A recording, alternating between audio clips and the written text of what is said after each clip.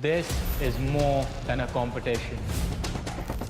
It is a war where the warriors risk it all. They fight like there's no tomorrow.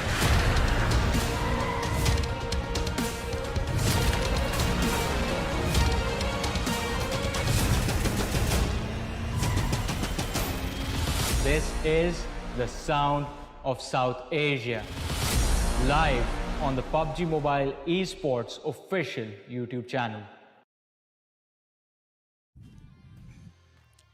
Welcome, ladies and gentlemen, to the PUBG Mobile Pro League South Asia Fall Season 2022, the grand finale of the biggest surprise event we have ever seen. The way the teams have been performing, brought to you by the Oppo F21 Pro. This is Super Johnny, and today, joining me, ladies and gentlemen, on the desk for the first time in this PMPL is going to be Phoenix. Phoenix, how are you doing, buddy? How you been?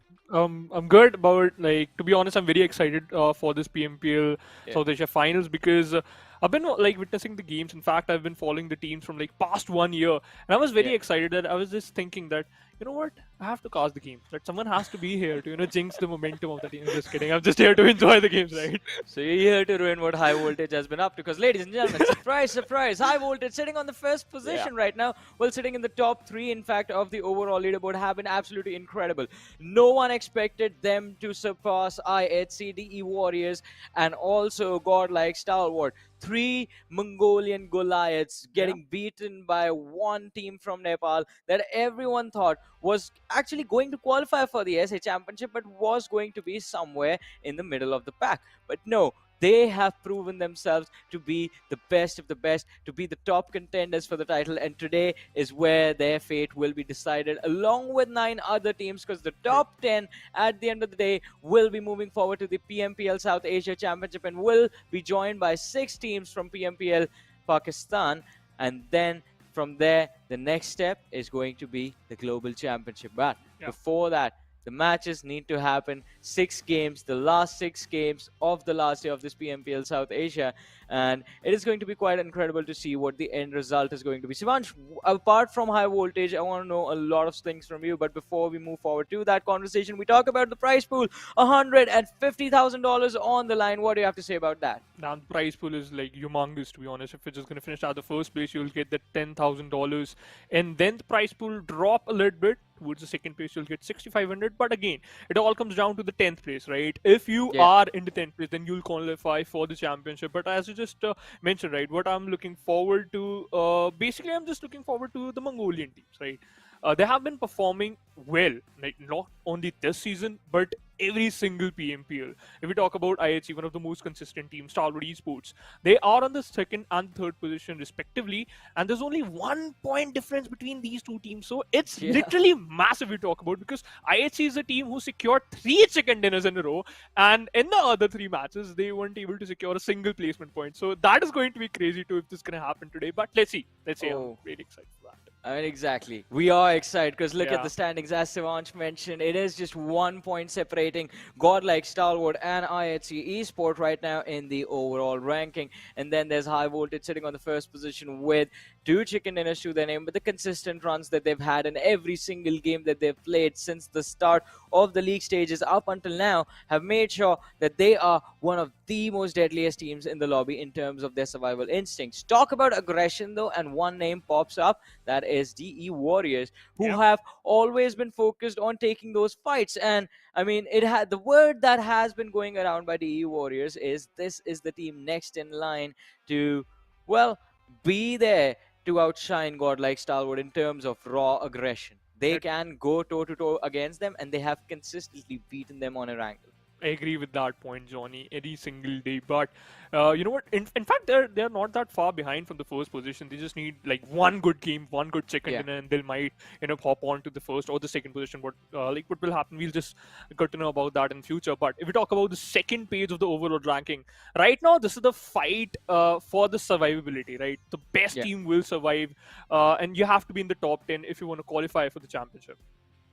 I mean, definitely. You have to make it to the top 10. And the difference between the top 10 right now, I mean, we were talking about this yesterday. VENOM Legends looking a little safe if they manage to have at least 2 decent games today. 2 matches where they finish in the top 5. I think they can consider themselves safe unless the teams below them show an outstanding performance, an exceptional performance in at least 3 to 4 matches. Because look at this, JyanMaara sitting on the 10th position with 115 points. Then on the 15th position, we have Skylightz Gaming with 100 points to their name. Just 15 points separating team on the 10th, team on the 15th position. That means one, not even a good game, one half decent game, half decent performance is going to propel Skylightz Gaming into the top 10. And top 10 is where you want to be. But situation is looking dire because, as I mentioned, Sivansh, did you ever think Skylightz Gaming would be struggling to not win a tournament, but to qualify for a certain stage? Did you ever think we would witness that day? Not at all, dude. In fact, that's like the worst nightmare for the team Skylightz Gaming, because the players and the organization, it's huge. The performance would consistent. Every single season we have witnessed an astonishing performance from their side, but right now they are literally struggling to qualify. But again, there's still a chance. You can get decent amount of points by just just play a natural game, right? You know what to expect from other teams. You just have to be consistent, and I think so. The minimum threshold of the points per single game, it's going to be 8 points. If you're going to achieve that, then you're good to go. Well, but let's see how many points are they going to get at the end of the day and what the total tally is going to look like. Again, final 6 matches for all 16 of these teams, for all these lads also, because again, $1,000 on the line for the tournament MVP, where top from Godlike Stalwart, even though his team is on 3rd position, he will make sure that he's always sitting on the 1st. So an incredible run by the individuals from the side of Godlike Stalwart, but as a team, they are getting beaten somewhere along the lines with IHC, even though it's a 1 point difference between the two teams. IHC, those 3 chicken dinners, I think, did establish that momentum. On the last day, if they can even secure 1 more chicken dinner in the first 2 matches, I think that can put them in a fighting position for the win. But let's talk about DRS. Slow and steady run they are having. I mean, not too shabby, but not too great either. They've managed to stay within the top 6 quite consistently, but what we expected from DRS was a top 3 finish. True. I really wanted to see them in the top 3 because, again, if we talk about the players, they have the experience, and we know they are talented. They can pull out anything. They can get chicken dinners, right, every single day. If they manage to get at least 1 chicken dinner in the early stage of the match, or maybe in the first or the second game, they might secure more points after those games. But again, you have to be consistent. You just have to play again your natural game. That's what I'm hoping for, and that's what I'm looking for. Well, let's see what the end result for DRS is going to be as well. As you mentioned, I mean, the caliber is there, the experience is there in the players as well, and especially Killer YT back in his old form, especially in the finals, is looking extremely deadly. And then we can't talk enough about Gyante. Gyante has been the cornerstone that the team has been making so many plays around, and he has been just incredible, on fire even throughout the entire tournament. I mean, the man has just taken his performance to a whole another level. I mean, I can't even use enough words to describe how good it has been for his team, for DRS, this entire finals. Killer YT, Gyante, both of them looking really solid. Rules also doing really well for himself. So, I mean, DRS, they have what it takes and they've displayed their caliber as well. But I think somewhere along the lines there is a little bit of self-doubt, a little bit of a lack of confidence in them that makes them second-guess their decision-making during those 4v4s. And they get eliminated a little bit earlier than they should be because of that. I think DRS, they can secure a few more chicken dinners, or maybe they're just saving their tactics for today. Maybe they just wanted to keep the competition in check and make sure that the rest of the teams did not get far away. Just keep them in the final day, and then on the last day, just start going bonkers and just take over the rankings, finish on the 1st position with the end of the last game. Has happened a few times before. Anything can happen. This is South Asia, and this is famous for that. But let's talk about the team T2K Esports. To be honest, one of my favorite team, right? They're not that far behind from DRS. They have in total of 147 points, if I'm not wrong. If we talk about the like the first day of the grand final, the second day, there's not huge difference between their performance, right? The damage is quite different. However, we can see a 200 drop in that, but still the eliminations is good. 4.7, you're maintaining a 4.7 average. It means you already have 4 points in the backpack, so it's a good thing for you. Just have to focus on those placement points, and that's where the survival time plays an important role, right? 18 minutes, that's less, dude. If we talk about a team like this, 18 minutes is very less. You have to just increase it a little bit more, like 21 or maybe 20ish. I'll be happy then. Well, let's see. I mean, T2K, I'm glad with the way they are playing right now Yeah. because the last time in the league stages, their performance was, I'm going to be honest, a little bit of a letdown for True. me. Because from what the word was going around, T2K was supposed to show up to the PMPL South Asia and they were supposed to demolish the rest of the competition. They were supposed to make IHC look bad. That's how good they were supposed to be. Yeah. So I guess it was a little bit of a problem that we got a little too overhyped for T2K. But to be very fair, no matter how bad the drop was during the league stages, they have recovered quite nicely. And especially with their performance yesterday, I think they are looking like their old selves now. So today is going to be quite important. Again, the first game of the day is going to matter so much for T2K and for DRS because that match is going to allow them to penetrate the top 3. And once you're inside the top 3 is when you can start focusing and zoning in on the trophy that's going to be there. But ladies and gentlemen, with all that being said and done, we are still waiting for the match to begin. We have talked about the stats of the team. Now, another team that we have to focus on is VENOM Legends. VENOM Legends, as we talked about, them sitting on the ninth position right now in the overall rankings.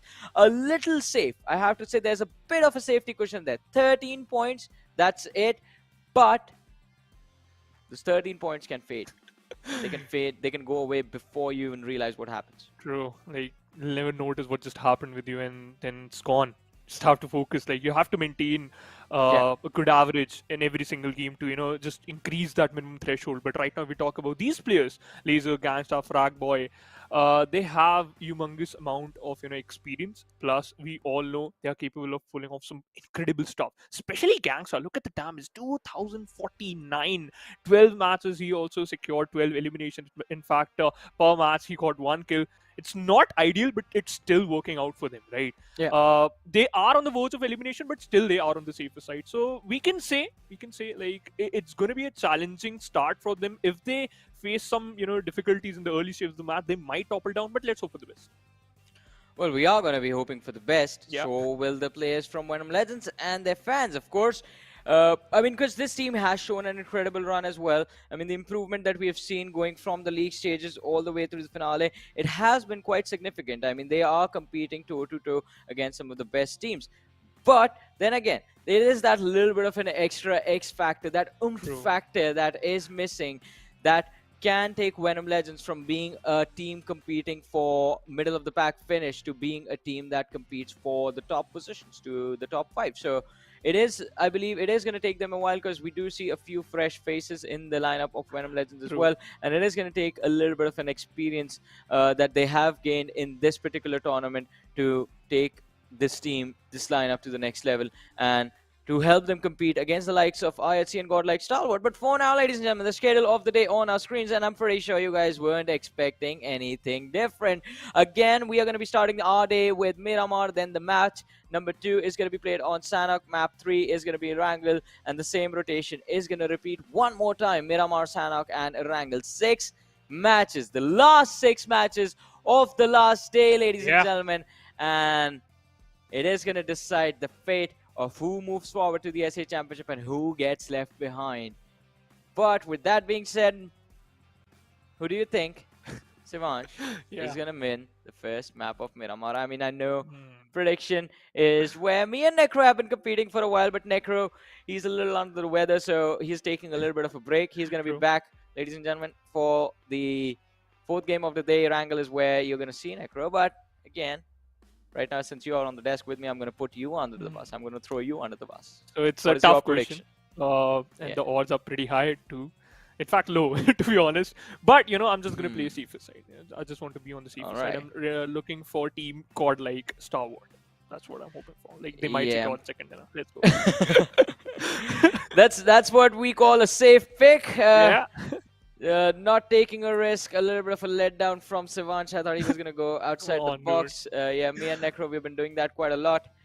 And that has worked out quite nicely for us, but I will actually go with DE Warriors. I'll go with DE Warriors. And the reason being because we decided yesterday that we want the top 4 to be extremely close and to be in a position where it's not just between 1 or 2 teams the fight for the trophy, but between 4 or 5 teams. So right now I'm going to motivate the players of D Warriors. I know Wow. they aren't even listening to this broadcast, but we want D Warriors to close in the distance, to close in the gap between them and the top 3, and then we want the team on the 5th position to also move forward and be in a fighting position. Imagine 5 teams fighting for the trophy and only one walks away the winner. Yeah, you know what? That is what life is, right? You have to be the best if you want to be the best, Yeah. right? But as you just picked the Warriors, if we talk about yesterday, they also secured the first chicken dinner of the first game of the second day of the grand final. So yeah, it's humongous, a pretty safe side. You're also playing very safe, Johnny, which Yeah. is really bad. But yeah, it doesn't matter, to be honest. I mean, the D Warriors right now aren't a safe pick. They are a little too aggressive for their own good. I mean, they don't run away for a fight from a fight. So my prediction is going to be D Warriors. You picked Godlike Stalwart as your Yep. prediction, and since it Bad is the boy. map of Miramar, we all know that it is the Mongolian teams who have proven the mettle on this particular map. They are extremely good on this Miramar, but it will make the leaderboard a little bit more interesting because, as I True. mentioned yesterday, high voltage, a team sitting on the first position, their Miramar is not that good. I mean, we have seen them go bonkers on Miramar once where they got a lot of eliminations, but the consistent runs on Miramar have been a little shaky. So we have to wait for those Sanhok, for the Erangel to show up, and that is where high voltage will show their true colors. But if they True. can manage to just stay on the first position at the end of this first game, then things become a little bit more interesting because then, as I mentioned, going into that Sanhok game, high voltage look very good on that particular map, and also on Erangel they are very well, they read the map very well, True. they read the circles very well, so that map also works out quite nicely for them. But this is where it all matters. We have 2 Miramars happening. One is happening right now in a few short moments, and the other one is going to be map number 4. If high voltage can just hold on to that first position, their job is done. Yeah. I'm pretty sure they can walk away with the trophy. As just told us, right? They are pretty comfortable on the other 2 matches, so Yes. yeah, that's going to be good for them. But like basically, we are talking about high voltage and the top 4 teams, right? Which is going to lift up the trophy. In fact, the top 5 teams. But I'm more curious about the top 10. Because it's a very close competition between JyanMaara, MABETEX, in fact, Raw to one of the biggest name, the ruthless aggressive warriors. But right now they're not being aggressive as I expected. But let's hope for the best. Again, this is going to be the first map of the day, so it's kind of a, you might witness a slow start. But again, you know, it all comes down to you how you're going to manage to just delay your opponent's rotations and just delay their game plan too. So you want to lift that trophy, you're just going to qualify for the championship. Well, let's see what is going to happen. We do see the lovely faces of our players on our screens. And ladies and gentlemen, that means game number 1 of day number 3 of the grand finals. It is about to begin shortly. Map that is going to be played, it is going to be the map of Miramar, and the results, I'm pretty sure, are going to be something that none of us expected. Always expect the unexpected on the last day, but there it is. The plane escorted by the 2 helicopters right next to it. We are seeing the flight path beginning from the, well, from the southwestern Los Higos Island, going all the way towards the eastern edge of Junkyard. I mean, right below El Hazar. So this is kind of a short flight path for Miramar, and it is leaning heavily towards the southern and the eastern part of the map. Any team heading towards the northwestern side is going to be in a world of trouble, and because of that, we do see Raw Official take an early exit towards the prison island. 1952 is going to be blocking their way towards Valle del Mar. We see Skylightz Gaming heading towards La Driela, and that's going to mean they are going to use the western edge of the map to rotate all the way up north towards La Cobriera. But let's see where the early drop clashes are going to be because of a flight path like this. This is a ridiculous plane path, first of all, Johnny. Look Yeah. at this. I kind of think that MABETEX and WIZZES Club is going to be pretty happy with this one because they usually drop out towards Los Angeles. In fact, we have seen MABETEX also, yesterday they also dropped at the same location, so this flight path already favoring them. But as you just mentioned, it all comes down to where the first zones is going to form, right? I might think it might form towards the northern side of the map, so it'll be an amazing one.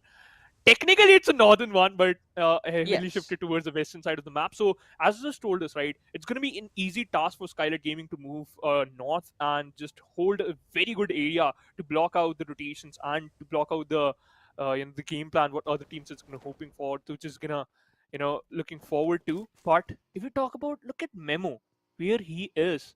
He's between three teams, and that's not a good position, my man. Yeah, it's never a good position. But to be fair, we have seen the man pull moves like this before as well. He has sort of, I would say, gifted survival instincts. I mean, somehow managing to Wow. survive even while being close to the likes of T2K, Godlike Stalwart, DRS. He managed to stay between these Goliaths, between these behemoths, and still just keep an opening there for his teammates to show up. Because the rest of the players from the side of Gremlin Storm, they're going to loot up on Impala a little bit quick on their rotation and just move to where Memo is as soon as possible. But as predicted, I mean, we did see Skylightz Gaming drop towards Ladriela. Now they're going to move up north, go towards La Cobriera. And I think this is going to be a game where Skylightz Gaming can actually break their way into the top 10. Yeah, Every single time we have seen a flight path like this leaning towards the southern and the eastern part of the map, and a circle towards the northwestern side of the map, Skylightz Gaming have had a wonderful performance in that game. true. I agree with that. In fact, this is like technically Skylight's game. Because we might witness a circle between the creative fields and San Martin area, the final circle. But let's see Yeah. if that not gonna happen, then which team will just get the first chicken dinner of the game? That's going to be an interesting topic to talk about. But right now, I'm more interested about IHC's rotation, right?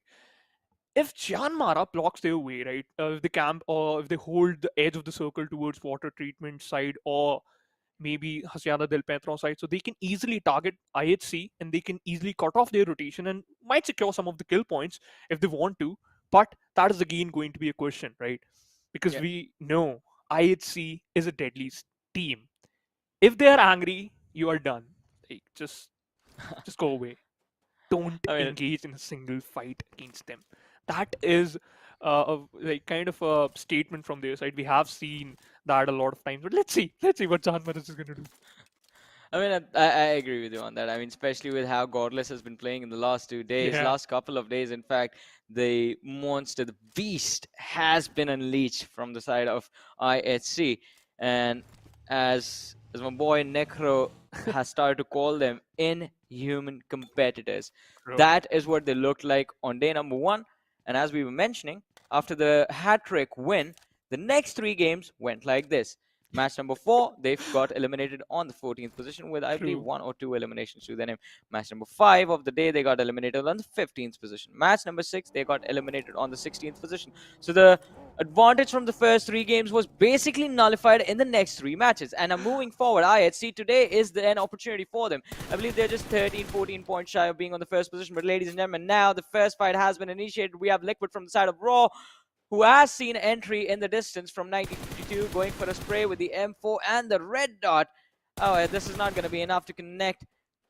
Well, he did hit a few shots, but not enough to secure a knock. The distance just a little too much for him to comfortably aim on the opposition. What? But in the distance, Liquid gets backstabbed. Dante coming in out of nowhere.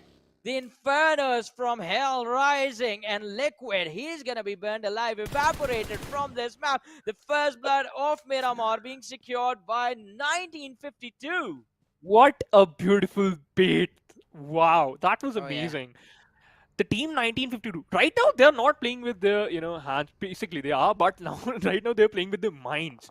The way they secure that kill was amazing. Right now, this on top time to get one for himself, but Wally escaped pretty quickly. And Bucky's amazing Baron.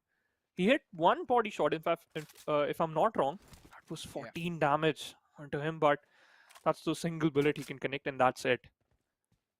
But Johnny, as you just mentioned, right? IHC, they had a very good start in the first 3 games, secured 3 chicken dinners in a row, and the other 3 games were not that perfect as we expected. The same thing happened to High Voltage yesterday, right?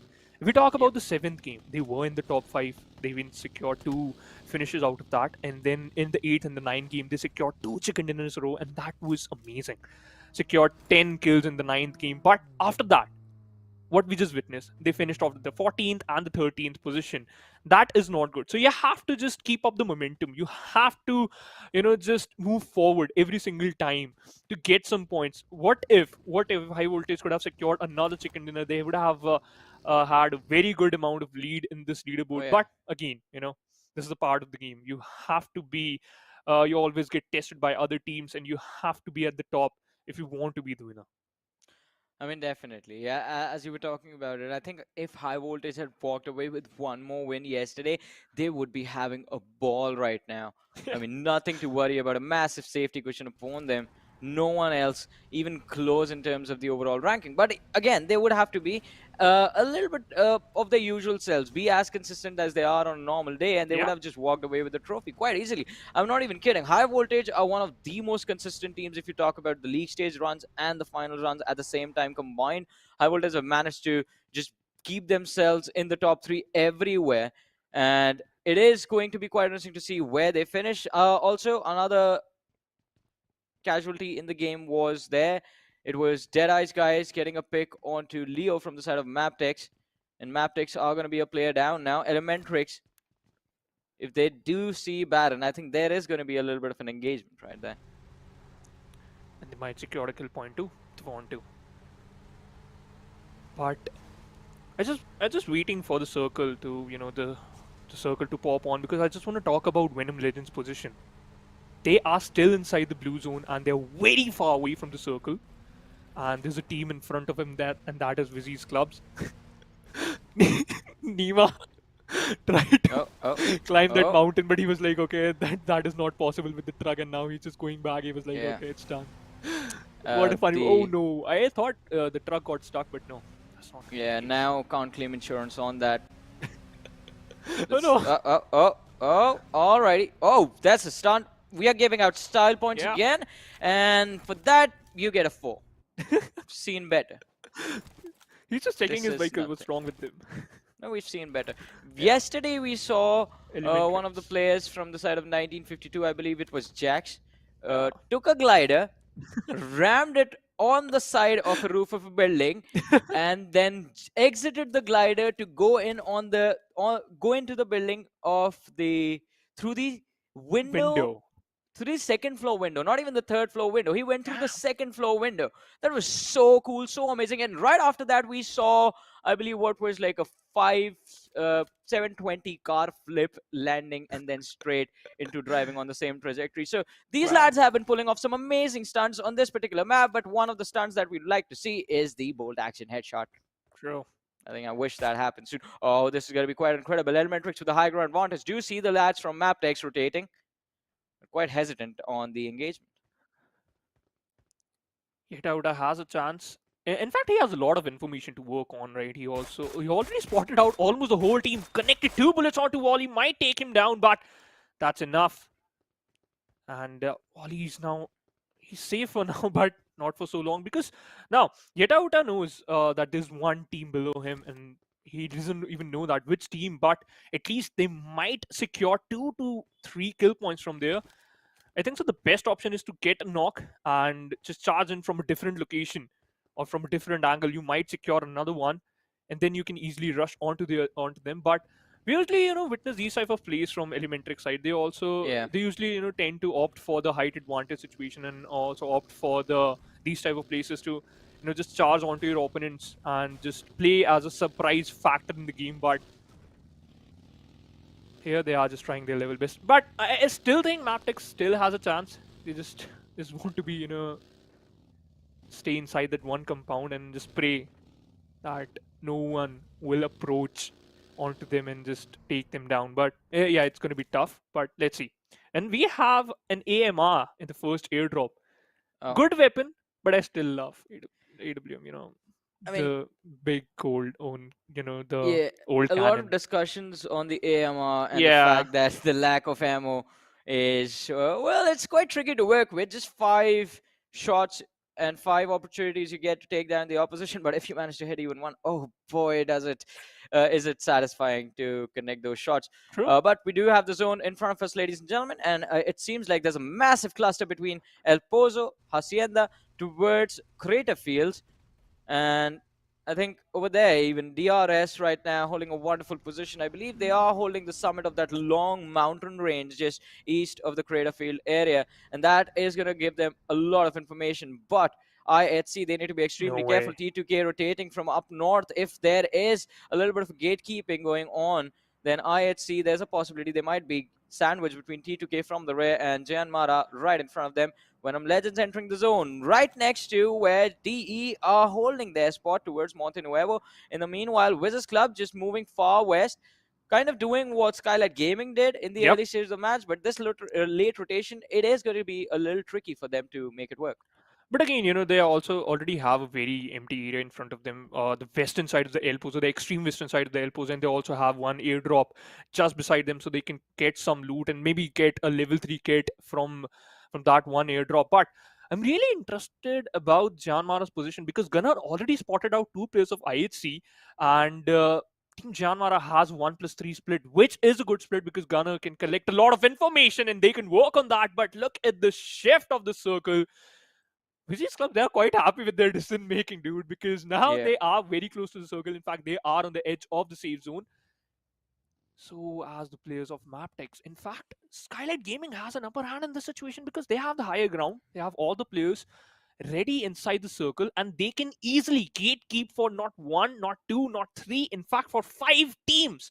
So, it's good for them if they if they manage to secure at least 4 to 5 kill points from here, and then they can move inside the circle. That is going to be an ideal situation for them.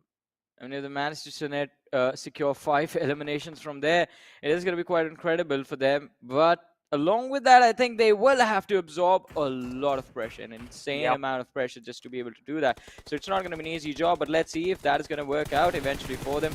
In the meanwhile, though, JyanMaara rotating on top of these mountains, and top, in fact, seem to have spotted out a few of the individuals. Now, it's not just the lads from Godlike Stalwart taking shots on JyanMaara. Elementrix, they are trying to chime in as well. Action has dished out a lot of damage onto No Fear, and it is going to be the players from the side of Skylightz Gaming who secure the first knock. Mafia Ninja, there it is, a knock and a finish secured. JyanMaara, another life lost inside of this match, and what is Snipe doing? Running back towards the players of Elementrix. Those mini shots, they are hurting him quite a lot. He's down to around 50% HP. I don't think JyanMaara have a way out of this. No way. In fact, he got stuck. He's just hiding just behind a boulder.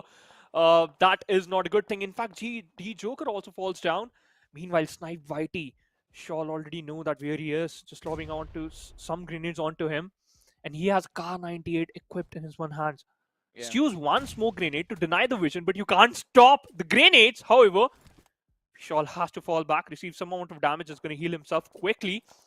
As I just told you earlier, this is an open gate for Skylightz Gaming to achieve a lot of kills and to secure a lot of kills. Meanwhile, Stalwart is not stopping at all. Secure another knock. Meanwhile, Joker goes down top, peppering down a lot of bullets onto Vardu, and he is just bleeding out slowly and steadily, and he is done.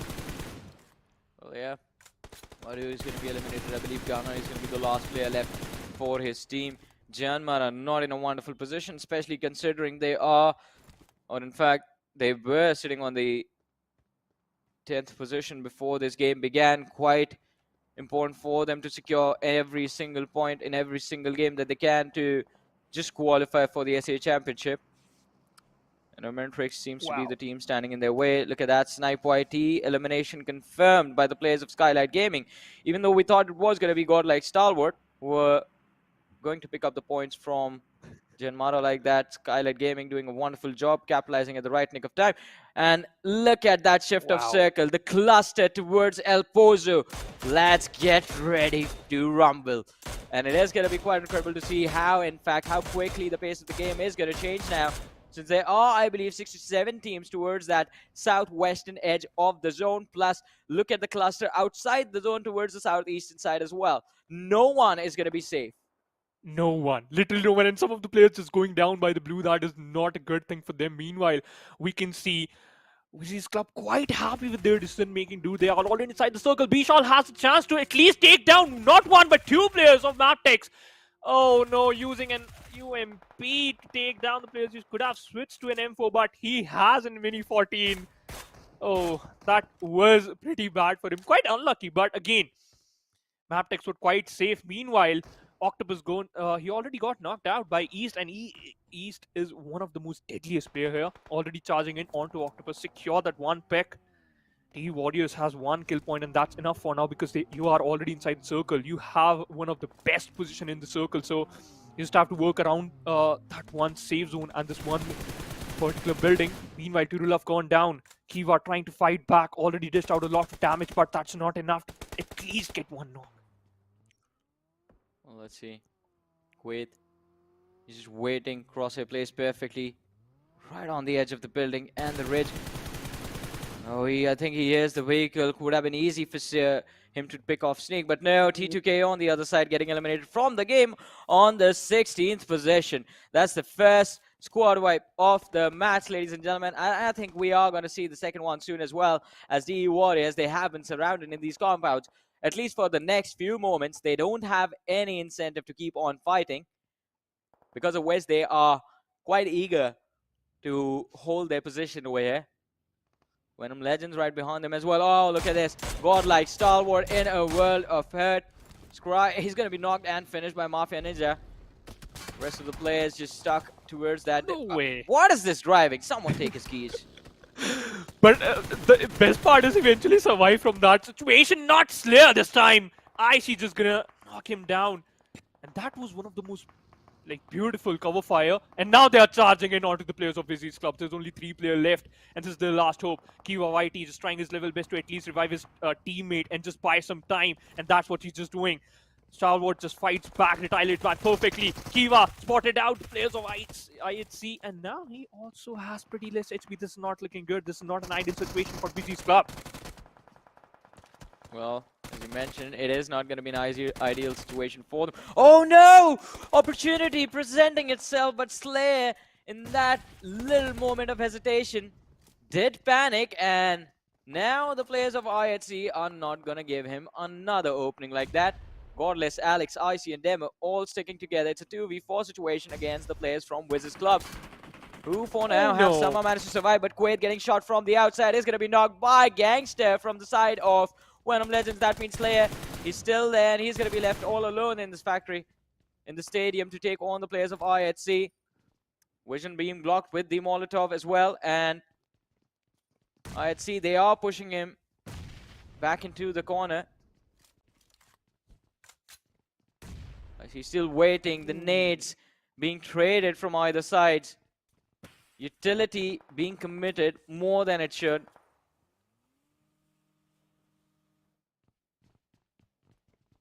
Meanwhile, the circle shift. It's favoring Team 1952, and they are quite happy with this one.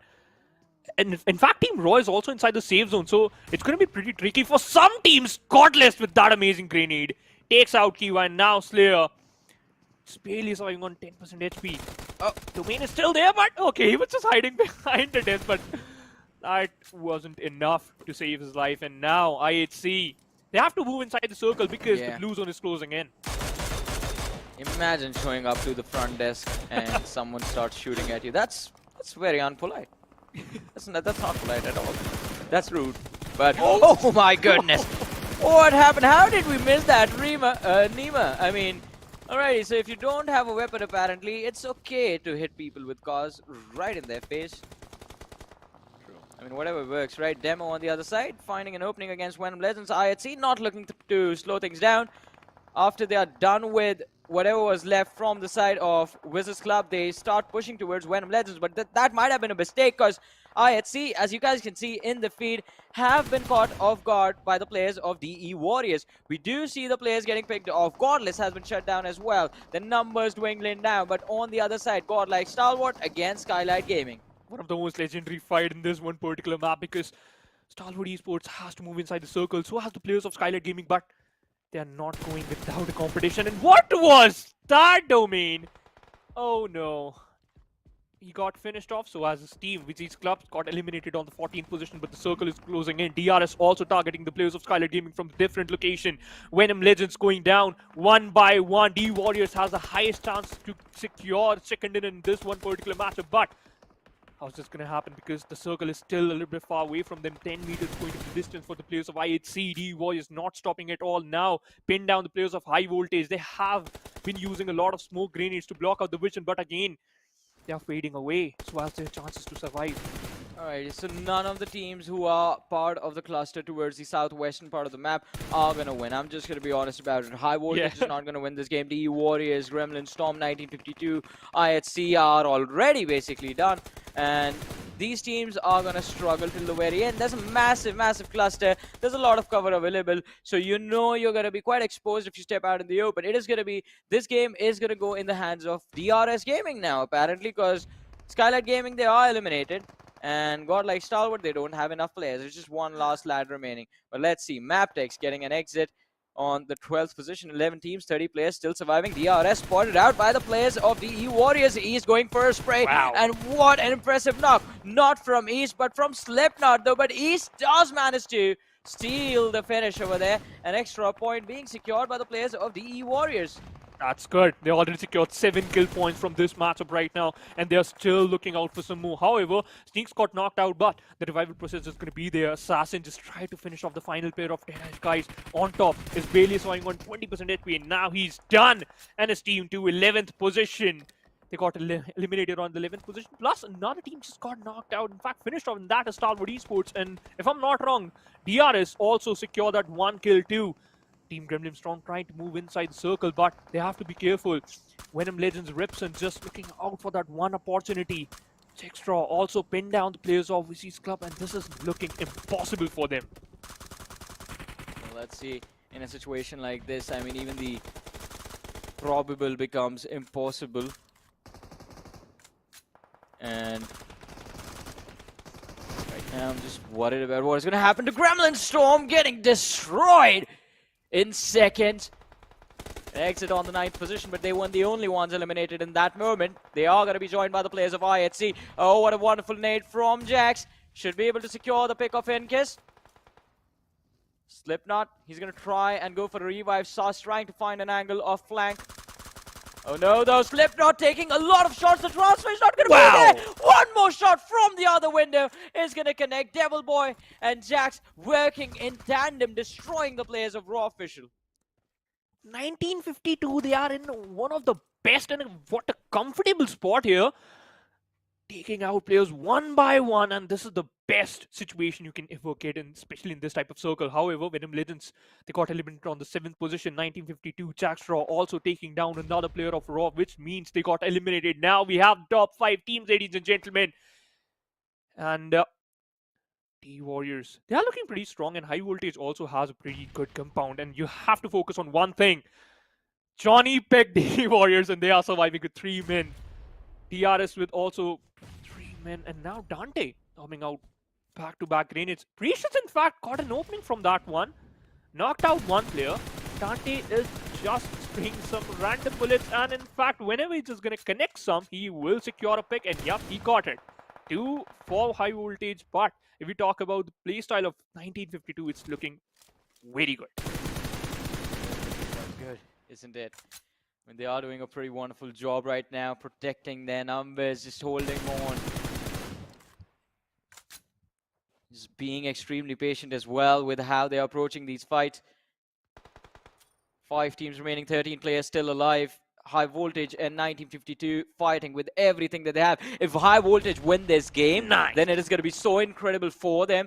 Because now, since the top teams, the contenders that were there challenging them for the trophy are going to be eliminated, it's only DE Warriors, and the difference between High Voltage and DE Warriors is still quite significant. And High Voltage, they will know what they need to work on in the next few matches to go for a win. Top 4 teams, 12 players still surviving, as T2K have been taken care of as well. 1952, 1 player knocked out, Devil Boy down on his knees.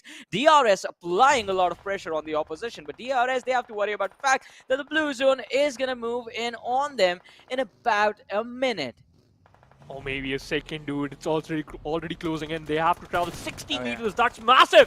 Dante was trying to get at least one pick, but unfortunately, he got taken down by the players of DRS. DE Warriors taking down one by one. In fact, they already punished the players of 1952. High Voltage also got one knock of Team DRS. Jax has a very good opportunity here. But he has to be careful, right? 15 meters going to be the distance. You spotted out the players of DRS. Kilowatt go now. There's only one player left, and that's going to be Gyante. He's barely surviving on 15% HP. This is your key. This is your chance to secure another pick, but it's High Voltage. It's going to steal the chance Oh. from the players of 1952, and now we have top 3 teams in which High Voltage has the highest amount of chance Oh, to get this one. look at the And a net! very good grenade, but What a lob right there, and I think the next one is gonna do the Yep, trick. done. Jax, bye-bye. That's it, lad. Go back to the lobby. High Voltage. This win is gonna be there. The 1v3 situation. He's the last player surviving. Won't be able to get a single knock. And there it is. The first win of the day going to the team who are already sitting on the first position of the overall leaderboard. High Voltage just capitalizing on the advantage and growing it even more than before. What is going to happen at the end of the day? I think this is just the signs of what is about to come next. yeah, we were talking about the Team IAC. You have to be careful, right? They are one of the most difficult tasks to complete, but it's High Voltage who secured the best chicken in the first match of the day. With 5 eliminations, not that huge, but still 20 points, it's humongous. However, you talk about DE Warriors, they also secured about 12 to 13 kill points, and that is also massive. So it means they might have secured more points, more total points in High Voltage, but it's still, I'm just gonna still wait for the total overall ranking, but still only 950 to 958 damage and you secured a chicken dinner. What else you need, John?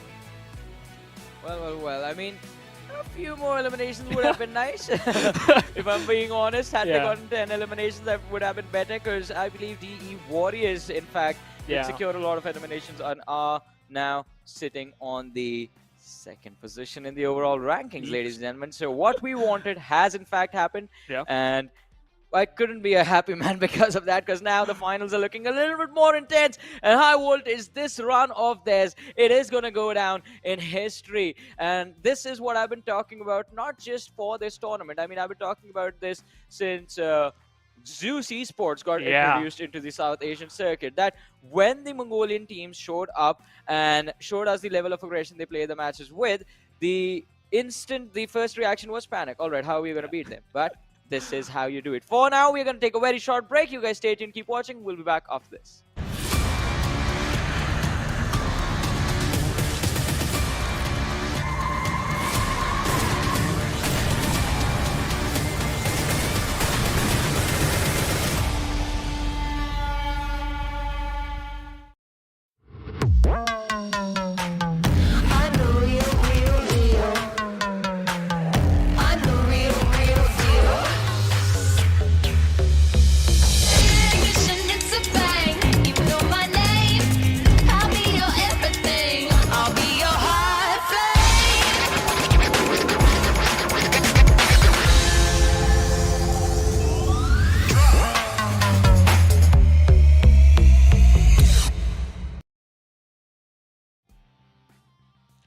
Welcome back after the break, ladies and gentlemen, to the PMPL South Asia Fall Season of 2022, brought to you by the Oppo F21 Pro. This is Super Johnny, joined by Sivansh alongside me. I mean, it's a habit. I've been saying Necro for about a month, but no, it is Phoenix Sivansh with me for today, and it is an incredible journey. I mean, Sivansh shows up, it goes all chaos. In the first game, we have IHC being super aggressive. They get beaten by the Warriors. We have Skylightz Gaming taking care of the players of Godlike Stalwart, and DRS show up. They're like, all right, aren't you guys just the team right above us?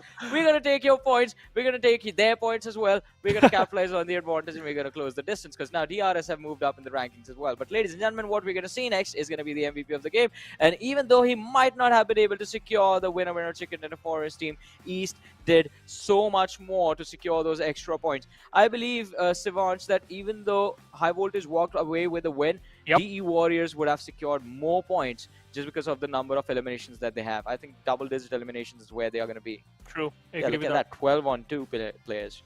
There's only 2 players who secured 12 eliminations. That's massive, dude. But other than the players of DE Warriors, we have Yeta Uta, who was like amazing throughout the game, right? Poking a lot of teams, also dished out a lot of damage, not only for one team. He also, in fact, he had a chance to take out at least one team, and that was, if I'm not wrong, it was MABETEX. But again, he had an UMP. Alongside with that, he dished out a lot of damage with his Mini 40 and secured 3 picks, which is amazing. Jax with 4 eliminations, Kyante with 2 for himself with almost 700 damage. But I just want to mention one point in that, it's Johnny, it's a story, right? If we talk about Yeah. the teams who were on the first position, they tend to fall apart in the first few games of the third day. But high voltage totally changed it. Well, I mean, high voltage did in fact change the game in the very end. But it is going to be quite important for them to make sure that this does not happen in the future matches. I mean, even though True. you do walk away with a win, you do walk away with the 15 points, but those 3-point difference between the first and the second can easily be covered up with the number of eliminations that the players of DE Warriors have secured for themselves. So it is time to be extremely cautious. Look at how important East was for this team in this particular game. Highest assist, highest damage, and of course, highest eliminations inside the entire server. The man just went berserk. Quite ironic considering the zone was in the west. Yeah. In fact, And his name is East. So, yeah. now I got it, like how my jokes That's a bad are here. joke. Yeah, dude. I can like feel the pain. But as just mentioned, DE Warriors, despite of the fact high voltage secured the second dinner, but DE Warriors might have the highest amount of total points, and that's what just happened. 26 on board. And then we have 1952 and high voltage here. Why 1952 is on the second position? Due to the elimination points. And then we have high voltage secure the second dinner, but still they have only 5 elimination points. By the way, 1952, dude, right? These 20 points is going to help them a lot. However, they're still on the 16th position. But what if this is going to do the same thing again and again? However, there's a 40 points far behind from the 15th position. But, you know, there's still you can do some damage to other teams. That's what you're looking for. Yeah, I mean, hopefully that's what they're going to be looking for in the future matches as well, because this was just game 1. We still have 5 more matches remaining for the day, and consistency is going to be the most important. And the best part is right now that the top 2 teams in the overall rankings, High Voltage and DE Warriors, are 2 of the most consistent teams inside of the top 16 right now, with completely different play styles. There is DE Warriors, who are all about aggression, who are all about those constant 4v4s, picking off players, picking off individuals, and getting those elimination numbers up as soon as the game begins. Then there's High Voltage, a little bit more focused on survival in the early stages of the game, and well, those survival instincts do end up getting them a lot of points. Even in this game, they were so perfect. I really thought High Voltage was not going to win this game, because they were the ones who were literally playing on the edge of that entire cluster that was fighting in that factory area, and had anyone just decide to turn around and focus them, High Voltage would have been shut down, their rotation would have been shut down. So kudos to High Voltage, their IGL, the entire team. In fact, everyone just played this game out perfectly to get those 15 points. And at a stage like this, every single point matter. But look at that, the damage histogram. 24-38 damage dished out by DE Warriors to secure 14 eliminations. And also 1952, where was this team before? What were they doing during the league stages? Now that is the question that I want to ask them. 15-67 damage, 10 eliminations secured. Wow. Why were they so passive earlier on? Like, had they played like this during the league stages, I think I would have been a little bit more concerned about them and other teams as well. That's the X factor, right? They're just like, okay, let's go all in.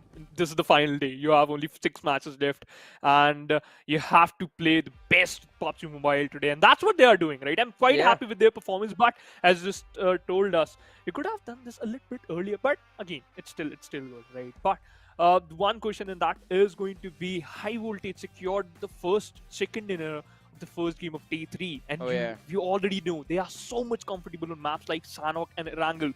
Maybe this is the start of dominating performance by High Voltage, or domination performance from their side. Let's see if this is gonna happen. If they secure another chicken dinner, there's slight chance that they might get the victory a little bit early. But let's see.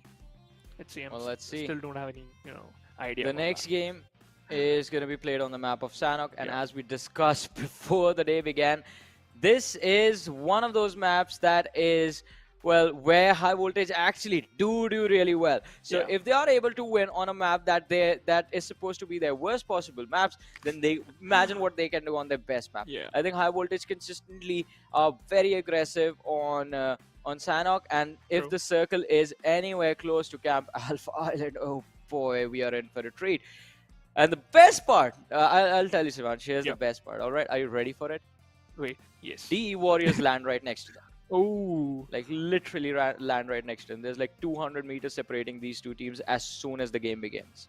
But they are the neighbors inside Sanhok, right? Sometimes you have to Yeah. just maintain a friendly relation with your neighbors to just move forward, and then you can easily just diss them whenever you want. But Right. again, let's talk So about the just prediction now. Yeah, I just found out there are people out there with better calculations than me. So high voltage, I mean, and the Warriors are going to be separated by 12 points, I guess. And it is going to be quite interesting, and it's going to get more and more intense as the day goes forward. But as far as predictions are concerned, Sivansh, Okay. I'm going to go with DRS now because you know what I want. Yeah. I want the competition to get a little bit more. Well, I want it to be on fire. Me too. I agree with that point because DRS they had a very good opportunity in the previous matchup, but I'll opt for Stalwart again. You go for Godlike Stalwart. Yeah, again. You know, I'm Right. just I gonna mean, stick to Godlike. that one team. I mean, they are supposed to be the team that everyone always at the back of their head is going to be worried about, and you're going to be like, all right, they're on the 5th.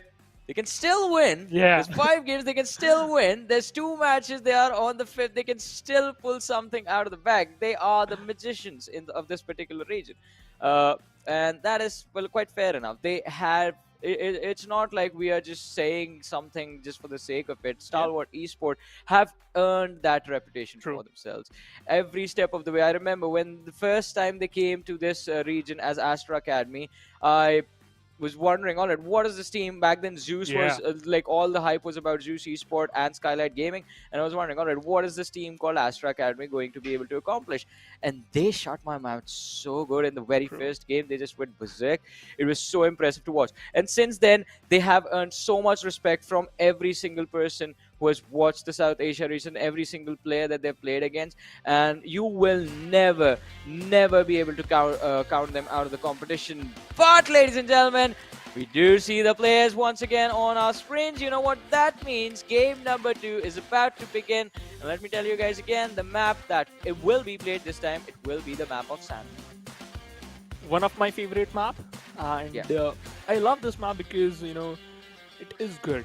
Because you have to just take some fights. Sometimes you have to just opt for some early fights, and it just all comes down to your instinct that how you're just gonna focus and how you're gonna manage to win those. But let's see, this is a countdown because when we are done with this map, you just have 4 matches left to decide who's going to be the champion. But if we talk about the playing part, it starts from the Lakavi side and heading towards the western side of Hatem. What is going on? I just want to talk about these plane paths. They are literally ridiculous. Every single time we talk about from yesterday to today, it's still same. They're still again focusing on the edge of the map. Why? Well, it's a little bit of a safer option for everyone, to be honest. You don't really get into the so many engagements towards the edge, especially on this particular map. But let's see. The trajectory of the plane on Sanhok does not matter to anyone because the map is so small. You can literally go anywhere you want. Look at that. I mean, Raw Official just gliding all the way towards Point on DRS. We know they're going to head towards Shami and Nakam. And look where the circle is taking us. Right, well, in the perfect position, intersecting all 3 islands with just enough land area on all 3 islands for, I think, every single team in the lobby to work with. But I wonder, there's always going to be someone going for a water rotation in the early stages. Also, drop clashes. Well, there are none for now. T2K, they have gone for a 4-man split draw, but we know JyanMaara are never going to leave Paradise Resort this early, so the chances of these 2 teams engaging are going to be will be 0 to none. But Raw Official, the 2-2 split, 2 players close to boot camp, 2 players in Painan. Now that is risky because for the past couple of days, Sivansh, what has been happening is Godlike Stalwart, they will rotate within 4 minutes of dropping onto the map. So I believe Raw Official, they're going to have like 3.5 minutes more before Godlike Stalwart start heading their way. That is going to be a chance. They have to survive. Meanwhile, Dictator, the fight has already been dictated by Gunner because it seems like he knocks him out and he also secured that 1 pick too. And the first elimination goes to Gunner. Quite unfortunate for the team Gremlin Storm, but again, this is just the start. Sometimes bad things happen, and it all comes down to the recovery. How you going to manage to just move forward?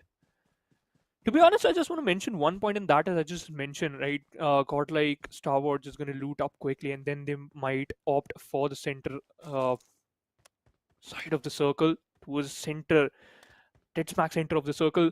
It seems like that Raw, Elementrix, High Voltage, and DEADEYES guys has a very good chance in this particular circle to get a Yeah. second dinner for themselves and to increase some amount of numbers in the total overall ranking to secure a good amount of prize pool. Because again, it all comes down to that too. If you're not heading for the first position, you are, just your mindset is Yeah, like, okay, true. let me get some more prize pool because it's True. just gonna help me to upgrade my whatever you want, like Anything. anything, whatever you want. Like literally, if you're a foodie like me or Necro, you can order some food. And Necro has been working out these days. me too, mind you. dude. Come on. He's lost like 12 kgs in a week, which is Okay, very impressive. it's 4, so Yeah. let's not talk about that, dude. It hurts. You guys are losing weight. Yeah, dude. Have you seen that meme? That's me right now. You guys are losing weight, huh? Kinda yes, but yeah, Necro is doing quite I good. think I'm gonna vanish if I lose more. It might happen. Okay, like I think so. You What? just need to Me bulk up. vanishing? That's what you want? No, Me just dude. disappearing from the face of the earth? We love you. We really love you, Oh, but thank you. you need to bulk up a little bit, and then if you like Yeah. go. I'm just gonna go Super Saiyan in a minute, but yeah, I know one my person hair's gonna who go is yellow. already has body like a Super Saiyan god. You know his name, right? He's been working out quite lately. No. It's Ocean, dude. Come on. Oh yeah. Look at his physique, dude. Oh yeah. And Necro too. Man's Jack. But again, this is literally out of the box talks. But the most important part is it's Sanhok, and nobody has engaged in a single fight. That's True. the X factor right now. But it seems like action. We saw someone there on top of that mountain, and again, it all comes down to it, right? How much capable you are to just secure some good points at the early start of the Yeah. game and just punish your opponents. So, what we were discussing in the early game about Godlike Stalwart moving towards the players of Raw Official, I think the plan of Yep. Raw Official was to not allow Godlike Stalwart to move out of bootcamp and instead be the ones engaging upon them. They are taking the fight to the Goliaths. They're taking the fight to the, well, who everyone thought would be the champions of this time's PMPL. But you know what? It ain't over until it's over. Plus, Raw Official this time are looking very deadly themselves. So there is going to be a possibility that this fight can go their way. We will find out in a few short moments. But for now, all Liquid is doing, just taking in all this information about where the players of Godlike Stalwart are. He's going to look at the windows of those compounds, make sure he's tracking where the players potentially can move towards, and then just reeling all of this towards his teammates. As soon as Godlike Stalwart exit bootcamp, Raw Official are going to move in for the kill. But for now, it's a game of patience. And again, as we mentioned before, only one pick has been secured in this game. Quite unlucky for Gremlin Storm to lose out on one of their players as soon as the game begins. But it is okay. We have seen teams with 3-man rosters also secure wins on Sanhok, because if it can happen on any map, this is it. This is it. This is your good to go map to, just pull out those kind of shenanigans. But now I have a question for you, Johnny. If you talk about the, position like TR is holding, it's quite good. They are present on the south-western side of the map near Sami and Nakam area. There's only one team in front of them, and that is Elementrix. I know it's MABETEX and WIZZES clubs too, but that is not going to be a bigger problem for them if they're going to move towards the western side of the map. But if they manage to eliminate Elementrix, then they might get a really good position inside the circle. Meanwhile, 1952 chimed in, takes down Slayer. I thought it's going to be MABETEX, but no. Now they're sandwiched between those teams, so 1952 has to be careful, dude. This might backfire. This strat is weird, but, anything can happen. If it works, it works. Yeah, anything can happen. But I mean, it can go the other way as well. Yeah. Murphy's Law, right? I mean, literally what you said is what is called Murphy's Law. Yeah. Oh, I love Beautiful. this tuk-tuk. Yeah, beautiful. Absolutely beautiful. Imagine owning that in real life. I'm gonna go to work every single day in this. Oh This is what I want to my drive. God. Yeah, man, that's my dream vehicle now. Okay. Just buy a tuk to get it modded to look like this. I'm gonna take a picture. What if you're gonna get this one in future, dude? Hats off Oh, to I you, think man. I can. I think I can. Yeah. Oh, look at this. A fight entry. Denying the entry to the players of MABETEX. Oh, almost getting the second, but goes down instantly. But MABETEX, they have been taken so low that Dante is going to run upstairs, shoot a few shots, and then MABETEX are going to be in trouble. Or at least that's what I thought. Baron running, jumping What? outside the window is going to try and survive. It's not going to matter. Dante on the reload is going to run out back, trying to take the fight, and what a fight it could have been for the players of 1952, but a few blunders here and there are going to result in them losing 3 of their players. Oh no. This has to be 1952's fight, dude, but they lost it. That's bad. That's really bad, and only one player left. How are they gonna manage to get this one? It's a 1v2 situation. He has a grenade in his hand, and that is not an ideal situation, and you're done. The team who secured 20 points in the previous match and the first match of the game, and that was Miramar. Now they faced an elimination. That's bad for them. But again, we were expecting a really good performance from 1952, but they couldn't able to deliver. But again, MABETEX really showcasing their skill level, and they're challenging 1952. They're, if they're gonna roam around near the Painan area, you'll get punished. Well, if you want to take a lesson from that, Yeah, it would be switching your weapon is faster than reloading. true. That's true. And along with that, I mean, MABETEX, they played it really well. 1952, I mean, the individual performances almost securing 2 knocks. Both of those players are so amazing.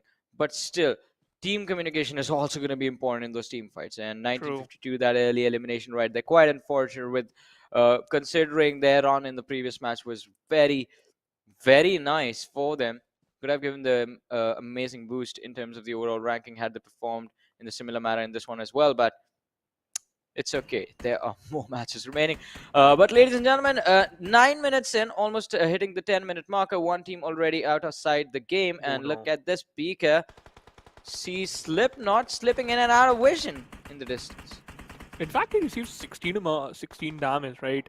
Someone had connected a bullet onto him, but he's safe for now. The important factor is JyanMaara is also closing in near the boot camp area, so Stalwart has to be careful because they might face another competition there. It's a good shift. It's a centralized shift. Every single team inside the circle except the players of WIZZES clubs, and that's it. But now here comes the interesting factor. Team IHC can move around the quarry area, and then they can easily punish the players of Skylightz Gaming. If they're going to move straight in, they might face some amount of competition from these 3 teams, and that is Frost, JyanMaara, and Skylightz Gaming. So that is going to be a tricky decision to make. Let's see how they're going to remold their strat. Meanwhile, I'm quite happy the way High Voltage and DEADEYES guys are playing. They are just playing slow. They're just making things slow, and they know that if they act, a little bit fast, if they like tend to opt for some more fights or take some unnecessary fights, they might fall down. So it's better to be in that gray area, just play safe, and that's it. Yeah. Well, let's see. When the blue zone is moving in on these lads soon.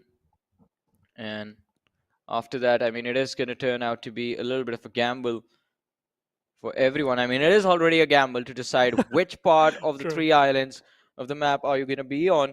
Because if it moves towards down south, that means teams playing from the Camp Alpha Island are going to be in trouble. If it moves east, again, teams from Camp Alpha Island will be in trouble along with the teams playing from Ruins.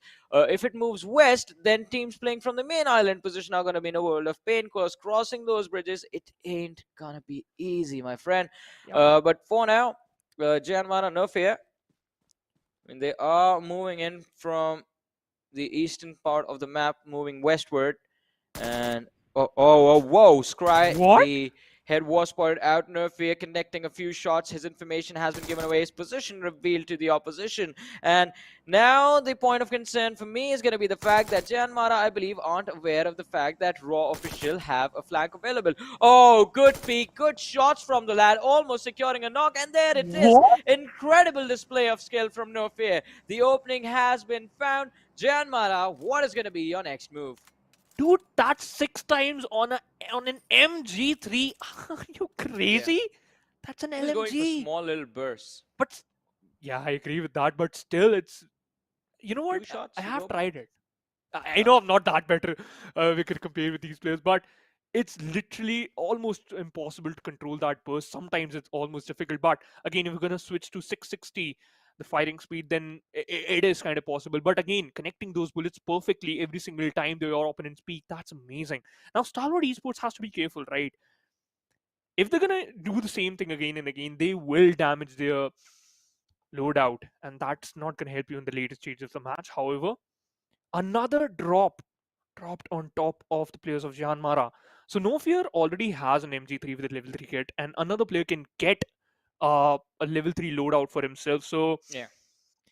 a good, a good situation for them. Maybe the PUBG gods is favoring them. They're like, yeah, take this. But they have to be careful. There's one team just behind them, and that is Skylightz Gaming. They can easily backstab you, and we all know they are assassins. Oh, yeah.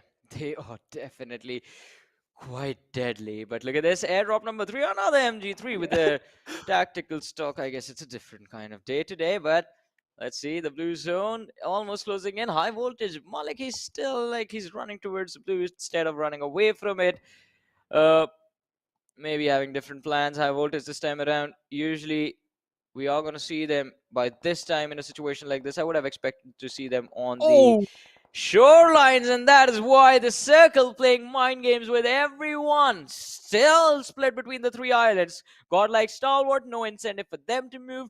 Raw official, well, they're gonna have to protect that hill with their life now. True. I think the Raw had made the perfect decision, but right now this might backfire because you'll be like, you might get the center of attraction. You kind of are in the center of the circle, but that means you are going to be the center of attraction too, because you're surrounded by every single area. In front of you there's Stalwart Esports, and then on the western side you have Elementrix. And if you talk about the back, you have JyanMaara and IHC, so you have to be careful. Every single move just gonna count. Every single position, every single second will make your life better or worst. Let's see. Meanwhile, High Voltage and Deadeyes, guys, I just told you earlier, right? They're just having the good time. This is playing slow. They know the circle is favoring them. They quite happy with this approach. Especially DE Warriors too. I almost forgot about them. They are also inside the safe zone. So it's a good day for these teams who are already in the top 3 position. That's amazing. But now it's going to be a challenge for teams like Gremlin Storm, T2K, and WIZZES clubs. Yeah, it is definitely going to be a challenge for them.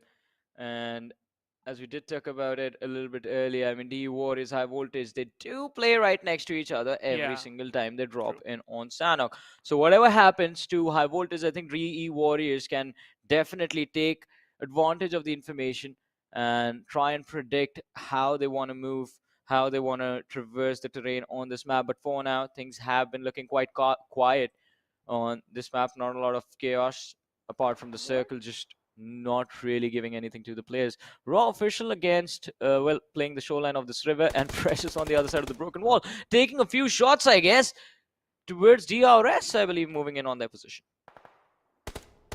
So yes, because now it's a spread out approach from their side, right? Every single player is a little bit far away from each other, but still providing a lot of cover if anything just going to spot him out, or any team member is going to spot them out. They already have solid amount of cover. But it all comes down to how he's just going to stay anonymous, right? You also have to act like a X factor and a secret weapon in situations like if any team just start closing in inside the circle, you have to gatekeep for them. Meanwhile, IHC took a really long route. They were present towards the western side of Korea, then they moved towards Camp Charlie's Bridge, and then they are moving inside the circle, which is already occupied by MABETEX and WIZZES club. So it's a really big decision, and This is not what they are looking for. I think so. They might end up in a worse situation right now they are in, but let's see how they're going to deal with that. They are inside the blue zone, so it's going to be tough. Meanwhile, if we talk about, look at the position of Pika, Johnny. If we talk about the minimap, we have the luxury to witness, just see the players where they are and their position. If we talk about their position, it's a 1+3 split. Pika collecting a lot of information. If we spotted out one player of VENOM Legends, they are done. So they have to be careful too. Oh yeah. They have to be extremely I careful. told you. IFC! Oh, this is why two-wheelers on Sanhok are not advised at all. IHC losing 2 players. Godless and Demo stuck in the blue as well and are taking a little bit of damage from the players of WIZZES club. Godless running forward. Kiwi waiting for him. Behind the rock, Godless knows where the opposition is. Kiwi, he is just peeking the rock, and now finally steps out. Godless down on his knees as well. IHC, 1 player surviving. That's massive. Kiwa with an amazing spray, and he might secure that kill too. They already have 2 kills in their backpack, but look at this circle. The PUBG gods helping High Voltage again to secure another one. We saw High Voltage and the players of D Warriors. They were in the top 2 situation in the previous match, and we might witness the same thing again. Plus, D also has a good chance to be in the top 3. Now, T2K also moving in, and Gremlin Storm too. So, it's going to be a difficult task for them to move inside the circle without taking a fight. They have to dodge every single competition, but that's also true for another team, and that's going to be Skylightz Gaming. And Stalwart Esports also moving from the water area.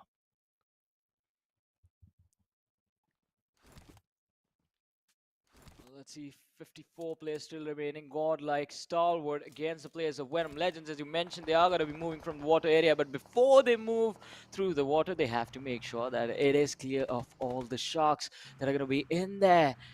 Right now, that means the players from VENOM Legends, and even though they have a pick on Ripson, they are going to try and go for finish on our screens. The players have trained to kill. Moving from the northern part of Camp Alpha Island are going to be a little bit of trouble as DEADEYES guys and High Voltage are going to make sure they get pinned down in the crossfire. That truck blows up, and along with it, the players from Train to Kill. Numbers reduced from 3 to 1. One goal. 3 to 1. 3 TO2 to 1. In fact, Prabeen stole that 1 kill from Shari. He thought that he's just going to secure both of them, but one goes to DEADEYES guys and one goes to High Voltage here. High Voltage has a very beautiful spot, especially Prabeen. Look at the height advantage. He can spot out every single player if he can. But Gremlin Storm, okay, it's a do-or-die situation for them, especially in this type of circle. Pika taking down the players of DEADEYES guys, doing the backstab pretty perfectly, but they also have to move inside circle, so it's going to be a difficult task for them too now. High Voltage can easily secure a lot of kill points. Let's see how they're going to manage to do that. Pika, another knock. DEADEYES guys going down 1 by 1.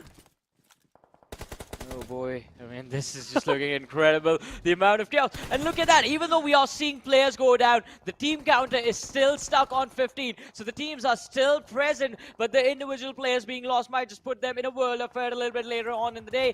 True Lovester, the Molotov is going to push him indoors, and he goes inside to take top down. And with top knocked out, Godlike Stalwart could be in a world of hurt as well. Pika putting the first aid out in the open is going to try and survive for a few extra minutes, but DEADEYES guys and Godlike Stalwart in a similar situation at this point when both the teams have 2 players knocked out and no way for them to go for revives. That's the worst situation can ever happen to a team right now.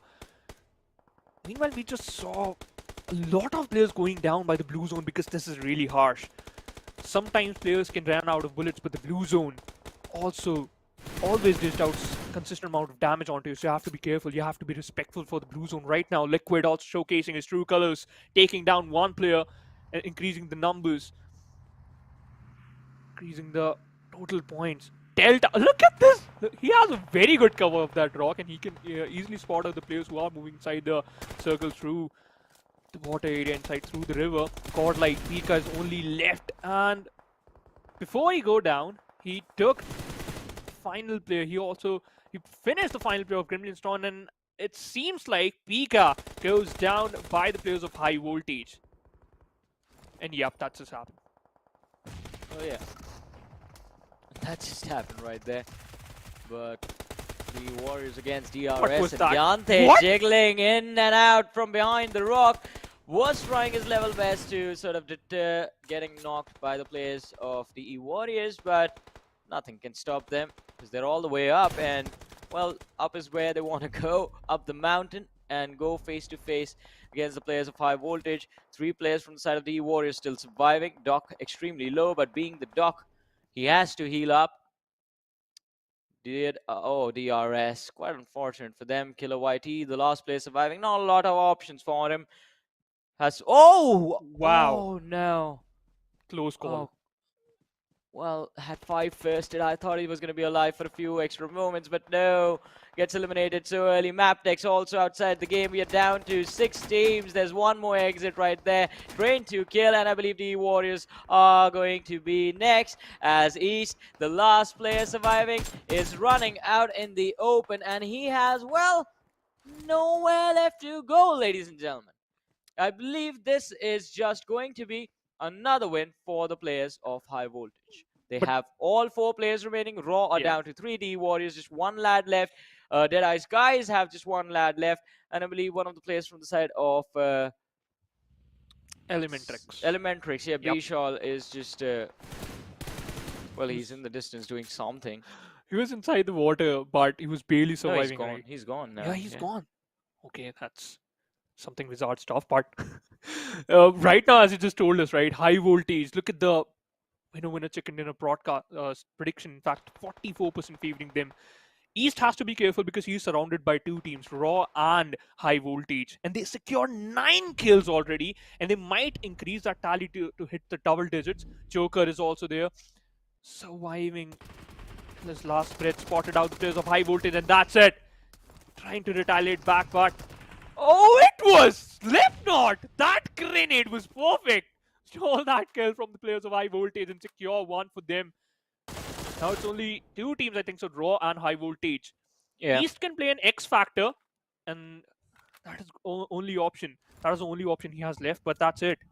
But the circle, look at that. It's favoring East, and that's it. Not even a single player other than East inside the safe zone. Well, let's see, East. The fact that he's managed to stay alive for so long is already quite incredible. It wasn't easy, especially considering the players from the side of High Voltage had his position now. Jiggle up on top of the rock is going to be completely zoned in and focused on the players of Raw Official, a team with the numbers to snatch this win away from High Voltage. But East, as you said, is definitely going to be the game changer right now. If High Voltage get this winner chicken dinner, the back-to-back win is definitely going to propel the momentum completely in their favor. And Malik, oh no, look behind the tree, Malik. There's a snake hiding in the bush, and this one is going to bite your face off. What? Let's see, still waiting. 3 teams remaining in the top 3 we are now. And East sees 2. Here's 1. If he sees all 4, he's going to start shooting. Or I believe he's going to allow the players of High Voltage the opportunity to go up against the players of Raw. Praveen is going to be taken out as well. High Voltage, their numbers are going to be dwindling down. Raw Official denying them the back-to-back win. Or maybe not. High Voltage. East! What have you done? What an amazing steal!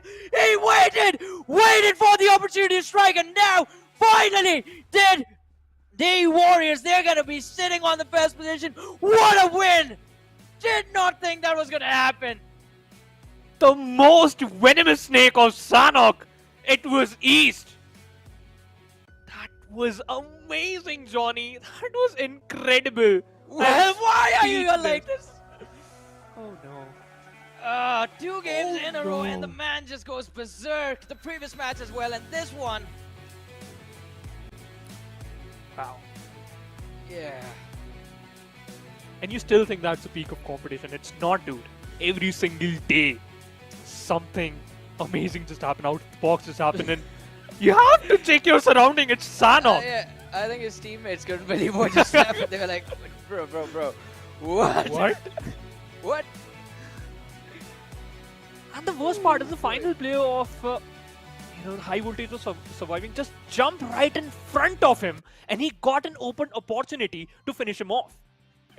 To be honest, that happened to me. I would have just like, yeah. They could have I'm destroyed my playing phone. anymore. I was like, it's Yeah, done. I've broken stuff for less. Yeah, not playing, dude. But what a steal! And this steal can cost high voltage a lot of points and maybe the championship too. Who knows? Well, but let's see what is going to happen, what the impact of this is going to look like in the overall rankings. I was wrong about one thing. They're still on the second in the overall ranking, Yeah. so my apologies for that. They're still sitting on the second position. High voltage, they had a lot of elimination numbers, so they're going to be propelled up even further in the overall ranking. For now, we're going to take a very short break. You guys stay tuned, keep watching. We'll be back after this.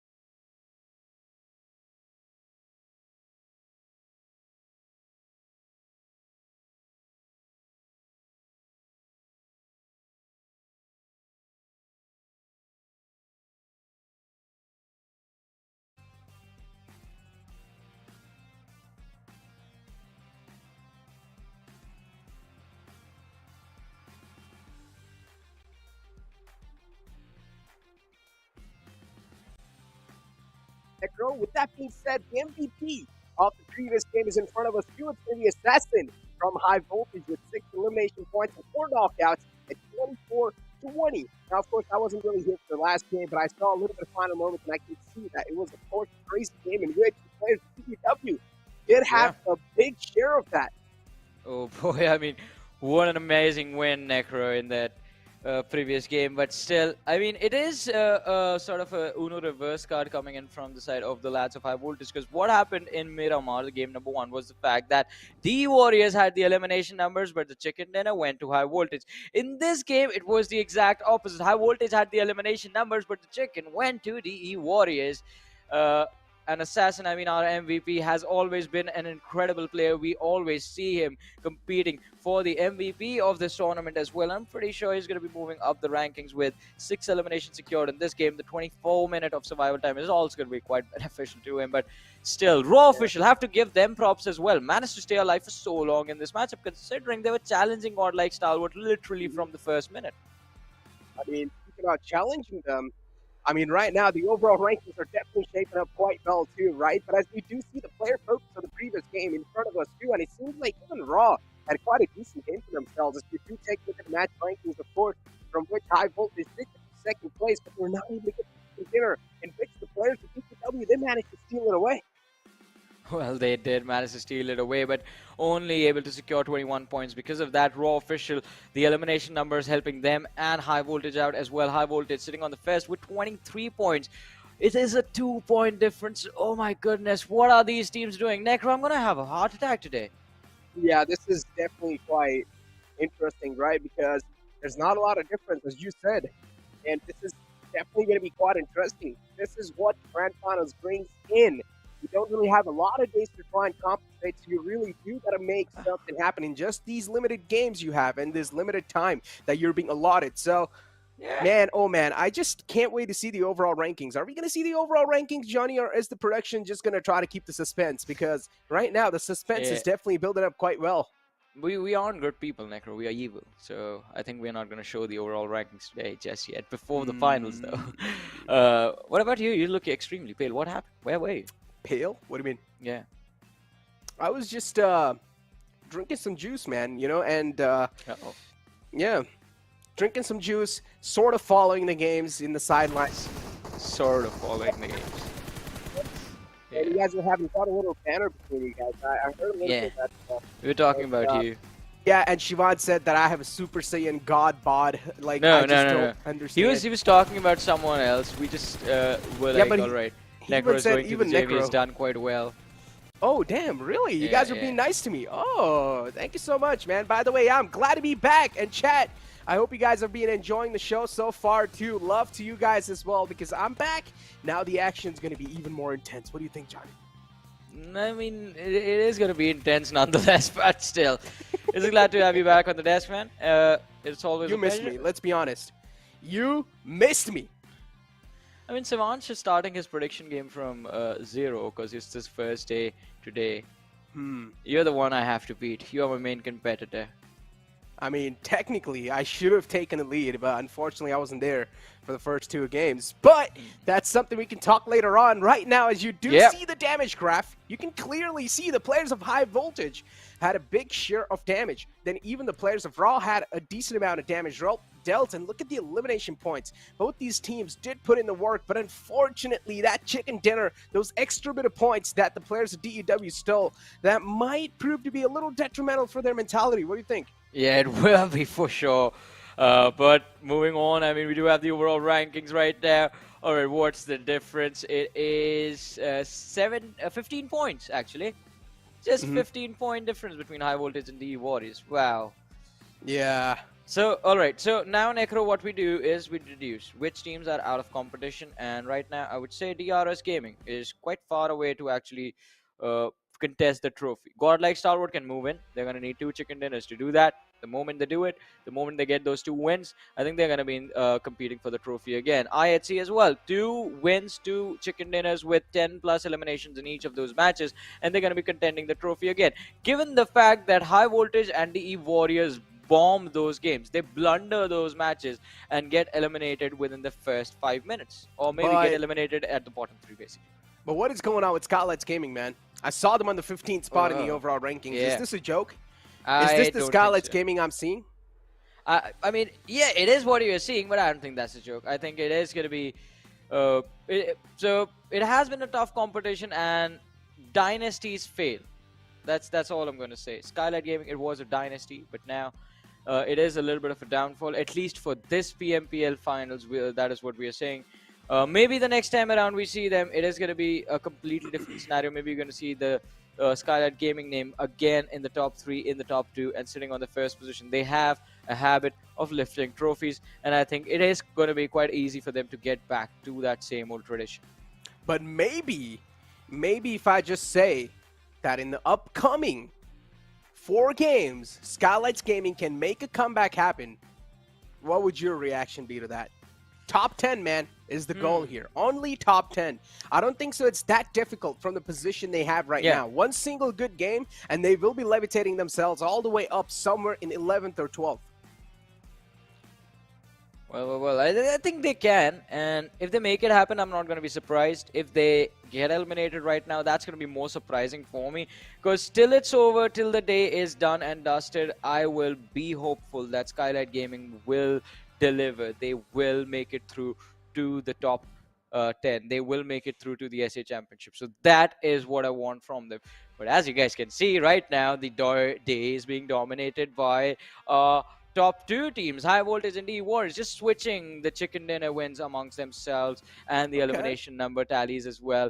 Either you get the elimination numbers, I get the chicken, you walk away with the vice versa. You guys get it, right? But going on to Erangel Necro, map number 3. Now is your opportunity to beat me. What is your prediction? Okay, my prediction. My opportunity to beat you. You know, the team that I was saying might make the comeback happen? Skylightz Gaming. 9. What are you doing? I'm just pointing out to your prediction number. That's 9 right there. Mine says 10. Oh, I thought you were poking me or something, but anyways, it's okay. Just one prediction lead, man. Right here, Skylightz Gaming are going to win this game. Yeah. And they're going to prove me right and get my number back to 10. We're going to tie up right now, right here. Watch. Well, you're going for Skylightz Gaming. Now you've actually put me up in a bit of a pickle, because... Go Gremlin Storm. I mean, GSM actually, no. I want to go for Gremlin Storm, but no. We just said GSM Gaming. Actually, no. No. So the reason being, they drop a little bit far away from Skylightz Gaming. I'm going to pick someone that lands close. I'm going to go with DEADEYES, guys. From Yasnaya to Rozok. The distance is not that much, Okay. Okay, let's see. Let's see how it really is going to pan out, though, because again, Skylightz Gaming, as we did speak about them, they really do need these points, and considering they only have 4 more games to go, ladies and gentlemen, in Yeah. which the upcoming game is going to be quite critical for them, and that's going to be played on the map of Erangel. That means, of course, it's a classic map. Every single team is well versed with the map as well. They're well used to that map, so Erangel is definitely going to be quite a lot of problems. But Skylightz Gaming sure. have been quite phenomenal on Miramar and Erangel, these 2 maps. Of course, more that have been shining through on the map of Miramar, but Erangel as well, it has been their stronger suit.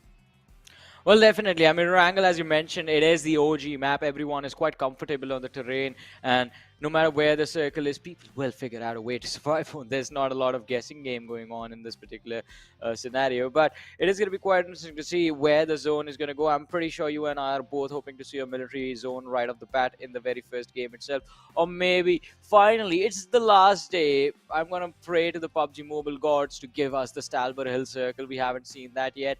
Anywhere towards the Northern Island is something that works for me. I think Raw Official are also going to be a happy bunch of players because of that. I mean, Stalwart Hill. Yesterday we sort of saw a circle be coming close to that, in which the players of JyanMaara took it home with 16 elimination points, and that was, of course, a remarkable performance from their side. But has JyanMaara been able to replicate any sort of performance even close to that yet, or no? Well, I mean, kinda, I have to say. Kinda, so momentum's kind of working in their favor right now. Yeah. So it's not like they are going for those heavy pop-up performances that we are going to remember. Like, we won't see what happened in the previous game from JyanMaara, at least today. What they're trying to do is to secure a little bit of placement points to just keep themselves within the top 10. And if they manage to do that, I think in the next 3 matches, I think they are going to be making it to the SA Championship. We're going to see them in the SA Championship. I mean, SA Championship, man, I was just down at the graphic rooms too, and I saw some graphics. It is going to be lit for you guys. Trust me, you guys are up for some entertainment. You guys are going to be up for some entertainment in the SA Championship. So just hold on.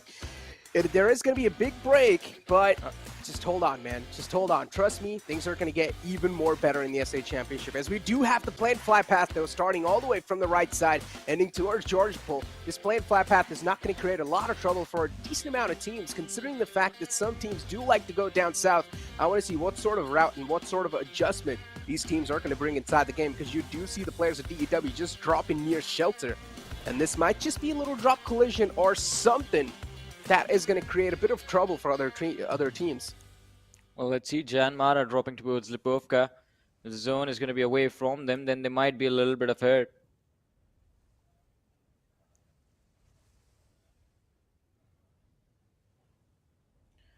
And yes! We got it, Necro. We got it.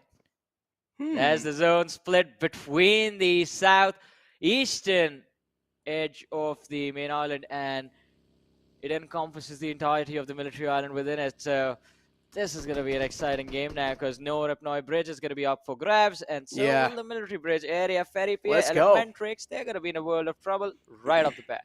But Johnny, listen, man, I wasn't really there for the first 2 games, so how are you doing? And chat, let me know too in the chat. How are you guys doing today? I'm pretty sure you guys have been doing pretty phenomenal so far, considering it is the final day of the PMPL. Well, I mean, I'm super excited, and I want to see how the rest of the teams are going to be dealing with the action. Look at this. For the first time, I guess someone has beaten Godlike Stalwart in their race towards the military island. 1952, just managing to reach there a little bit earlier on, but these guys just going to be quite comfy in that pink car. It looks quite pretty. Don't you want one, Necro? I mean, let's talk about that later on. Right now, we do see elimination happening. In the elimination feed, it's going to be 1952 Falling Prey. Oh, that's not a great start, Johnny. All the way in the bottom spot. I feel like the only way 1952 can really redeem themselves is just try to get away from that bottom spot. What do you say? Just not be in that 16th spot. At least try and fight through, you know? So maybe in this PMPL, you fight out of the 16th spot. Maybe the next PMPL, you go to the 12th spot. Baby steps. baby steps improvement. What do you say? I thought you were gonna say fight out of the 15th, the 16th in this one. Next time it's gonna Yeah, be they can 15th. do that too. They Every can do it single too. time, just move up and rank it. Yeah. So it's gonna take them what, like 16 years to finish on the first position that way. Not 16 years, 8 years. 2 PMPLs every year. Interesting. I guess Johnny's taking a little shots against 1952 now. You started it. I didn't. I was asking them to baby step. I mean, so there are no baby steps in a scenario like this, to be, if I'm being very honest. What they're gonna have to do is literally just take every single ward from this tournament, go back when this event ends, and go through every single game, every single POV of all the 4 players performing. Look at them individually, time sync them and watch them, and figure out what went wrong in every single clip that you used, and just try and break it down to the best of their abilities. I think without putting that amount of effort, it is going to be quite difficult to compete with, because I'm pretty sure none of these players, none of these teams show up to a stage like this thinking that, all right, we're going to settle for the middle of the pack finish. They want to win.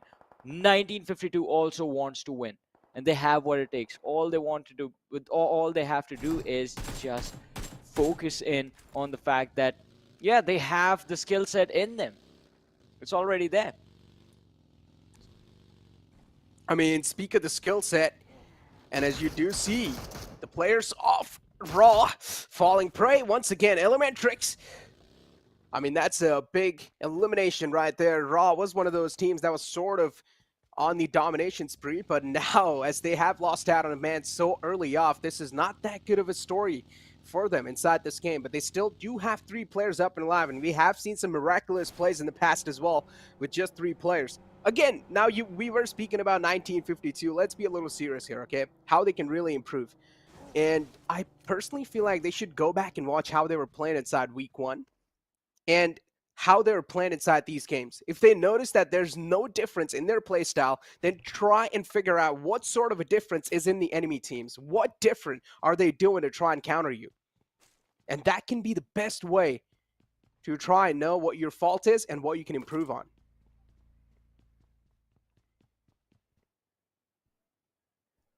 Well, right now, though, I think everyone's eyes are just zoned in on the players of the Warriors and the players of High Voltage, along with a little bit of attention being given to Godlike Stalwart as well, every now and then, because you never know what they're going to do. But these 2 teams competing for the first position now. It's all about qualifying for the SA Championship. That is where the priority is, but also calling yourself the champions of South Asia in the first place, which I think, Necro, I will be honest with you, it is going to be a pretty big deal for High Voltage to actually walk away with a win, because this lobby this time around for the PMPL South Asia was one of the toughest. Look at this, 2 players from side 1952 against Gremlin Storm. Memo is going to be knocked out, but from the backlines, Dictator appears, and Jax is going to be knocked in. A trade entry is going to be there, sandwiched between Gremlin Storm and DRS in the distance, and 1952 yet again. An exit. Oh, wait, they can get him. They can get him. Hold on, there's still a hope here. Dictator's way too low. If they do get Dictator here, there might be a little saving grace for 1952, and I think he should be able to get him, and yes, he does. Nice entry, finds him. Should be able to shut him down as well. Dictator out the fray. Is he going to be able to get the res on the fallen player, though? That's my main question. Now he's also getting shot out in the back lines. RX Jax will bleed to his death as entry will fall down as well, and that's going to be it. 1952 put to sleep inside the game, getting eliminated on the 16th spot. And I would still say, I mean, look, man, I really am not hating on 1952 in general, because they still have made some sort of a mark in my heart with the way they played in week 1. And I know, man, all these players have been playing for years now. They have the experience. And just to let anyone know as well, even their fans, guys, just keep on supporting him, bro. There's no need to hate them right now, because at this point, they're really going through some of the worst time in their life. And if you guys do go and just hate them on the social medias and stuff like that as well, it's just going to make it even more worse. Instead, you want to see a team like that rise from the grave. And the only time and the only way they will, if you guys show them some love. So make sure to spam some hearts for 1952. They're giving it all they have. Well, yeah, they are definitely giving it all they have. And bad tournaments are always going to be part of the journey, right? Bad performances are always going to be part of the journey.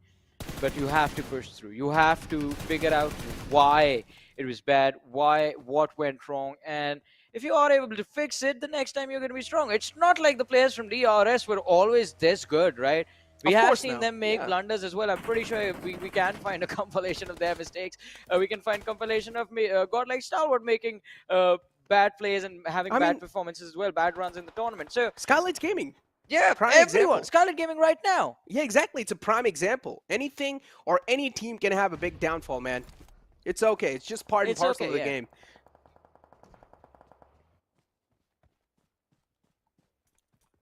But Gremlin Storm also eliminated early Necro. What happened? I just saw a car go into water, and then all of a sudden, whoop, Gremlin Storm eliminated on the 15th position. It's fine. It's fine. Still 4 more games to go, right? I mean, 3 more games to go. So, yeah. As I said, anything can happen in those 3 games, but the circle as well is shaping up pretty nicely, as most of the teams have shifted down south. The nade as well is going to be tossed inside the room. Rules OG goes down. Snipe YT as well from the side of JyanMaara is going to be the casualty in this fight. No Fear really wants to get the second man down as well, but it's going to be so tough to find the second knockout. The nade's going to rebound off the frame. Is it going to find someone? No, it's going to be the answer, but it does chip down the player way too low. JyanMaara, the spread as well is quite nice. If the players who are in the back lines, if they're able to find any sort of a pixel angle too, that can just change the entire course of this fight. No Fear is all by himself, trapped on top of this house. He has nowhere to go. Well, nowhere left to go, nowhere left to run, no fear. Nice. Definitely experiencing some sort of fear right now. Play extremely low Heal. against him. No fear has the HP advantage. He needs to push right now, and if he There's no does, heals. DRS could be the world of hurt, but no. Why are DRS, they- they do manage to regroup. Why are they in a loot deficit? Why are they in a med deficit? This early inside the game, I would still call this an early phase. When Yeah, there's lot- 14 lot of teams alive. committed- So a lot of teams committed to fighting early. I'm sorry to cut you off like that, It's but okay, a lot it's of okay. teams committed to fighting early instantly after dropping instead Yeah, of makes sense, looting yeah. now. And I think because of that, we are going to see early eliminations in this game. I mean, it makes a lot of sense too, right? It's the military circle. Every Yeah. single team doesn't want to book it as quick as possible inside because they know once it's too late, you can never make it in the military zone. But for now, it's the players of JyanMaara trying to slowly and steadily creep and crawl up inside the house and maybe potentially also wipe out the entire existence of DRS. But they have one man lurking around in the edges who is around the stones. And DRS, now they're going to finally jump out. The fight will be challenged as the players of JyanMaara, they breaking through the house, and they really do need a breach inside, and that's what they exactly do. 2 players down, and WADUG is being an absolute nuisance for the team of DRS. WADUG all by himself, just creating so many trouble and problems. Now Killer YT is probably looking to shut him down as well, but even he gets knocked out. WADUG is going absolute monstrous mode. It's all down to Gante now to try and save the banner for his team, and maybe potentially get the res back onto rules. But Badu will go for the res, but the information's already given away. Gante will have a clear know of where Badu is, but that's not going to matter. Gante will fall down as Badu G single-handedly takes down the entire team of DRS. Well, something that we saw was going to be pulled off by someone else, but his teammate does the job. An impressive win for the lads of JyanMaara. His teammates are going to be so proud and happy with the fact that they are surviving, because we did talk about JyanMaara on the verge of either making it through to the SA Championship or just taking a tumble. And the end of the journey is going to be here in the PMPL SA Finals, but they're going to be still fighting over here. On our screens, though, yeah. I just can't believe they got 1v4'd like that. I mean, all right, so to be fair, we were just discussing the loot deficit on DRS. Yeah, but still, I mean, if you're... I don't think they had Vadu was anything to all- fight with. Other players were knocked out. Vadu was Yeah. all by himself in a complete disadvantage. He was behind the box, trapped, nowhere to go. He's Yeah. right there. Even if 2 players group up and decide to push him at the same time, this could be in a complete different outcome. Yeah, That is the perfect. prime example of int moment. That's what you call it. The int. That gets to you, Intentional you know, feeding. sometimes. Yeah. Yeah, it really does get to you, man. And it's just like, you feel the moment, you're like, I'm going to take him down. Who's this guy? He's no one. And then you just push him and you just get destroyed and you realize, oh, maybe I shouldn't have done that. That's pretty much me every game. Well, that's just regrets, man. A lot of Yeah, regrets. literal regrets. No regrets. Press W, easy win. That's my motto.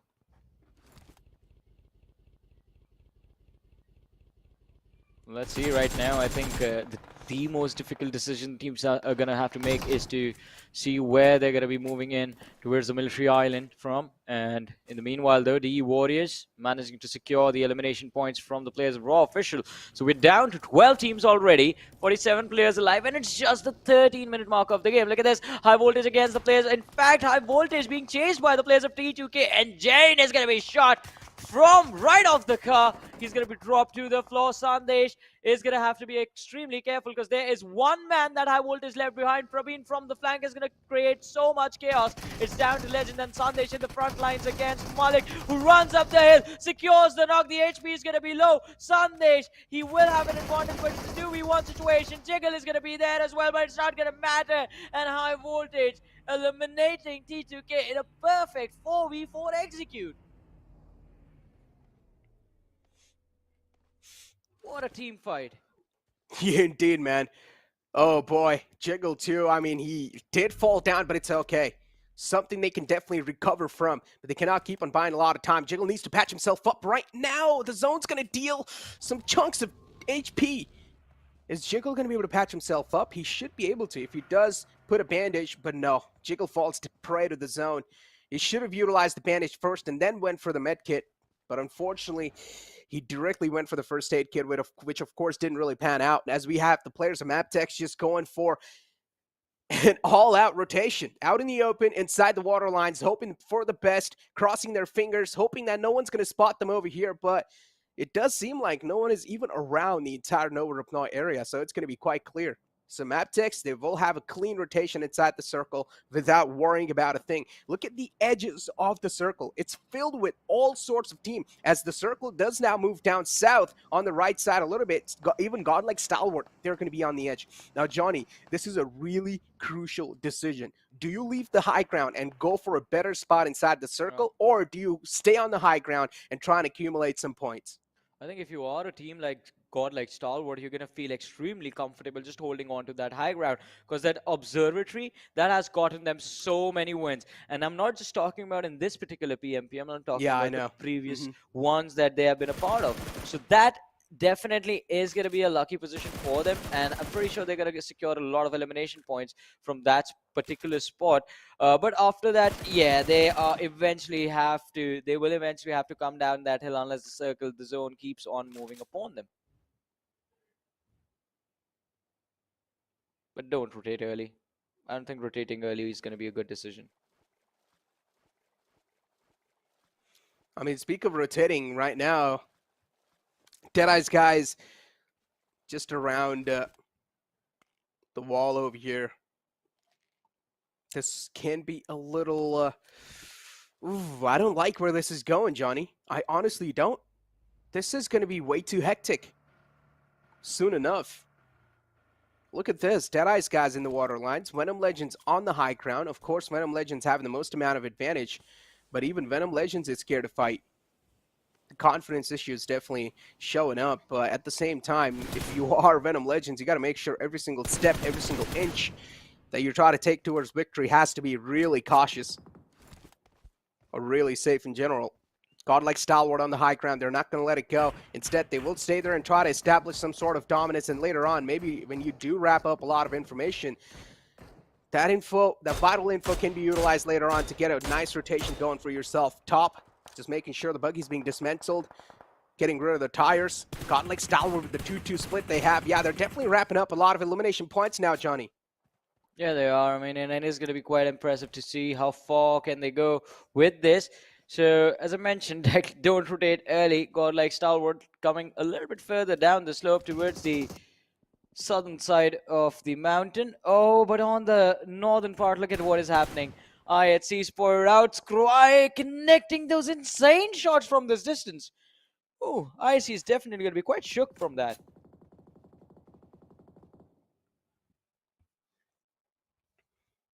Well, let's see. IHC, the opportunity to take an exit is going to be there. And they get into the car, try to run away. Scry with a few shots is not really going to be able to accomplish anything over there. Speak about accomplishments.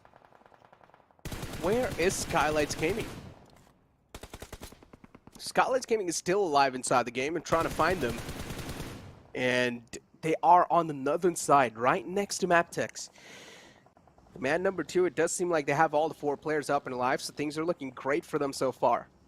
If the circle does shift in their core too, then this can be a complete different scenario. The circle should be popping up in a couple of seconds in front of us, and yeah, sort of does shift up north, but the players of High Voltage and MABETEX are now going to create a big problem for Skylightz Gaming. Rotating through a straight northern rotation can definitely prove to be quite detrimental. So they'll need to try and figure out some sort of a genius plan. As we have DEW in front of us too, and Godlike Stalwart on top of the hill spotted. DEW is not a team you want to mess around with.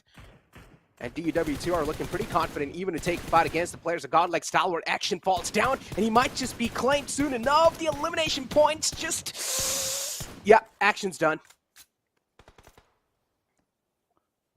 Well, action's going to be done right there. Quite a small blunder, and WIZZES Club definitely a good punish from their end as well. Godlike Stalwart, the odds have switched for them. Now they're going to be quite far away from the zone, so it's not going to be easy for them to move forward. But look at this. Oh my goodness. East, you sneaky man. It's not just once now. It's thrice he has managed to do this to people. Oh, I believe everyone in the lobby just hates him now. Indeed does. But not just that. Look at YT. He's just almost putting a full stop to the fairy tale off the players of DEW inside this game. And DEW, yeah, now just down to the last man alive, Doc. He definitely has some clutch genes in him, but he really does want to take an exit from this entire fray. Does not want anything to do with this entire battle. He's not able to track him down, and Doc will get an escape route figured out. And Doc manages to run away, or at least for now, he manages to survive. He will probably try to patch himself for the first aid, and then instantly peek out and maybe try and possibly take down YT, but he doesn't even need to do so, as the players of Godlike Stalwart unintentionally helping him out.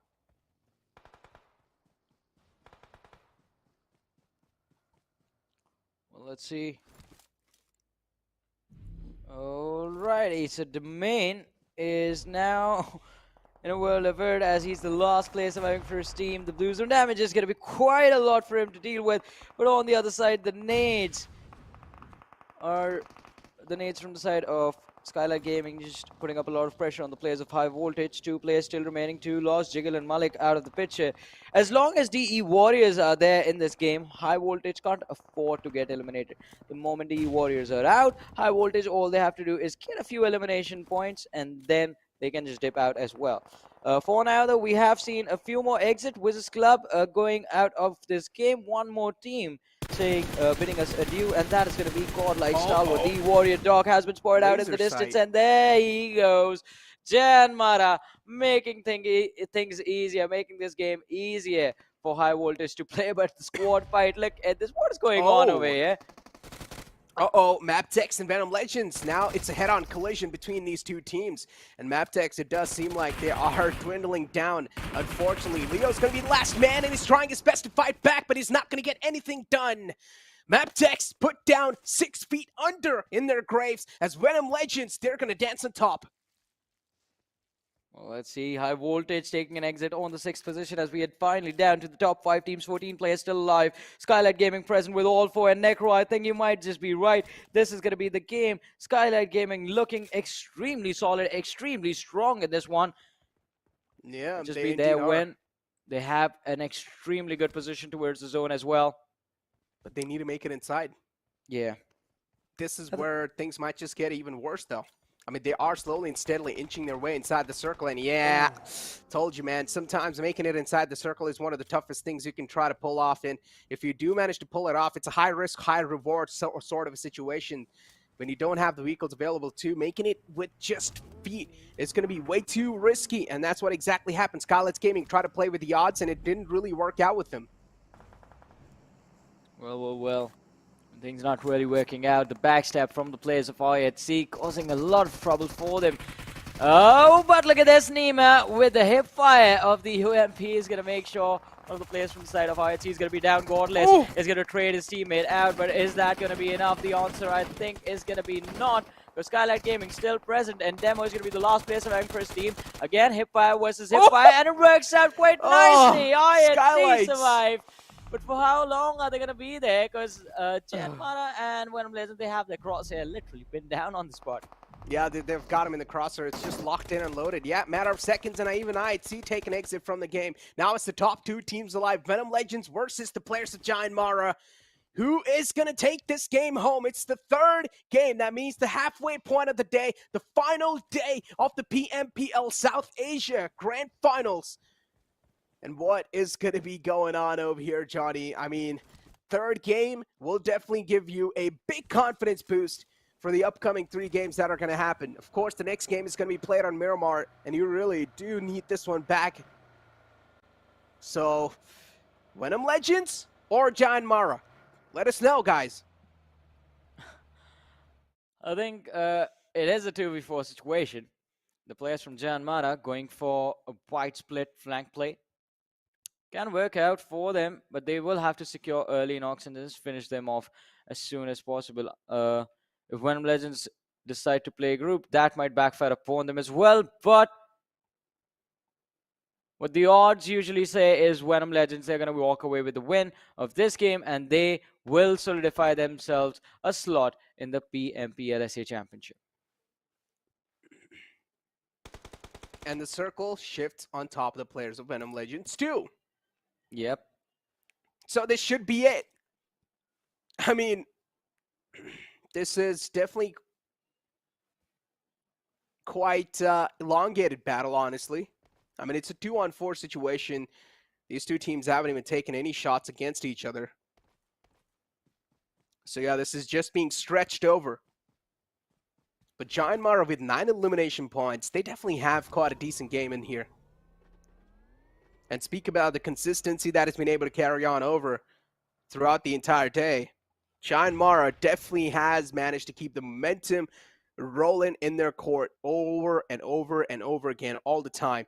And so far, JyanMaara, it does seem like they are a little close to success too, but just because the man number of the players of VENOM Legends, I'm not sure how close they're going to be. But what is VENOM Legends exactly doing? Why are they not taking control of the zone? Instead, they're just spreading out. At this point, VENOM Legends should have a 2-2 split where 2 players should be on the left side and 2 players should be on the right side near the rock. Yeah. Someone should be scouting out with a vehicle, but VENOM Legends are just too hesitant. And this is a difference, clearly, right here. As you guys can see, if it was any other team like Godlike Stalwart, you clearly would have seen them be really proactive and try and take the fight against the enemy because they know they have the man advantage too and they can afford to do so. Well, let's see. Utility exchange between the two teams. I think in this 2v4 situation, as you said, they can literally just push up the slope, finish off the other 2 lads from JyanMaara and secure their win. Or maybe the buggy bait strategy would have been an easy conversion for them as well, especially considering how low Wadu has gotten at this point. Ghana hiding behind the smoke, being quite patient. This little bit of hesitancy from the side of VENOM Legends. I mean, it's not going to change much, though. This is their win. I'm pretty sure of it.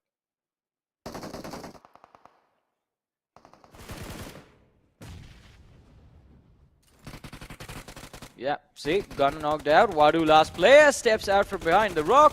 Is going to try and take a duel, but is getting shot at from every single direction. And there it is. VENOM Legends securing the win. We talked about this team today at the start of the show as well. We talked about how much they have improved, and even with this game, I mean, as I said, they had pretty much already earned for themselves a slot in the PMPL SA Championship, but now this is just going to take them further in the ranking. This is going to increase their prize pool. Yeah, it indeed will be. And I don't know if you saw, there was a little balloon hanging down. Oh yeah. From the roof, a little heart balloon, you know, there's a little heart. Celebrations on the way. Hearts in the chat, guys. Hearts in the chat for VENOM Legends. With that chicken dinner, 8 eliminations and 23 points in total. Let's not forget, even JyanMaara had a solid of a game. Oh yeah, they did. They had an impressive run in this particular map. Considering where they drop and how they want to rotate through the waterways, I think it was quite impressive that JyanMaara made it all the way to the top 2, because you know what? I believe this is the first time this water rotation to Military Island has worked out for JyanMaara in this PMPL. I mean, usually it did in the previous one. This time teams were a little bit too overeager. Every single time we had a circle moving towards the Military Island, we always got to see those early rotations happen. And this time around, things worked out quite nicely for JyanMaara, but will this be enough to move them further up the rankings? That is also a pretty important question, which, ladies and gentlemen, will be answered right after this very short break.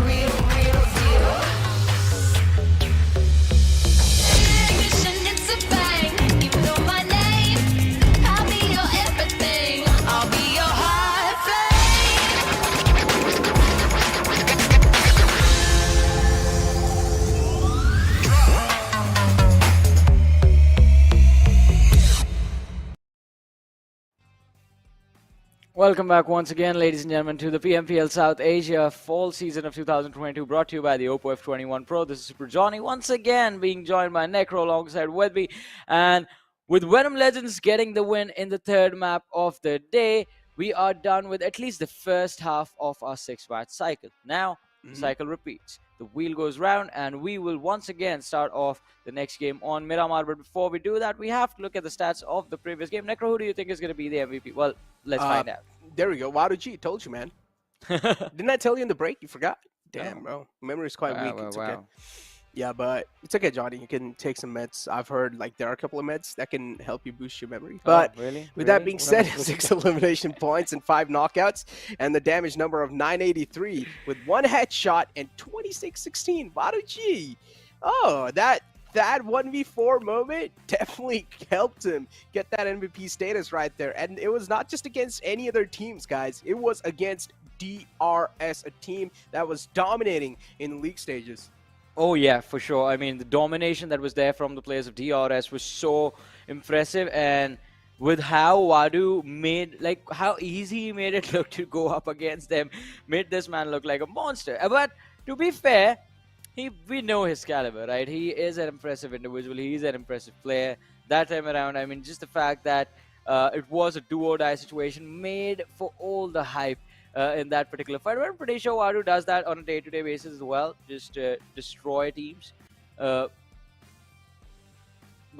moving on, I mean, all right, so East again. I wonder. So you know what I'm thinking right now, looking at East pop up in the list of MVPs of 2 games back-to-back. I think he's going to take a jump on the MVP rankings this time around. I mean, the elimination numbers might not be there, but the damage and the survival times are adding up, Necro. I mean, speak of the survival time, it is right there too. Look at it. I mean, Fragboy with 26-16, of course, from VENOM Legends, a team that did quite good in the previous game. Then you have DEW2 coming in. Unfortunately, that battle between IT and Skylightz Gaming, for a moment, I thought Skylightz Gaming should be able to win that. The sort of push the players of IT made on Skylightz Gaming, didn't it feel quite random? Yeah, it did, to be honest. Yes, it did. So random. Yeah, no reason to do that. I think they just wanted to go for it just because they could. And if a team decides that, no one really is going to try and stop them. But let's move forward. Look at the match summary right now. And we do see Wadu there with the highest eliminations, highest damage. He does make it to the list of highest assist as well, which was literally just 1 assist that he was able to secure. But on the other side, high ceiling done, going over to IC with 474. And I don't even remember IHC being able to heal or being given the opportunity to heal. Maybe it was the fact that Scry shot him in the face twice, dropped his HP down to a sliver, and then he was moving forward after he healed up. So that sort of also added a major chunk to that. But we do have the match rankings on our screens now, ladies and gentlemen. VENOM Legends getting 23 points for this game. IHC walking away with 15 points. And you know what? The competition for the trophy is still very close now. Because Godlike Stalwart, they took an exit. All right, 5 points, nothing too shabby. But look at where High Voltage and DE Warriors are. Just a single point separating these 2 teams. And I mean, you were speaking about high voltage and D Warriors, but what's okay? Skylightz Gaming had an okayish performance. Yeah. How much it should actually propel them in the overall rankings? That's what I would find out. Even if they Top are 10, 2 positions closer to the top 10, that can be a big thing. They still have 3 more games to go, or 3 more. Yeah, 3 more games to go. So I think the opportunity is going to be there. yeah, it is. So maybe that was the game plan. Just barely squeeze yourself in, win the SA Championship, get your slot fixed, and sit, chill back, and go on some holidays. Oh well, I mean,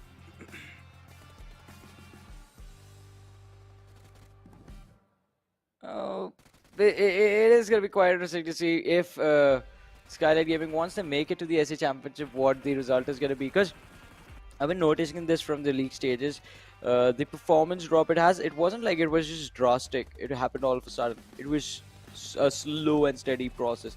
Like every single day, you could see the performance just go down a smidge, and now here we are. But looking at the overall rankings now, Necro, all right, now things get a little bit more interesting. You have a 16-point difference, from 15 to 16-point difference now between High Voltage and the Warriors. IHC have started to move in. They're sitting on the 3rd position with 212 points to their name. Godlike Stalwart now, 3 matches to go. They have to secure 50 points as of this moment to go for the win. How though? It's so tough. Are they really aiming for the win? That's my question. Are Godlike Stalwart really aiming for the win or no? And from what I'm looking at, it doesn't seem like it. Don't you think so? I personally feel like Godlike Stalwart aren't really even aiming for the win here. They're just aiming for the slot inside the SA Championship. At least that's what it seems like to me, but again, maybe they have a different sort of game plan, just like the way they did inside the league stage where they clutched up on the last day, which is today. They probably will clutch up in the final 2 games or something. Don't exactly know what the game plan is going to be there. But as you do take a look at the latter half of the overall rankings, Skylightz Gaming, they still haven't moved. Still in the 14th spot, but they've definitely inched their way closer to the 10th spot. Now, JyanMaara is sitting on 137 points, a little far away. But look at that 12th and 13th spot. It's not at all far away. 121 and 123, 2 points difference. Even if Skylightz Gaming have a decent game over here, like I'm talking about like even 10 points, they should be able to topple them over and get really close to top 10. I think I agree with that. I think it should be quite easy for them to break into the top 10. I mean, VENOM Legends were in a situation like that, and look at where they are right now. They're competing to break into the top 5, so the possibility is going to be there, and the opportunities have been provided to the teams. But with the final 3 games on the line, the pressure, the mental pressure, is going to be a little too much for them to deal with. But for now, ladies and gentlemen, let's hear it from the players in this special interview. के छ खबर अड्कियो भन्दै हुनुहुन्छ सायद उहाँले मेरो आवाज सुनिराख्नु भएको छ जिगल अलिअलि अड्की आइरहेको थियो भन्नु न अहिले बुझिरहेको के छ खबर सन्चै हुनुहुन्छ कसरी गइरहेको छ इभेन्ट सन्चै हो राम्रै गइरहेछ अहिलेसम्म त अब हेरौँ पक्कै पनि टप अफ द टेबल रहेको छ टिम इन्ट्रेस्टिङ हुनुपर्छ किनकि सायद लामो टाइमदेखिको जुन चाहना पनि रहेको छ त्यो पुरा भइरहेको हो कि भन्ने एउटा आभास हामीले पाइरहेको छ। सो रश्मे हुनुहुन्छ अनि इन्फिक्स हुनुहुन्छ हामीसँग। सो आई गेस दुईजनाको लागि थुप्रै क्वेसनहरू रहेका छन्। सो म फ्लोर छोडिदिन चाहन्छु रश्मे र इन्फिक्सलाई। एज हामीले देख्न पाएको छौँ कि तपाईँहरूको टिम मध्येमा तपाईँ एउटा सुरुमा लुज हुने प्लेयर मध्ये हामीले धेरैचोटि देख्न पाइरहेको छौँ। सो त्यो गेममा कल कसरी रहन्छ तपाईँको तर्फबाट, टिमलाई कसरी सेटलमा राख्नुहुन्छ? तपाईँ बिना पनि टिमले राम्रो पर्फर्म गरेको छ, तपाईँको प्रेजेन्समा पनि टिम खेल्न पाइरहेको छ, अल्दो तपाईँ फिनिस भए पनि। त्यही हो, अब म मरिहाल्यो भने पनि सबै प्लेयरलाई एक्सपेक्टेड गरेर राम्ररी गाइड गर्न खोज्छु सकेसम्म। अनि बाँकी त केटाहरूले हान्ने ठाउँमा हानेकै छ अनि आफ्नो पनि गेम खेलिरहने छ, त्यही भएर मलाई त्यस्तो गाह्रो चाहिँ भएन। ओके, त्यो त रहेको थियो इन्फिक्सको साइडबाट प्रश्न। बट मेरो साइडबाट प्रश्न एउटा दुईटा मात्रै रहेको छ कि अब आउने म्याचेसमा कि हाई भोल्टेजले फेरि पनि जुन आफ्नो कन्स्ट्यान्ट गेम थियो त्यसरी नै निकाल्छ या अरू कुनै चेन्जेस चाहिँ हामीले देख्न पाउनेछौँ? अब त्यही हो, अलिअलि अब कन्डिसन पनि अब त्यस्तै हुँदै जान्छ। एन्डतिर पुगेपछि अलिअलि केही न केही चेन्जेसहरू आउन नि सक्छ, तर फ्लो चाहिँ त्यही समातेरै हिँड्न खोज्छौँ। ओके, सो भनेपछि PMPL को ट्रफी घर नै आइरहेको छ। अब आउला भन्ने छ यसो हेरौँ न 3 गेम बाँकी छ अब अहिले आयो पनि नभनौँ तर ल्याइन्छ जस्तो छ okay so best of luck jiggle अनि आफ्नो फ्यान्सहरूको लागि केही भन्नु छ त्यही हो सपोर्ट गर्दै गर्नु अब ब्याड टाइम पनि आएको थियो योभन्दा अगाडि PMPL नै बिगारे हो अब योपालि कमब्याक गरेको छ यसरी नै माया दिइराख्नु थ्याङ्क यू भन्न चाहन्छु सबैलाई अनि त्यही हो अब 3 गेम छ हेरौँ जे हुन्छ सपोर्ट चाहिँ गर्नु ओके थ्याङ्क यू जिगल धेरै धेरै धन्यवाद आइदिनु भयो जोडिदिनु भयो एकदमै म्याचेसहरू राम्रो गइरहेको छ होपफुल्ली त्यो ट्रफी हामी छिट्टै आउँदैछौँ हामी भोलि नै नेपाल फर्किँदैछौँ सो हातमा बोकेर हामी हाई भोल्टेजसम्म आउन पाऊँ भन्ने हाम्रो अपेक्षा पनि रहनेछ thank you so much for यहाँ आइदिनु भयो यहाँ आउन आफ्नो टाइम मिलाइदिनु भयो त्यसको लागि धन्यवाद भन्न चाहन्छु अनि बेस्ट विसेस for the games ahead has you welcome उहाँ हुनुहुन्थ्यो हाई भोल्टेजका जिगल द आइजिएल जुन किसिमको Well, I hope you guys enjoyed that conversation right there with the players from High Voltage. Yeah. But with whatever they had to speak about, I'm pretty sure they were just happy on being on the first position in the overall ranking, because that is actually What quite were they impressive. exactly saying though? I have no idea. What were they I think saying? We're gonna have to. We How will is have anyone- Ansh translated in the next. I don't even have a single clue. The only thing I understood in the end, what the host was saying, was hopefully our region wins. Yes. That's all I understood. But So- to be fair, Mhm. when we did interviews on the English broadcast, I'm pretty sure it was there were a lot of regional speakers who were also struggling to understand what we were talking about. But really? Even so, alright, here's the thing. It is a misinterpreted conception that like everyone speaks the same language. Not everyone speaks the same language. Not everyone is comfortable with it. Everyone is going to be comfortable speaking their own native language. Fair enough, right? Yeah. Exactly. No, I So was just that's- saying I didn't understand. That's it. But I didn't understand either. I was just like trying to guess what they could have said. I mean, sitting on the first position, they're going to be feeling happy, man. It is going to be a bunch of celebration going on in the high voltage bootcamp. That's it. That's Yeah, all I'm going to that's- take for it. Or maybe they're just going to be feeling the stress of the Warriors chasing them. Maybe, man. Because as you said, maybe they're going to be feeling the chase right there. HV. The previous game was grim. It was not that Oh, yeah. great at all. The previous 1 game point. was. Yeah, the previous game was really bad for them. So they might be feeling a little, a little bad.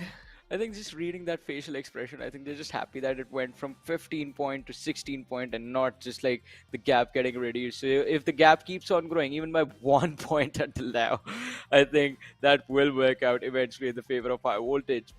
But in order to just secure the win, I would say go for a win, lads. Go for a win. This is the Miramar. You guys won the previous Miramar. Go for the win. In this one, that should give you the trophy. Not right now, after 2 games. Yeah, whatever he said. Well, yeah, whatever but I said. Whatever I'm he the said. greatest. I'm better than Necro. Whatever I Yeah, I'm said, gonna right? go. I'm going by. I'm just kidding. But yeah, it's time to go on the predictions, man. As we have. Okay, so Johnny's on lead for now. That's for sure. But I'm gonna take it over right here, right now, Alright. and I'm gonna go with Godlike. Make your Stalwart. move, Necro. Make your move. I'm Godlike prepared for Stalwart. it. Let's go. This is my Alright. nuclear move. Alright, Godlike this. Stalwart. All right. If you are gonna go with Godlike Stalwart on Miramar, then I'm gonna go with the Warriors. Cause why not? Yeah, why not? Yeah, I mean it is a name there, so why Fair not? enough, Yeah, right? why not? Yeah. Yeah, fair enough. Yeah. One of the So, most dude, I serious feel like names. High Voltage could have been really good because even now they're going to be desperate to actually try and pull something off to maintain that spot. And it's funny how we had a little conversation about this too, that that High Voltage were not really able to win the previous game, so that means that should be affecting their momentum a bit. And so far, it does seem like it has, right? Because the previous game was really grim for them. I mean, it has been. I mean, as we were talking about during the match as well, winning that particular game was so important to them. They failed to do that. And what they expected, I think, on Erangel was the fact that, all right, we're just going to increase the lead to more than 25 points. Then we go on to the next cycle of maps. Miramar, we're going to do quite decent. If they manage to secure 10 points on every single map, that would have just worked out quite nicely. And not even 10 points. All they had to do was secure 6 points per game, just to literally have a comfortable win. After a 25-point difference between them and the Warriors, but that has not happened. 16 points, the Warriors can just cover it up in the next game. bring themselves on the first position, and then just hold on to their spot by challenging, drop clashing. So now the plan is for the Warriors, win this game, drop clash high voltage on Sanhok, finish them off, and then on Erangel, just chill, play a game to survive, secure those points, and win the trophy. Okay, and what would you say for Skylightz Gaming? For Skylightz Gaming, I think I would say just play like your usual self. I mean, I don't like what Skylightz Gaming are doing right now, to be honest. Like, it is a little bit of a passive approach. The previous game, they went all in. Yeah, previous game, they went for it. They went all in, committed everything that they have into that one particular fight, and worked out quite nicely for them. Indeed did, but again, as we do have the plane fly path in front of us, ladies and gentlemen, and this time the plane fly path is going to start right on the southern side of Los Leones, all the way towards El Pozo and Trailer Park.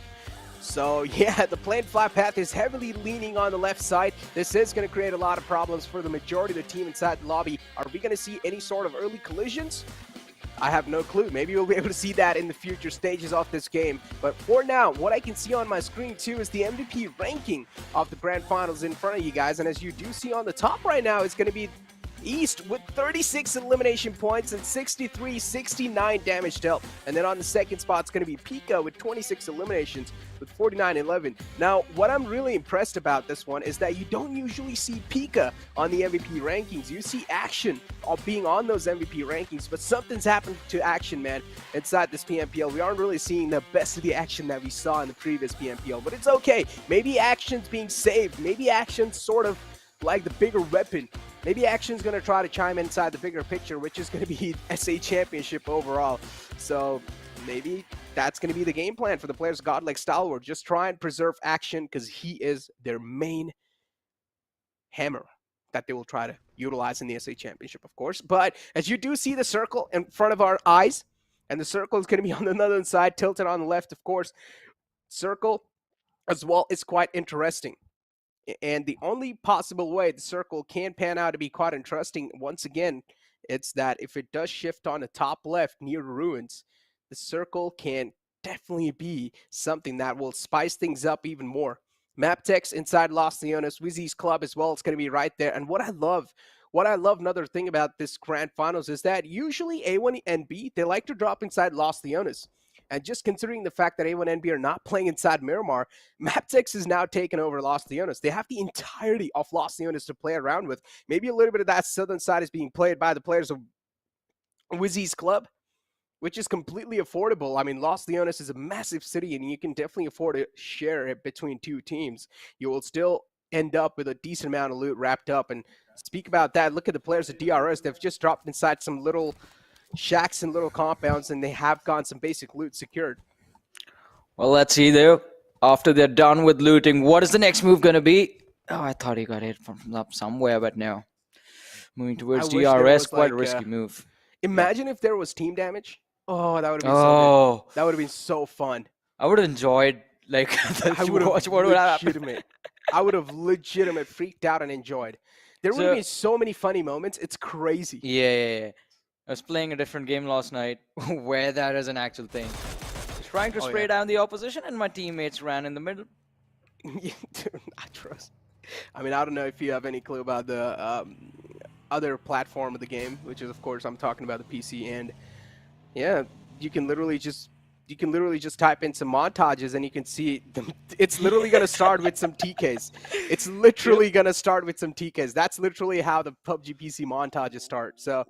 Yeah, it definitely does set up for a great content, man. Definitely, and it is quite enjoyable to run your teammates over with vehicles as well.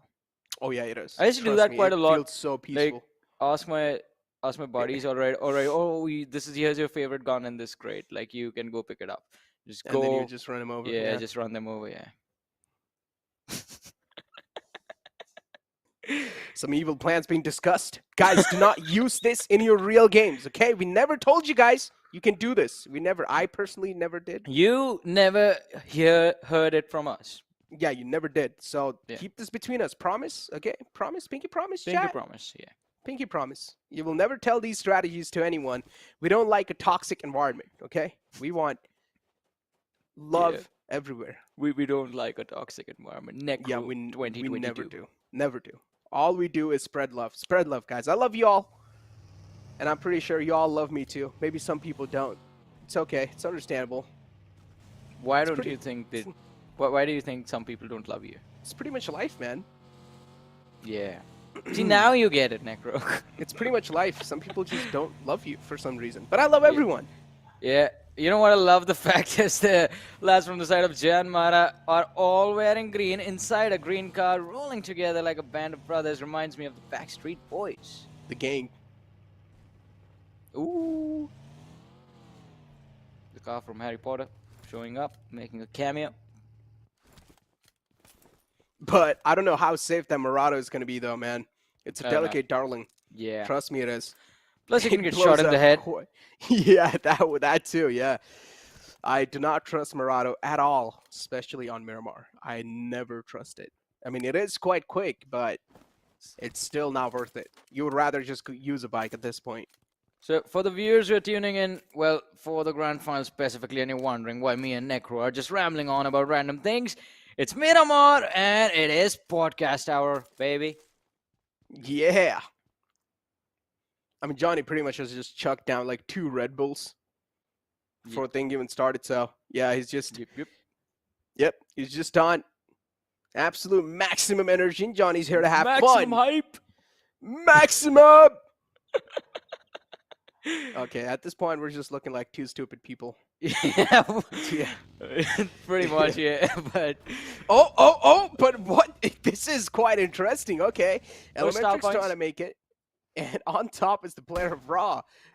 Oh, no. This is quite an awkward situation, huh? I mean, Incuss, he cannot even take down the 2 players that are right next to him.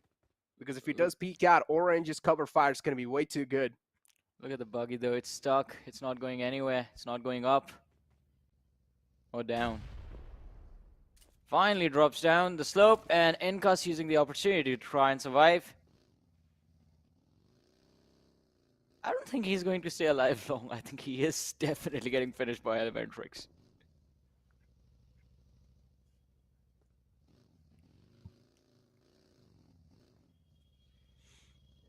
What about you, Necro? Do you think this man is going to survive this Oh, yeah, he will. He will. situation? All he need to do is just don't peek. And the Yeah. players that are approaching him right now, what he can do is just run away. That's what he's doing. But, okay, he's done. So close. Jump. No, he cannot. He's done. He's met the dead end. It's done. Do a backflip. Oh, wait, he can slip. He can ski on it. He can. Oh! Wow! He did. He did, man. Yeah, Let's and go. Look at the feed, though. The first blood of the game actually going to Godlike Stalwart, who have actually managed to pick up one of the players from the side of JyanMaara. It's funny how I said he can ski on it. Yeah. I don't know why I said that. Yeah, Just scratch. wondering why he's going to ski on a rock mountain. And how, in fact. It's okay, though. You know. As we Yeah. do have Godlike Stalwart in front of us. And right now, Godlike Stalwart, they're just in a really comfortable spot inside the circle. They don't want to do anything. Instead, just chill over there, wait for things to happen. They are almost in the smack center, too. A little bit in the off, though. As we have T2K and MABETEX sharing the similar compound. Of course, there's going to be a little bit of rivalry between these two, and you do see the nades being utilized as well. T2K is just 2 players. MABETEX, they have 3 players inside the compound, but T2K instead, the position they've found so far is quite interesting. Somewhere else, there's another fight happening against the players of IHC, and IHC are putting in work against 1952. 1952 are not even able to stand a chance against them, but as Wally catches a couple of bullets on himself, while he tried to get away too, that's not a good option, Wally. He straight up runs into the crossfire. Well, quite an unfortunate event right there, but let's see MABETEX. They are still waiting, and Apex is going to do the same to Sandesh from the side of T2K. Him getting finished, it's going to be putting T2K in a very bad position now. I believe they're going to be down to their last player surviving, or the last two players surviving, and Baron on the outside is in the perfect position to take them on and shut down any thoughts that T2K have of going for a squad wipe on the players of MABETEX. Yeah. So that rig is also going to get finished off. Jane in the distance, just hiding behind the ridge, and Leo is now just waiting for him to peek. That is such a massive blunder from them too, man. Definitely things didn't work out. Things didn't pan out. T2K got a little bit too ahead of themselves. They really did want to just take care of the players of MABETEX, but they couldn't. That push was way too unorganized. Should have utilized a bit more utilities in that one, unless if they don't, then they should have just backed away. That's all I can say. Jane's still on the rear, just peppering down and mowing down the lawns in the front, but Jane's not able to find anything once again. Baron from the back will try to close the distance. We'll get the confirmation on the elimination too. And yeah, MABETEX looking good so far. They have almost managed to dismantle the entire team of T2K, and they should be able to get a safer route outside the spot as well. Well, we'll see though.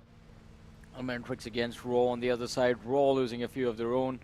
DEADEYES guys now on our screens. They've had a pretty consistent run on this particular map, but this time around, I think DEADEYES guys, they are going to be playing to maximize their prize money from this finals. Elementrix, again, quite a decent record on Miramar as well for them. For now, with how the zone is just sticking to the northern side of the map, I think with what happened in the previous scenario, it was kind of a similar circle. Everyone is going to expect a hard shift to have come in anytime soon. But look at this, Bishal, he's being hunted down, taking on Joker now. The UMP is going to be out of ammo. Bishal as well, switching his weapon. The M4 is not going to do anything for him. And Bishal just going for an instant knock and finish. A massive mistake from the players of DEADEYES, guys. Bishal is going to have to heal up from the distance. He's getting shot at by the players of 1952. He tries to run away, but will he be successful? Putting on... Well, he does not have any heals. I did not even see that. He does not have any heals. He has one smoke and one set of painkillers. So the boosters are going to be there, but I don't think they're going to be as beneficial. True love. That is not going to be an 81 toss. Well, I mean, he did anyways, though. Yeah, it didn't go anywhere. Yep. Just blew up into thin air. 1952. As they are just down to a two-man squad, of course, on a man deficit. And DEADEYES guys in the front, Elementrix around them. No intentions of fighting against each other so far, because even the teams on top of the hill, they're not even peeking out yet. And so far, if you do take a look at the map feed too, I mean, it is clearly evident that the majority of the teams are just waiting for the next circle to pop up. As you do have the airdrop 2 on the board as well, it's going to be the MK14. And the next circle shift pops up, and it's going to move on the bottom left towards El Pozo, or somewhat towards El Pozo. Elementrix is right in the smack center, but I'm not sure how much of a fan I am of the position the players of Elementrix have so far, because that clearly, soon enough, will be the center of attraction too. I just feel like we're rewatching Game 1, to be honest. This is a similar shift. This happened in match number 1 as well. The Fez zone quite up towards the northwestern part. Then we had the southern shift, and well, things are just going to get more and more chaotic from here on out. Necro, 13 minutes in, 16 teams, 54 players still surviving. But Orange, look at him, so eager to go for those fights. Constantly re-peaking the ridges, going looking for targets everywhere. Speak about looking for targets. As the circle did shift on over, there's still a couple of teams who are routing for that late rotation. Gremlin Storm is definitely going for a little bit of a mid-pack type of play. Godlike Stalwart still playing on the edge. Not really trying to get inside the center. 1952 as well in the smack center, right next to the players of Elementrix, as we did see them before. DEW spawning out the entire rotation of VENOM Legends, and they're quite out in the open too. The distance going to be something that might just be the saving grace, but no! They somehow get blown up! The vehicle gets blown up. Ripson as well is about to be ripped apart. But damn, that was a great spray.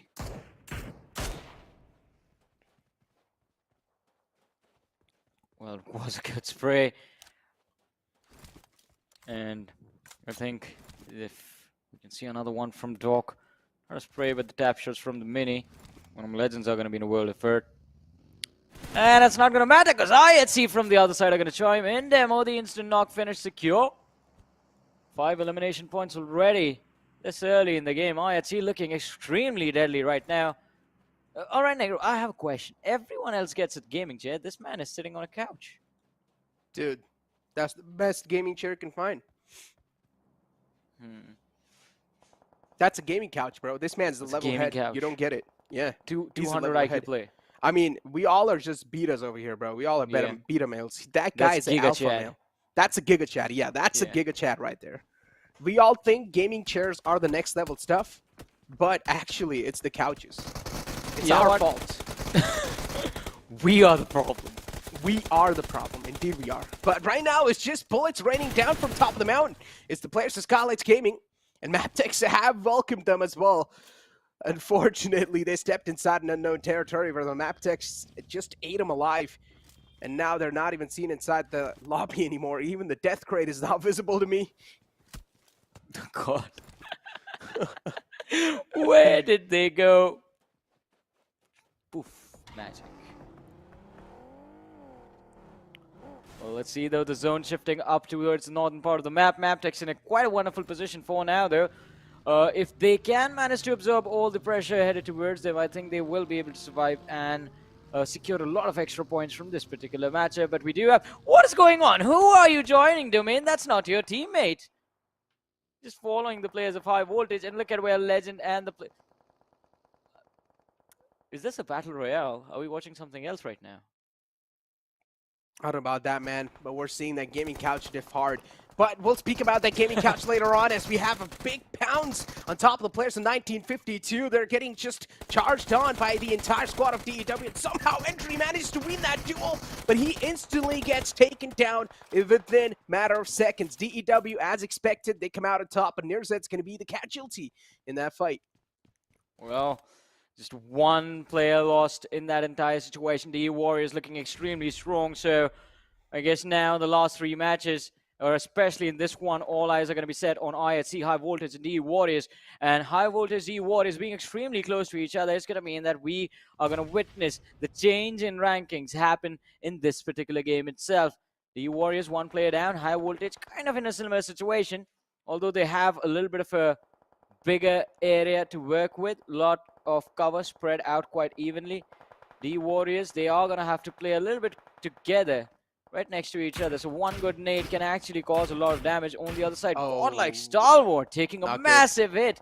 Skylightz Gaming getting that hit. That is not good. Pika wanted a little off that high ground, but unfortunately, stepped directly in the line of sight of some enemies, and he got greeted pretty gracefully. But as we do have DRS on our screens inside the pipe, we're about to see some pipe warfare. Well, let's see. I like the fact that we call it pipe. I'm pretty sure that's not what it's actually called, but the pipe sounds cool.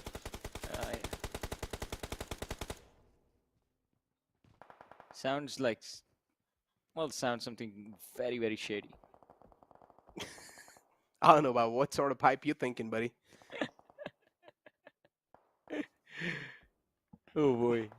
But yeah, the entire squad of DRS is inside that pipe right now, and they're just chilling. They know they don't need to move anywhere, and even lobbing a nade inside that pipe is going to be so tough. So the only way you can really take a team down in that pipe is to push on over, close enough, and then maybe try and toss some utilities. But even doing so will be so tough. Of course, the team inside will not let you push. I know what we're going to call DRS as long as they're in there. What? TMNT. What does that mean? Teenage Mutant Ninja Turtles. Have you never watched that show? I mean, I've never watched this show, but I played the game, though. Yeah. Yeah. Let's not talk about that right now. Yeah. As we have DEADEYES guys getting picked off too. Yeah, of course, the circle is going to create quite a lot of problems for a decent amount of teams because the circle is, of course, not going to be friendly with every single one of them. But right now, the circle is definitely being quite friendly to the players of MABETEX, and they've found themselves in lucky shoes. And MABETEX, if they do end up winning this game too, Johnny, they really do need this one because we saw MABETEX were on that 12th or 13th spot, really close to the players of Skylightz Gaming, and if MABETEX win this one, this can be a big booster for them in the overall rankings. I mean, definitely for sure, but look at this, what is going on right now. No one is feeling the comfort over here. No one's seeing the love, especially the players of DE Warriors and High Voltage, both of them. The zone moving away from them are going to be struggling to find an entry over here. Elementrix now getting on the high ground is easy, but coming down from the high ground is even tougher. Precious, if he drops wrong, he's going to take a massive chunk of his HP bar. He sees it vanish right in front of his eyes. Vulnerable for a few extra seconds, but has his teammate watching his back, so not a lot of trouble for him. But look at that, JyanMaara down to the last player. Godlike Stalwart down to the last player. DEADEYES guys, 2 left. Elementrix 2 remaining. And then, well, the other teams are there with a lot of manpower still surviving. Only 3 teams with all 4 players left. Gremlin Storm, MABETEX, and IHC. Speak of that, and even the players of Godlike Stalwart are still out in the blue. I don't know what the game plan is there for them. What are they exactly trying to do there? What were they exactly trying to pull off in the blue? They, of course, got eliminated, but yeah, that's something we'll need to talk about later on, but DEW getting approached now by the players of High Voltage as they have moved on a bit too much close, and of course now the paranoia is going to start to build up even on the players of DEW, but it's okay. From the top, it's going to be the players of GSM who will rain their wrath on the players of High Voltage, and High Voltage, even this game is not that great for them. Only 2 points secured, but not a lot of positioning points, of course, because they got taken down quite early in the game as well.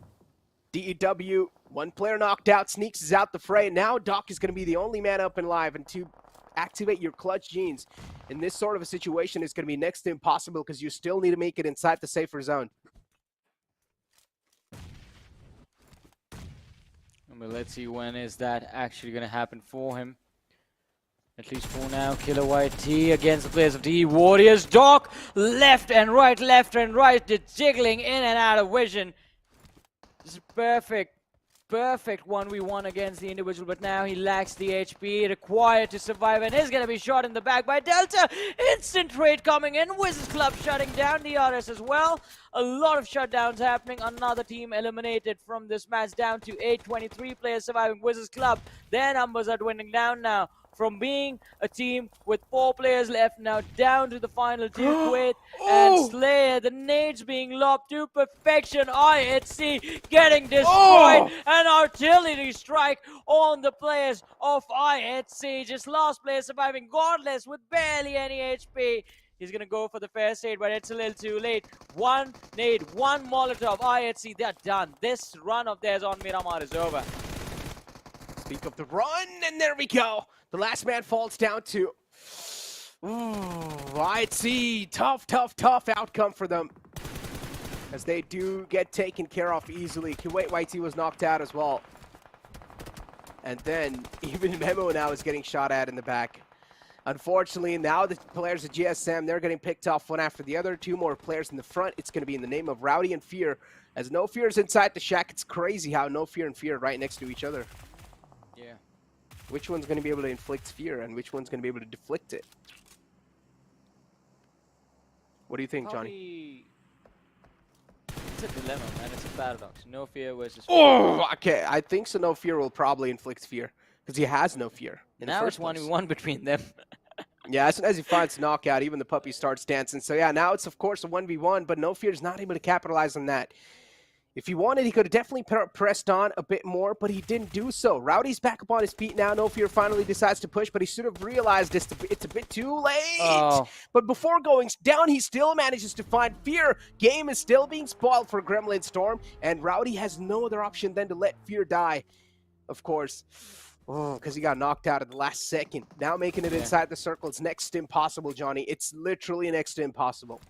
Well, let's see. I mean, it is going to be MABETEX in quite a comfortable position towards the northern edge of the zone. They will have the high ground in the fight against Skylightz Gaming and Raw Official as well. If they finish off Raw first and then go for the players of Skylightz Gaming. I think that should be an easy situation for them to deal with, since the right flank is going to be completely empty, and Rowdy might as well just help them out a little bit, dishing out the extra damage onto the players of Raw, but I don't think that's going to happen. He is in the blue, slowly and steadily bleeding out, so he is not going to survive for long. Yeah, he shouldn't be able to.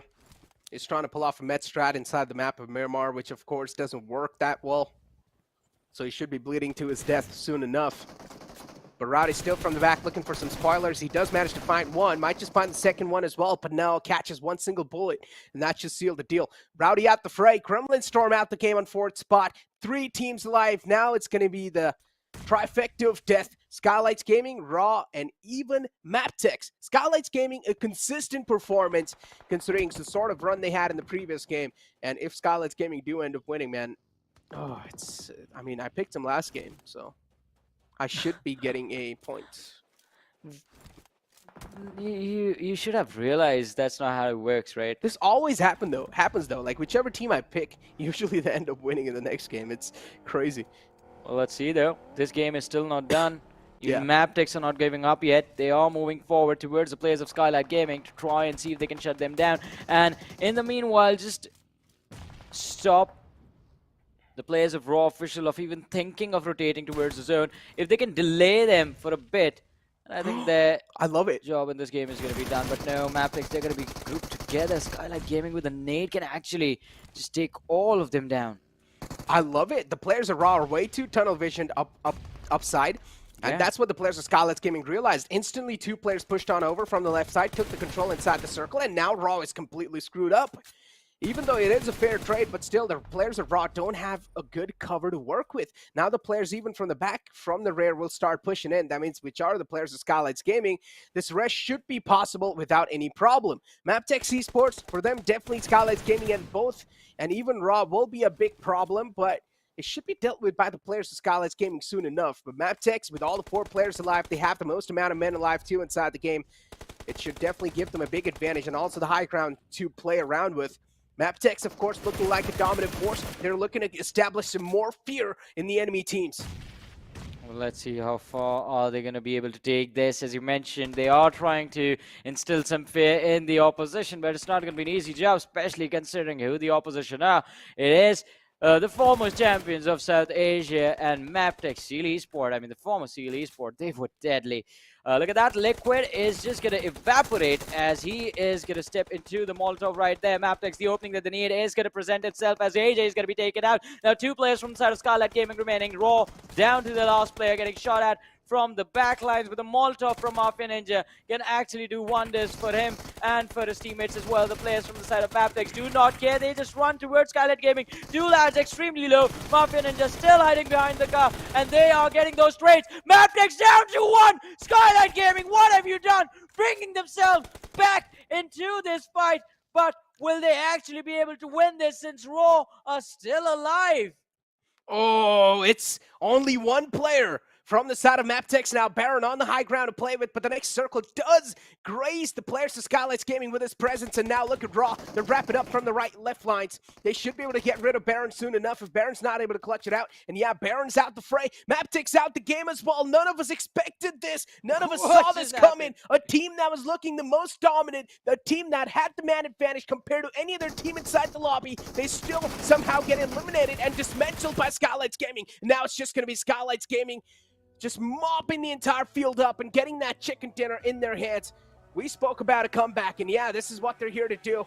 A last-moment comeback and a last-moment remark in the lobby. This is going to be a stark message inside the South Asia Championship. You know what? Once a champion, always a champion. That's all I'm going to say. That 2v4 that they just pulled against the players of MABETEX, that was insane. I mean, they were so low and still both the players in tandem just swinging left to right, dodging those shots and connecting their own 9 eliminations by Skylightz Gaming in this game. And look at how close they are to the top 10 Necro. Ooh, this is going to get more intense in the next game. MABETEX, oh, how can you get 2v4 like that?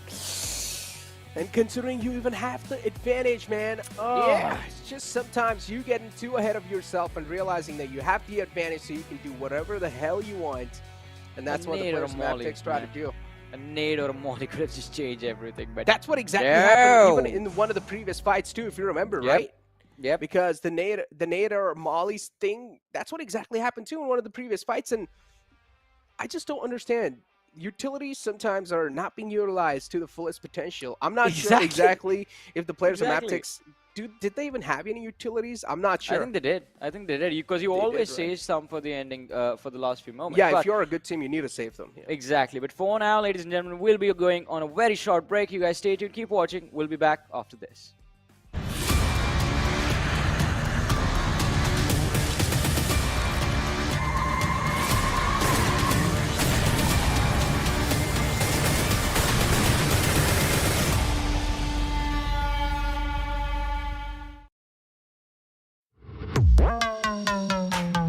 I'm the real, real deal. I'm the real, real deal. Ignition, it's a bang. You know my name. I'll be your everything. I'll be your hot flame.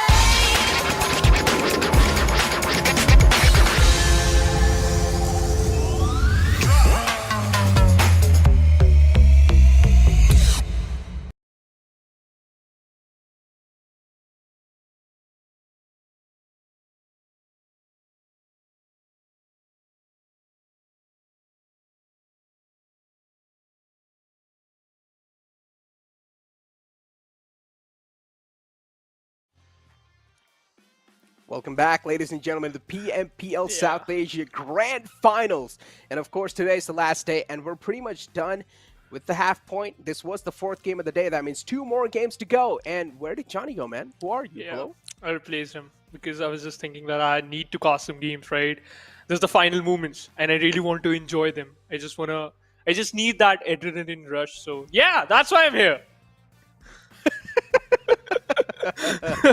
Welcome aboard, my friend. Welcome aboard, because you are being set up for an absolute fantastic show. So I'm pretty sure you're going to be graced over here. You're going to be welcomed even by the chat too. But as you do have the MVP of the previous match, and it's going to be Mr. Boro from Skylightz Gaming with 3 elimination points and 5 knockouts.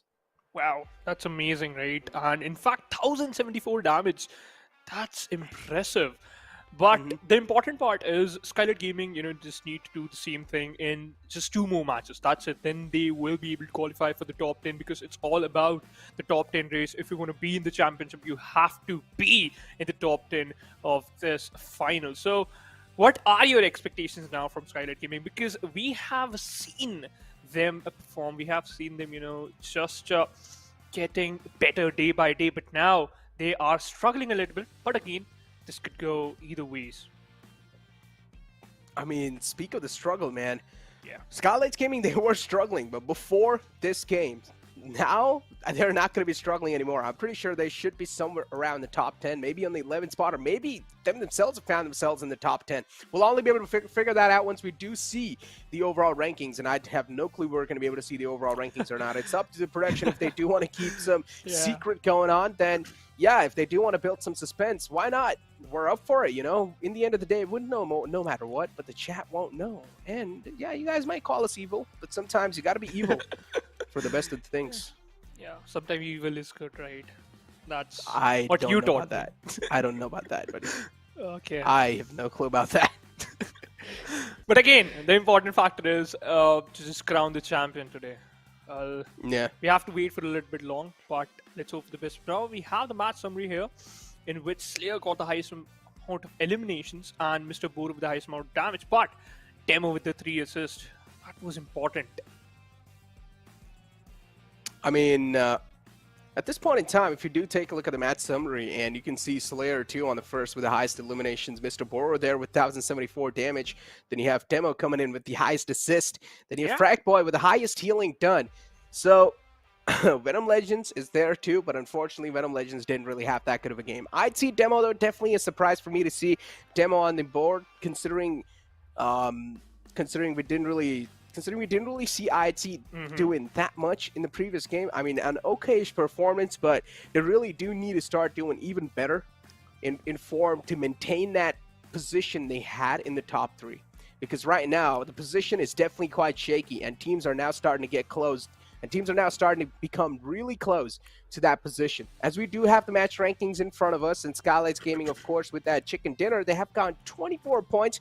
Not that much of an elimination-heavy game in general, but Skylightz Gaming still props should be given. It's gonna have been, MABETEX game, but that one blunder just cost them a lot. And in fact, the positioning Raw was holding was also perfect. But again, as you just told us, Skylightz Gaming, slowly and steadily, they're getting there. If we talk about two teams, Stalwart Esports just secured only 1 point. That's bad.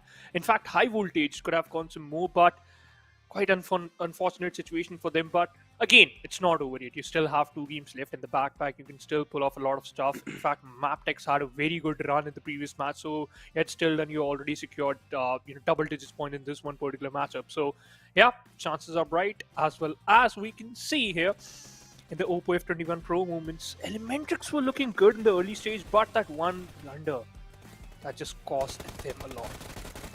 Yeah, just that one blunder. And then I don't even know what exactly is going on or what exactly the case is with the players of High Voltage as well, because even they were somewhere in the top 3, right? And considering the fact that you only have 2 more matches left. Yeah, there's not a lot of matches left, man. And the teams, as I mentioned, the teams that are under you, they're slowly and steadily covering up that distance that the top 3 teams had built up, the cushion that those teams had. It's now starting to fade away. So something needs to be pulled off. A good game is essentially needed for the teams in the top 3. As you do take a look at the damage graph, though, Skylightz Gaming, a desperately needed chicken dinner, and they do grab it at the end of that game with 9 elimination points and 2296 damage wrapped up. Raw with 6 elimination points and 1474. MABETEX as well, a solid game, but still not a lot of points. Kind of disappointed by that one performance from the side of Gremlin Storm. And they had a very good chance, but still finished on the 4th position to secure only 1 pick. But on the other side, JyanMaara, look at the damage, 664. That's good amount of damage, but haven't secured a single pick from that. That's bad. But if we talk about the final 2 matches, the next map is going to be Sanhok, one of my favorite map, and we have seen some of the teams like High Voltage, in fact, DWarriors 2, they shine. These are the perfect match. But look at the total points. High Voltage in the first match secured 20. Then we have the Warriors with 21. We can skip the 22. Then we have 23 and 24. They're increasing the numbers. They're increasing the minimum threshold of the chicken dinner. So we might expect a 25, a massive 25 here from the Sanhok map. Let's see which team is going to get that one. Let's see. That is going to be the biggest question right now. But Necro, what do you really think? Like, what type of approach should High Voltage just opt for? Is it going to be a passive approach, or they just going to go all pursuit? Passive approach, High Voltage. I just think so. They should shouldn't change. They should not change anything. Just play the way they play. They do like to play with a little bit of more tactical nature compared to all the other teams inside the lobby, which sometimes do mean a little bit of passive and a defensive gameplay, which is completely understandable. This is how the team likes to play, and I don't think so they should change anything. This is how they've gone up till now. This is how they've gone up till here. But I just saw 10 correct predictions on Launch. That's just a little biased. No, it's not, dude. That's the truth. Okay, listen. Time to make the prediction, though. And I really need to catch up with Johnny. Okay? I agree with that. Okay, so I need to catch up. Go. I'll opt for... I just want to play on the safer side. I'll opt for DWarriors this time. DEW. Okay. Yeah. Solid pick. What about you? Solid pick. This is going to be Sanhok, so there's definitely going to be quite a lot of RNG involved. Okay. Oh, tough. Come on, go with Skylightz Gaming. No. I'm not going to go Skylightz Gaming. For them to pull off a back-to-back is going to be really tough. Maybe they will have a good and consistent performance. It is quite understandable, but my personal pick is going to be IHC. Let's see. Ooh. I mean, this is a big gamble, considering IHC, they haven't been that great on Sanhok. And I still am going with IHC. I want to give them a chance. Maybe I want to give them a chance to redeem themselves and get that first spot. Let's see, opt for IHC and opt for DWarriors. We both are, looking forward to the Mongolian region this time. So, yeah, it's going to be an interesting pick. And let's see, what's just going to happen. But whatever happen, right? It's just going to be our victory. If any Mongolian team win, it's going to be our victory, right? If DWarriors win, then we won. And if I see when we won, like, I really need that 1 point because I know this is my first day, but still, I'm hungry. Like, Okay. Okay, it's understandable. It's Yeah. okay. I'm not gonna blame you with that. It's completely understandable. But inside the Sanhok, man, these days, the one pump and the dump is really famous. If you know what I'm talking about. Do you know? My soap is slow, dude. Come on. Okay, it's okay. You're Just slow. explain slow. it I'm talking about the DBS, the one pump. Oh and the dump. yeah. Okay. The Yeah. DBS. So it's understandable. You haven't been there on the stage for that long, so it's okay. I'm here to teach you, man. It's okay. I got you, bro. So me and Johnny have these type of code names that we've given to certain type of weapons Got and it. even some certain type of players as well. We'll teach you as we do keep our journey alongside going. Don't you think I'm a little bit late to learn those kind of I think so slang or whatever it is? Listen, man, I'm a quick teacher and a quick learner. Oh, got you. okay. I got you. Okay. That's cool. From Yeah. now on, you call I'm the happy DBS now. the one pump gun, and the man One who yields pump. it, you call him the one pump man. Well, Okay. oh, man, got it. Yeah, Yeah. got it. So Aye, aye, Captain. DBS. But yeah, Yeah. as we do have the player camps in front of us, ladies and gentlemen, and again, the players are definitely locked in and loaded. Now, jokes aside, if you do speak about the DBS, though, this is one of the strongest weapons that is being utilized by the majority of the teams inside this Sanhok map. So we're probably going to be seeing DBS at its prime once again in this one, and we might see some battles that might just happen pretty quickly too, as we do see the plane fly path starting all the way from Sami towards Camp Bravo, which is of course tilted a little bit on the bottom right side of the map, but DRS are going to be the first one to take an exit from the plane. Well, they already dropped towards the southwestern side, and you know what? They really opt for the same position, right? So it's going to be an easy drop for them. But I'm really excited that where the circle is going to form. In the previous Miramar, we almost just saw the replica of the first match of the day, but I really wanted to see the same in the second map. In fact, in the second Sanhok. If that's going to happen, and it's going to be a little bit crazy for teams like DEADEYES guys and High Voltage, because now they'll get another chance to at least get one other victory for them, especially in the final day of this grand final. But if we talk about the MVP ranking, look at that. East with 2.79 MVP rating. And the average survival is quite less, but damage, my 6,824. Yeah, this is what it's been, man. This is Yeah. what it's literally been. The players of DEW, even inside league stage, for the fair bit amount of time, one of the players from the side of DEW was actually leading the charge with the most amount of damage too. So it's just something with this team. And considering the fact that Doc 922, yeah, if I'm not wrong, it was Doc 922 who, for the decent amount of time, was actually True. leading the overall rankings in general. So Doc 922, of course, he is there, and the entire team at DEW. You got to remember this, right? It's a pack Yeah. of rookies. It's a pack of rookies. We've never seen them play inside the PMPL. Of course, I'm not saying that they're not experienced, but they're definitely a pack of rookie on this stage. True. I agree with that because, again, the competition here is really tough, but they are defeating every single one. They are here to conquer, and that's what they are doing right now. So that's really commendable, right? But again, Sanhok map, we tend to expect a lot of early fights in this one particular map, but nowadays it's literally opposite. Sometimes we witness way more early fights in Miramar map, and sometimes we witness just opposite in the Sanhok map. But again, it's all about the teams, how much they are comfortable in what situation. If we talk about the split, IHC tend to opt for these type of splits, and it works in their favor. But in the previous match, if we talk about the first Sanhok, that didn't literally, help them because the circle was ridiculous at that time. But right now, it's kind of decent.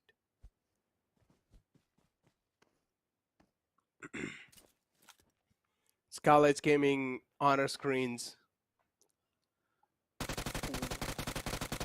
Oh, 1952. 70. Getting shot at. RX Jax has realized where he was getting shot at too. Of course, the UMP was not suppressed, so the shots could be heard. And Nima gave his position away too, doing so.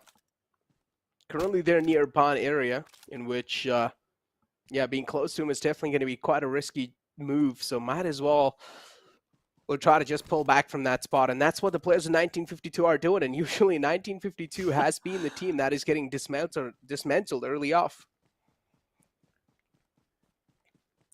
Especially in the Sanhok map, right? We have seen plenty of time they will they struggle a lot, especially in the Sanhok map. So again, you have to change your start a little bit. You have to remold it according to the situation. But again, they are 1952. They are fearless sometimes. The first match was pretty amazing for them, but the other matches weren't that good.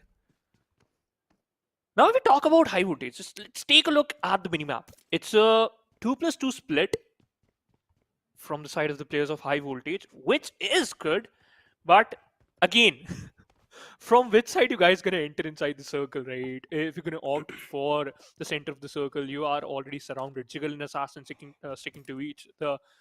together right now, and pretty close to the player DEADEYES guys to rule off. However, he's still a little bit far away from him.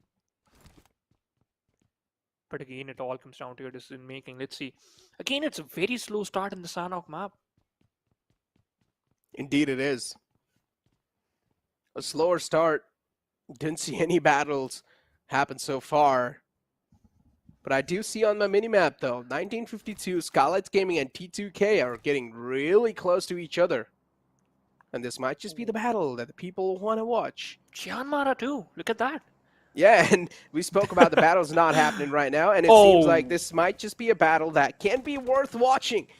Slipknot's position was compromised, but Slipknot decides to slip away from that spot, so he's going to try to disengage. But 1952 just greeting one of the players from the side of Skylightz Gaming. Skylightz Gaming completely stepping inside unknown territory. In 1952, the setup working out perfect as they have found themselves on a man advantage. Dante's taken down a bit low in the front, should back off, and that's what he exactly does. Does not want to stay in the nade range, and now even T2K from the back lines is creating a lot of problems against Skylightz Gaming. They're getting shot at from everywhere. 1952 getting an unintentional hep, but Boro is trying his best to fight back. Entry will try to shut one down, but that's not going to be the case. They have found another one, but there's still two more players in the front. 1952, some rookie moves are definitely being made, but AJ's the only man left alive. AJ managed to shut one down. One more to go. It's a one-on-one situation. RX Jax really hesitant of taking this fight, but it's a complete third party from the back.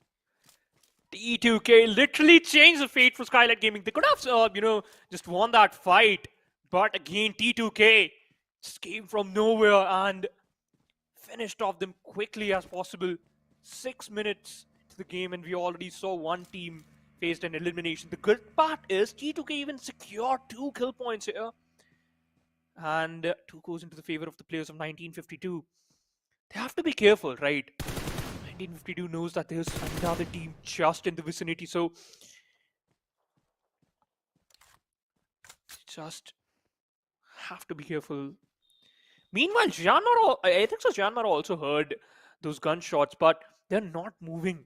They're just still holding that position. Their halt location is still perfect. In fact, their drop location even. Just want to say that because it's pretty close to the center of the circle, so they don't want to leave those compound. However, T2K quite happy with their approach. Reg, yeah, a little bit far away from the pack, but still, it's a very good split. It's a well-planned split. I'm very happy with their approach. Reg is just trying to climb that hut, and here comes the scooter. I kind of like this. However, it makes you really vulnerable in a lot of situations, but the speed is good. And it looks cute too, yeah. That's the main reason. Yeah, I guess. Yeah. It's one of the classic rides, Yeah. Really enjoy People that and used to use in back in the day, the Yeah. old scooters. that's what I'm gonna say. But airdrop 1's on the board too. It's going to be the MG3 with, of course, some couple upgrades if the teams do want to go for it. 1952 on our screens as well, What? as we have the fight being taken care of course, against the players of Skylightz Gaming. Unfortunately, 2 of those players got picked up by the players of T2K, in which Mr. Boro was trying his best to fight back, but unfortunately, man, the third party always inside this map can be a big surprising and astonishing factor that comes into play and leads for Skylightz Gaming's demise. High Voltage has finally made the rotation happen on the right side of the island and looking pretty good so far. They have breached in on the other side. Raw is there too, around the corner. but I doubt there's going to be any battle between them.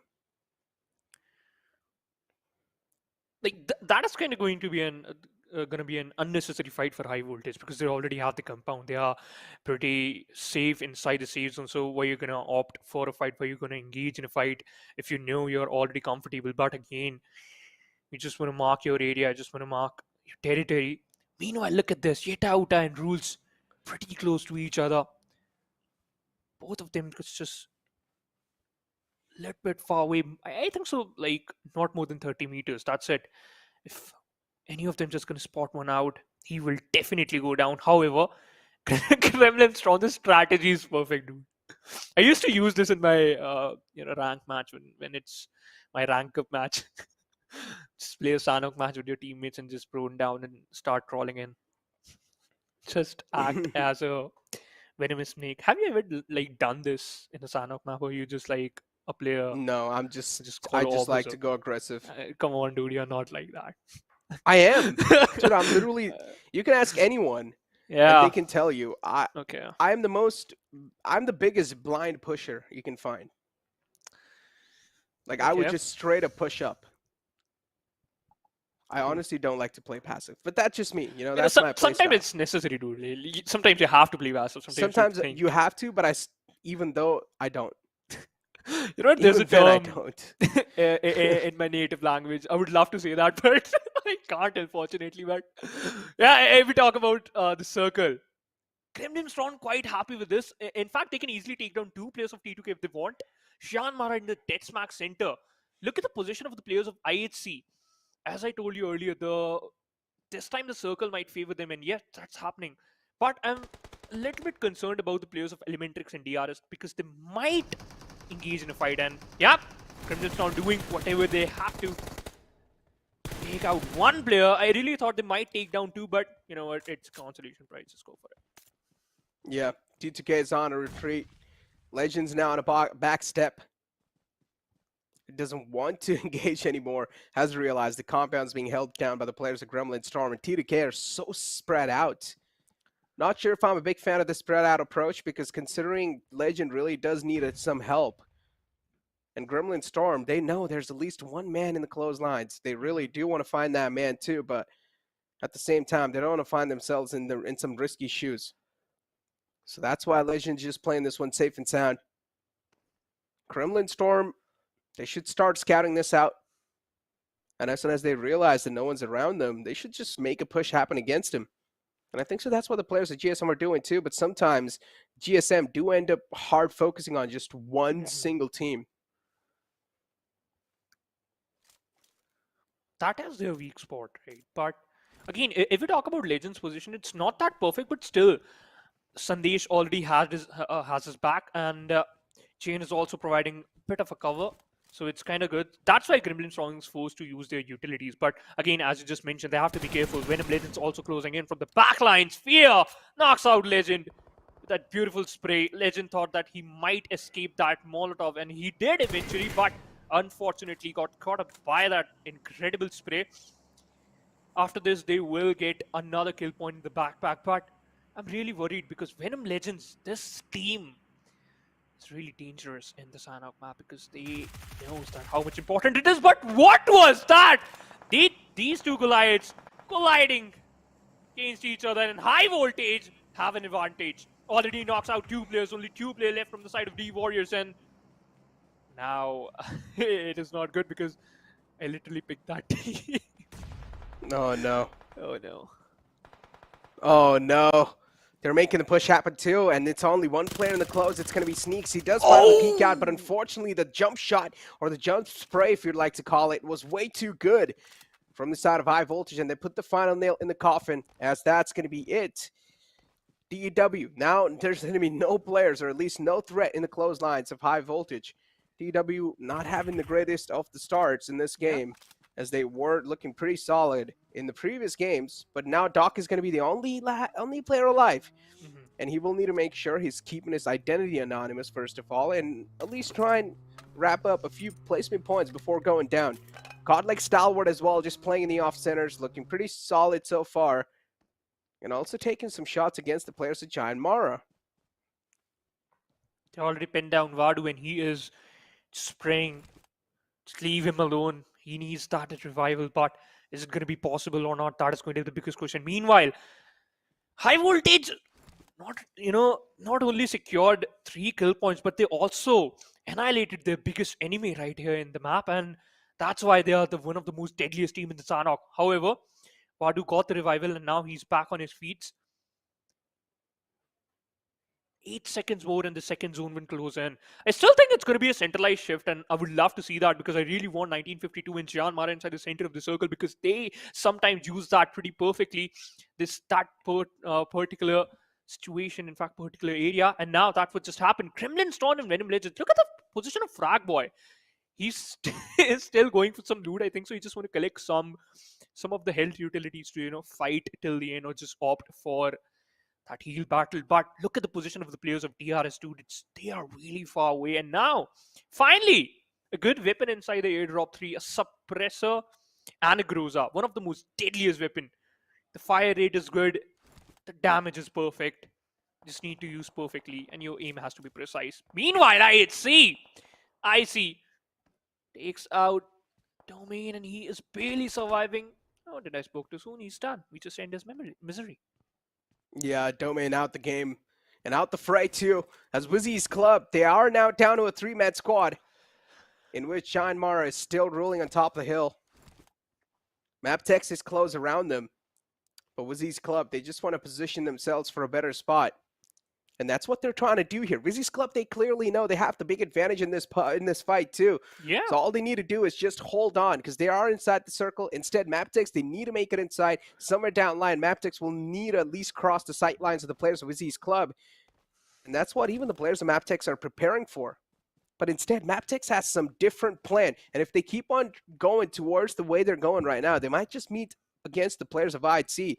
And they can be even more deadlier than WIZZES Club. But look at that. They're literally just moving straight up into the area of WIZZES Club. And that's going to be a little bit difficult for them to survive in that location. Look at the way Baron is holding his phone. Very so close to his eyes, dude. Yeah, so close, man. He just wants to spot out some snakes in the grass. Yeah. It's really tough to do so. Just use a...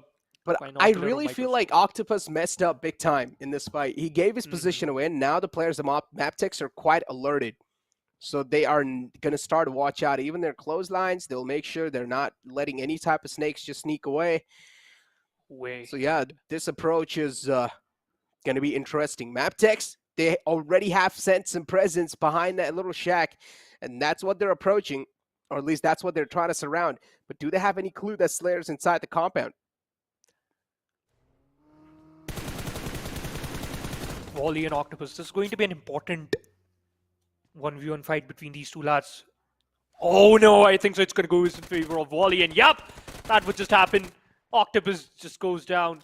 Instantly, Volley secures that pick. Secured one pick, but he has to be careful. There's another man present on his left hand side. And he doesn't even know that there's another player. And that is Kiva. He has to be careful. Leo, he's very close. He's not even fighting a single bullet because he spotted out 2 players. He's just waiting for the perfect movement. You have to create it. You're not looking out for that. Volley goes down. Kiva with an incredible knock, but now he's surrounded by 2 enemies. Instantly finishes off 1 player. Goes for another. Got it. But unfortunately got traded off by Apex. That's a very good approach. But where is the backup? That's what he just needed. And WIZZES Club couldn't able to provide that. Slayer just backing off. Oh no. Come on, that could have been their fight, but yeah, it is what it is. It is what it is, but in the end of the day, it's now going to be a battle breaking down between 1952 and Elementrix. And 1952, somehow inside this game, they're able to win a lot of their duels, and I'm proud of them. Elementrix is now just being forced back, considering how things are looking like inside the grand finals for the players in 1952. They were really struggling, even winning some duels, but now they're finally able to showcase some sort of presence inside lobby, as they have taken down one of the good teams inside lobby, and now they're also on the verge of taking down the entire team of Elementrix. Definitely some duels that might help them win the entire game too. But Godlike Stalwart, as they have realized the circle is going to shift a little bit on the right side, they have started to make their move inside the circle too. Top's already made it in. Now he's just waiting for the rest of the team to try and regroup on him. No way. Gremlin Storm, look at that. They spotted out another team and now they are looking out to take them down. It's going to be DEADEYES guys on the receiving end. Joker is done. One of the most impressive assaulter from the same. And what was that? Liquid jumps from his car and it's gone down quickly. That was a bad especially in this situation when you are barely surviving on very less manpower. However, Precious has a very good chance to take down the players of high voltage because now they have to move inside the circle while fighting against the blue. Raw also pinches down the players of high voltage. It's looking impossible for high voltage to survive in this position. Come on, Enkis! Oh no! He was waiting for so long and that's why he got punished. Yeah. Why he was waiting for so long? Come on. Enkis goes down.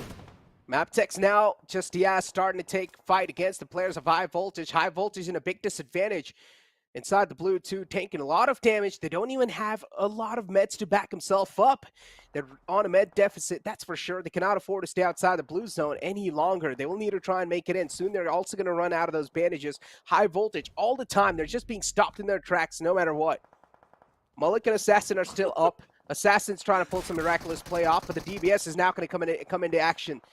JyanMaara realizes, the DBS is definitely going to be quite deadly, but the only chance for him to survive is to actually go ahead and take that head-on collision. That's what he tries to pull off, but unfortunately that DBS shot connects, and he meets his demise as JyanMaara. They're of course going to lose out on a player, but something they can afford. They still have 2 players inside the circle looking pretty safe and healthy.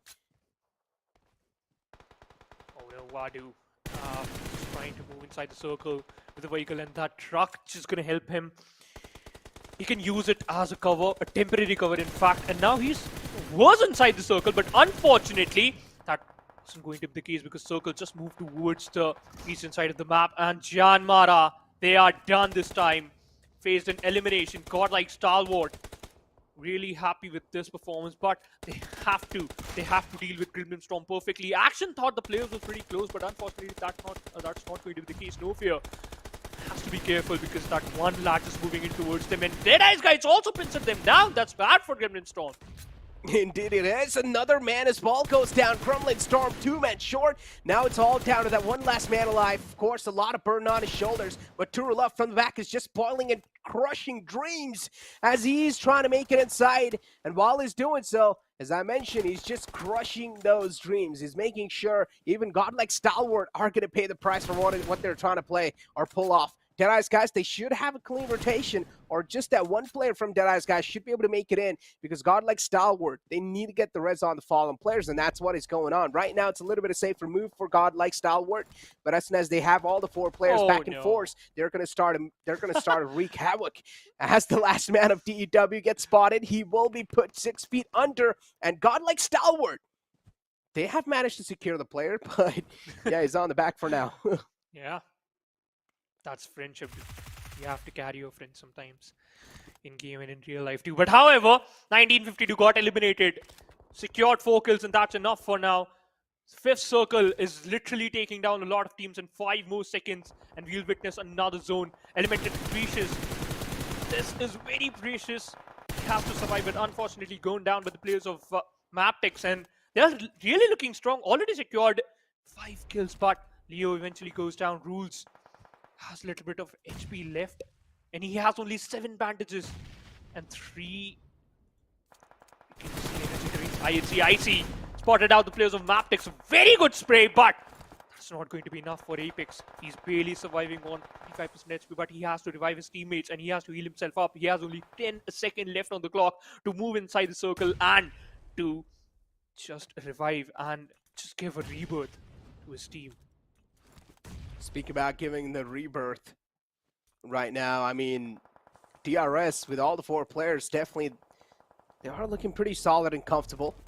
Not exactly comfortable, though. They need to make it inside the circle. So, yeah, but in that particular fight, they were definitely looking comfortable.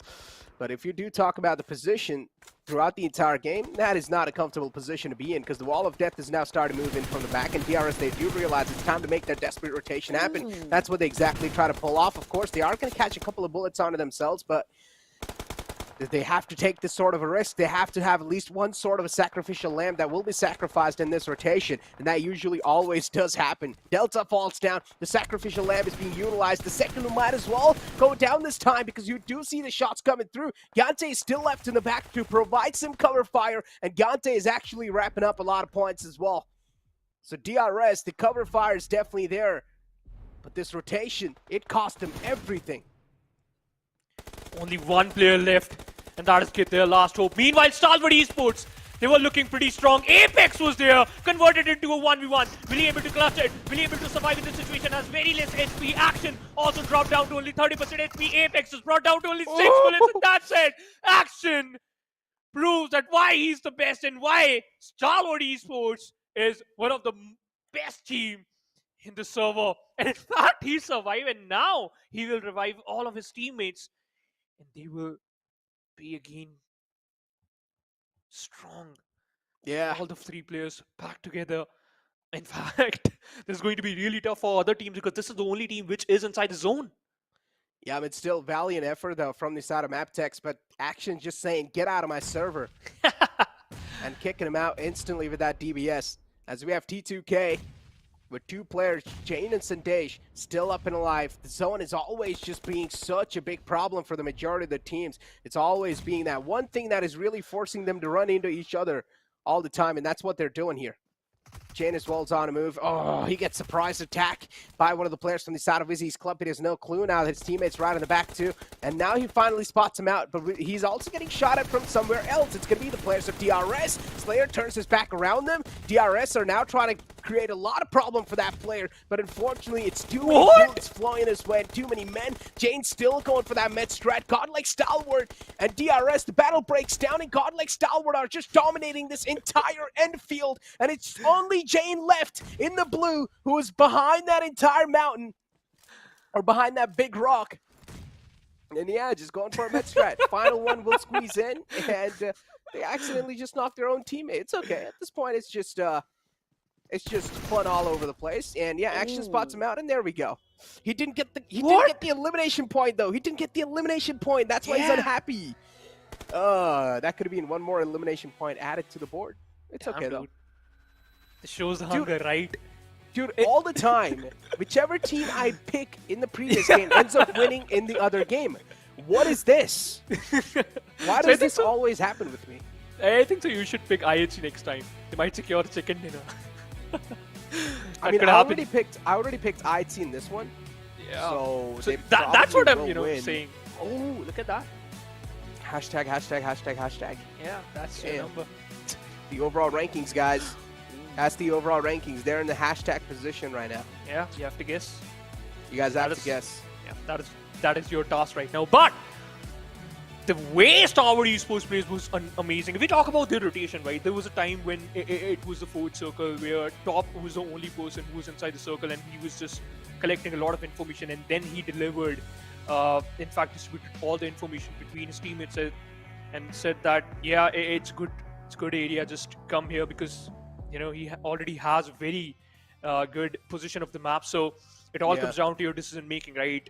Kudos to Top, because if you couldn't able to secure that one spot, I don't think so they would have secured this 1 second dinner. But amazing performance by the players of DRS too, because they were struggling.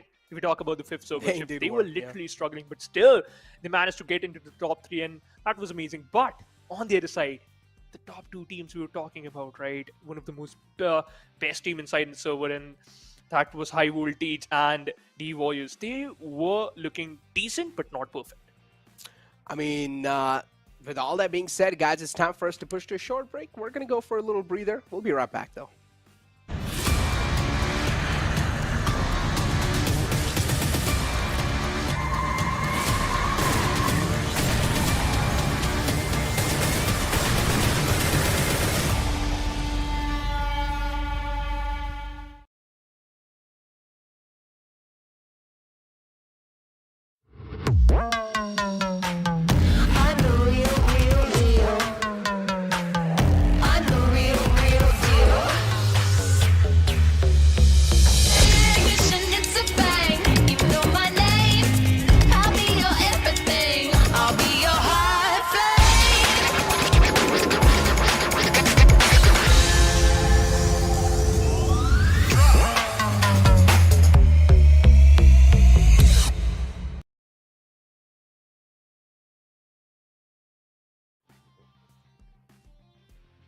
Welcome back, ladies and gentlemen, to PMPL South Asia, of course, and I'm going to be your host and caster, Necro. John alongside with me is going to be Shivansh.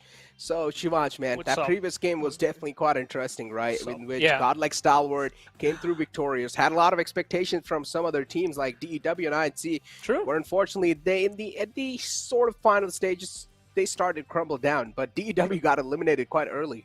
Yeah, in fact, it was a fight against their biggest enemy. Like I would love to see it because it was high voltage. So high voltage really had an upper advantage in that fight. However, let's take a look at the MVP of this one particular matchup, and it was Action. He was not happy that he couldn't able to secure that final pick, and just because of that, he has only 3 eliminations. But again, a very good approach. 5 knocks and only 3 converted. So yeah, dished out a lot of damage, but still. Good knock to conversion rate. I mean, speak about a knock to conversion rate right now. Yeah, as you said, definitely quite a good, I would say decent rate still. With the survival time of 24:50, of course, Action was able to stay alive till the end. So its survival time is going to be to the maximum, without a doubt, with only 677 damage dealt. So, in general, Sanhok has never been that sort of high fragging game. The elimination points are usually equally divided with all the teams. That's just how Sanhok is, right? Because you do see a lot of third parties happen a lot of the times. And I'm talking about the professional games, of course. But if you are speaking about normal lobbies, then Sanhok is probably the best map you can try to get your highest eliminations on.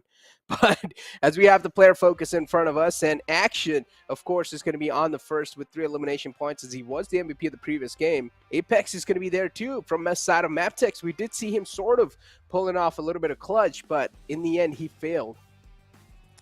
Yep. Again, that was a close call, but Action, as we talk about that one particular man, he is there to deliver, and that's what he just did. Winning a 1v1 fight against Action is a little bit difficult sometimes, and that's what he just proved again. But if we talk about Apex, he was good. Scray with 4 kills, 447 damage, that's it, but still managed to get 4 eliminations. The backpack Precious nearly close to that 600 mark in terms of damage, but yeah, it was a good performance from their side too. If we talk about the highest eliminations, highest damage, and highest assists, just all acquired by the players of Godlike Stalwart. And again, guys, just to let you guys know, once again, just to let you guys know, there's one more game left to find out who's going to be the winner of this entire PMPL South Asia fall split, as it is the day 3 and the final game is about to be there soon enough after these graphics are done. So yeah, you guys don't have to wait any longer, man. The winner will be announced after one more game, and that final game is of course going to be played on Erangel, of course one of the most classical maps, and every single player and team is well accustomed to that map. With that being said, the match summary as well, you guys saw it on your screens. Highest healing done, Orange, from the side of Elementrix. This man was just going for a med strat in the back.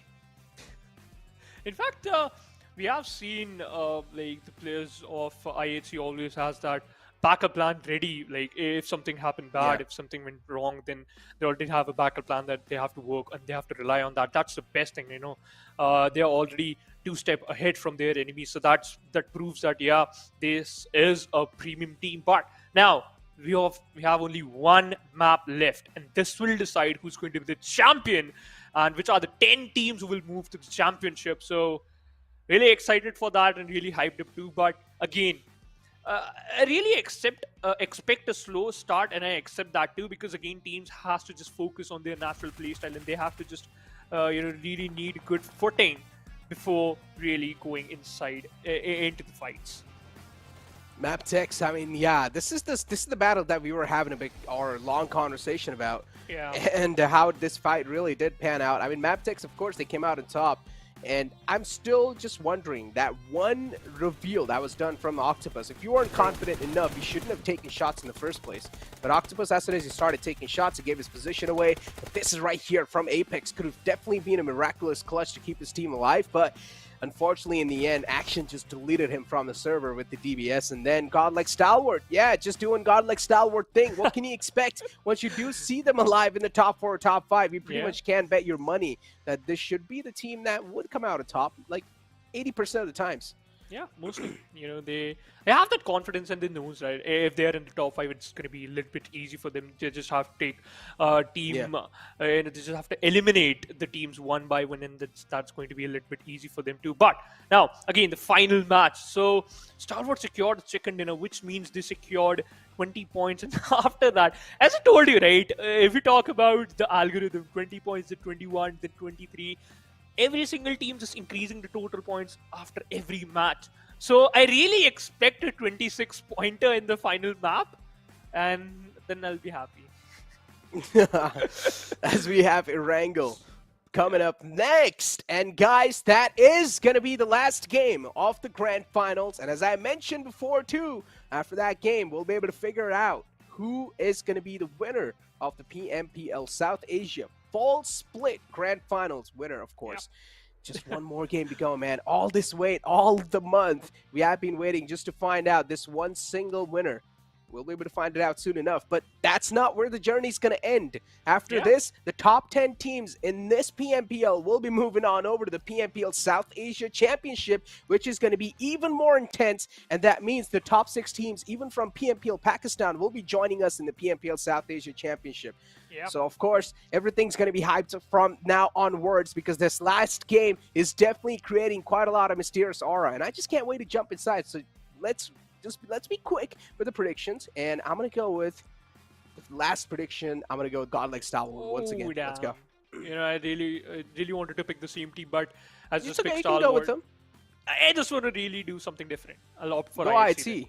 Yeah, Yeah. that's what I'm looking forward to. Because I went with IHC previous game, and usually what happens is the team that I pick in the previous game end up winning the other upcoming game. So yeah, the odds are with you, man. The odds are with you. But let's see. Yeah, let's see, man. I mean, I went with Godlike Stalwart. You went with IHC. So this is going to be quite interesting. Let's see. Both these picks are really close to each other in the overall rankings. That's all I'm going to say right now. I don't really want to spill the beans over here. I don't really want to spill the tea. But just to let you guys know, the overall rankings are getting way too close. And the only reason why we are not showing you guys the overall rankings is just to build up the suspense. Yeah. You know, just to build up the suspense, man. Just wait for the climax. Just wait. At the end, the feeling, the satisfaction you're going to get to see that overall rankings and how you're going to feel, which team's going to win or not, because all the top 3 teams are, of course, deserved, and they are there. They have shown a lot of hard work throughout this entire month, and that's why they're there. But the way IHC been playing, man, I personally don't love it. IHC, the first day, they dominated so hard that they got in the top 3. And then later on, it seemed like they were just doing it on purpose. And I think so. Even right now, IHC are doing it on purpose. I don't know. I have this feeling where IHC will end up winning the last game. Oh, yeah. That's why I opted for IHC. In fact, I really had the same feeling. But again, you know what? It all comes down to your final moments, right? Now, it is more important who's going to be the champion, but the most important part is who are going to be the top 10 teams who will move to the championship, right? Because again, this is your last game to prove your mettle. We have seen Skylightz Gaming. They were on the 15th position. The team who always dominated the PMPL era, and one of the most strongest team from the Nepal region. But now, in the start of the game, we saw they were struggling, but I don't think so that's going to be the case for after this game. See what's going to happen or not. Finally a good plane path. I'm happy. Yeah, the play and flat path is going to be pretty good for all the teams, actually. It is perfectly right in the center, but going from the bottom right to the top left. So the play and flat path is definitely not going to have any favorites right now. It is equally divided for everyone. So as we all know, of course, Godlike Stalwart like to drop down south near Nova Rupnoi. That's where they're exactly going to drop. DRS and VENOM Legends near Milta. Of course, 1952, they've overtaken the spot of A1NP as they've realized A1 are not playing inside the games anymore. So yeah, they pretty much have taken over. At this point in time, we can definitely say that the teams that are on bottom 4, it's done for them, or even bottom 6 actually. It's probably done for them. They're not going to be able to make it inside top 10. But I really do want to figure out how the position is looking like between Skylightz Gaming and MABETEX, because MABETEX have had quite a consistent run. Skylightz Gaming, that chicken dinner, that definitely gave them quite a big boost. But, oh boy, I just can't wait to figure it out, man. Just show me. Dude, you have to wait. You have to wait for a little bit more long. But the circle, we talk about the circle is ruthless here, covering almost 30% of the water area and then 70% of land. And Novorpno is already inside the circle too, as well as the military island. So it's going to be a good thing for the players of DRS Stalwart Esports and 1952 DRS JyanMaara too. But it's going to be a little bit difficult for the teams like IHC, VENOM clubs, and T2K. How they'll manage to move inside the circle. So T2K, I think so they have a rotation pattern. If they dropped out towards the Severn area and the circle just formed towards the southeastern side of the map, they will move from the Stalwart area or head towards the Yasnaya highway and then opted towards the mansion compound. So again, we have seen these type of rotations from the side of the players of T2K, but is it going to happen again or not? That's going to be the biggest question. But where is the team DEADEYES, guys? Again, pretty close to the players of one of my favorite team, MABETEX, but still, I don't really want to see a fight between these two teams because they are on the edge of the circle. They really wanted to do. I really wanted to see that they'll do a gatekeep, formation stuff like that, or maybe opt for that strat. That will work, kinda. Definitely can work. I mean, gatekeeping. I feel like gatekeeping can definitely be best when the circle is probably down south, though. And then you can really just start gatekeeping all the teams from entering inside the military island. But yeah, of course, the early phase of the game is going to be pretty much the podcast hours where not a lot's going to happen in the map. Teams are just going to get their loot up. They will try to get a better rotation inside the circle, especially if you are teams like VENOM Legends and DRS, though. You won't really need to move a lot. You're already in the smack center of the circle. All you need to do is just wait at the same position for a bit more longer time and wait for the next circle to pop up. So for them, this is going to be quite a slower of a paced game. But for MABETEX, DEADEYES guys, and High Voltage, I'm not sure if we're going to see any sort of a rotation clash between them. Interesting question, right? So for some teams, the zone they have to move towards the zone, and for some teams, the zone will move towards them. So quite an incredible situation. But, and again, a slow start. As you just mentioned, it's going to be a podcast. But, okay, so as we are not going to witness any fight between any team for like almost 3 more minutes, I think it's going to be an ideal time. So where are we going to celebrate, dude? Like, it's the final match. We will witness the champion. So where are we heading after this? You're giving me a treat, right? This is my first and the last day of PMPL essay. So, Necro, are you listening to it? First and the last day of PMPL. I think so. You should ask Johnny for a treat, dude. Yeah, that kind of makes sense. But I think so. You're my best friend. Desk friend. So Johnny's your enemy or what? What's going on? That's not going to be it. Like what? Technically he's my senior, so I kind of have. Exactly. That's why you need to ask him for a party. You need to say you need to give us a treat because you're our dodging, senior. dude. Come on. No, man. I'm just trying to show the right path. I'm just guiding you towards the right path. Yeah. You will find people like me quite less in your life. I think so. I just really want to agree. But yeah, that is true, by the way. That is really true. You're a really good man. Damn, nah, don't say so much good stuff. Don't say so much good stuff. Okay, so I'm not used to it. Let me tell you one thing. The first interaction we had, it was a fight between us, like who will eat the Maggie, if you remember. We'll get his noodles first. What? I forgot. Okay, so I think so. It was PMCO time. That was a good crash. They're playing buggy fight here. But yeah, the noodles fight. I still remember that. How you forgot that, dude? Come on. Forgot, man. All right, forgot. I'm sorry. Should have kept our first interaction in my mind. Damn, I forgot. I thought you are my big deal. Best and desk friend, but I should take that title from you. I should give it to someone else. Maybe like Dude, you're my friend, not my girlfriend. Do you have That's really sorry. Because we don't have any, so that is going to be a. Yeah, we both don't have. But yeah, But who let's focus on the game right now, Nothing because is going on, dude. Come on. I mean, yeah, nothing is going on, but still, if you look at the center of the map, Yeah. these teams have started to situate themselves True. towards off center and a little bit center too. As I said, DRS doesn't even need to move anywhere, so they're just going to sit over there. But I don't exactly know what the game plan is with the players in 1952. They're spread out on the bridge. What is this approach they want to take?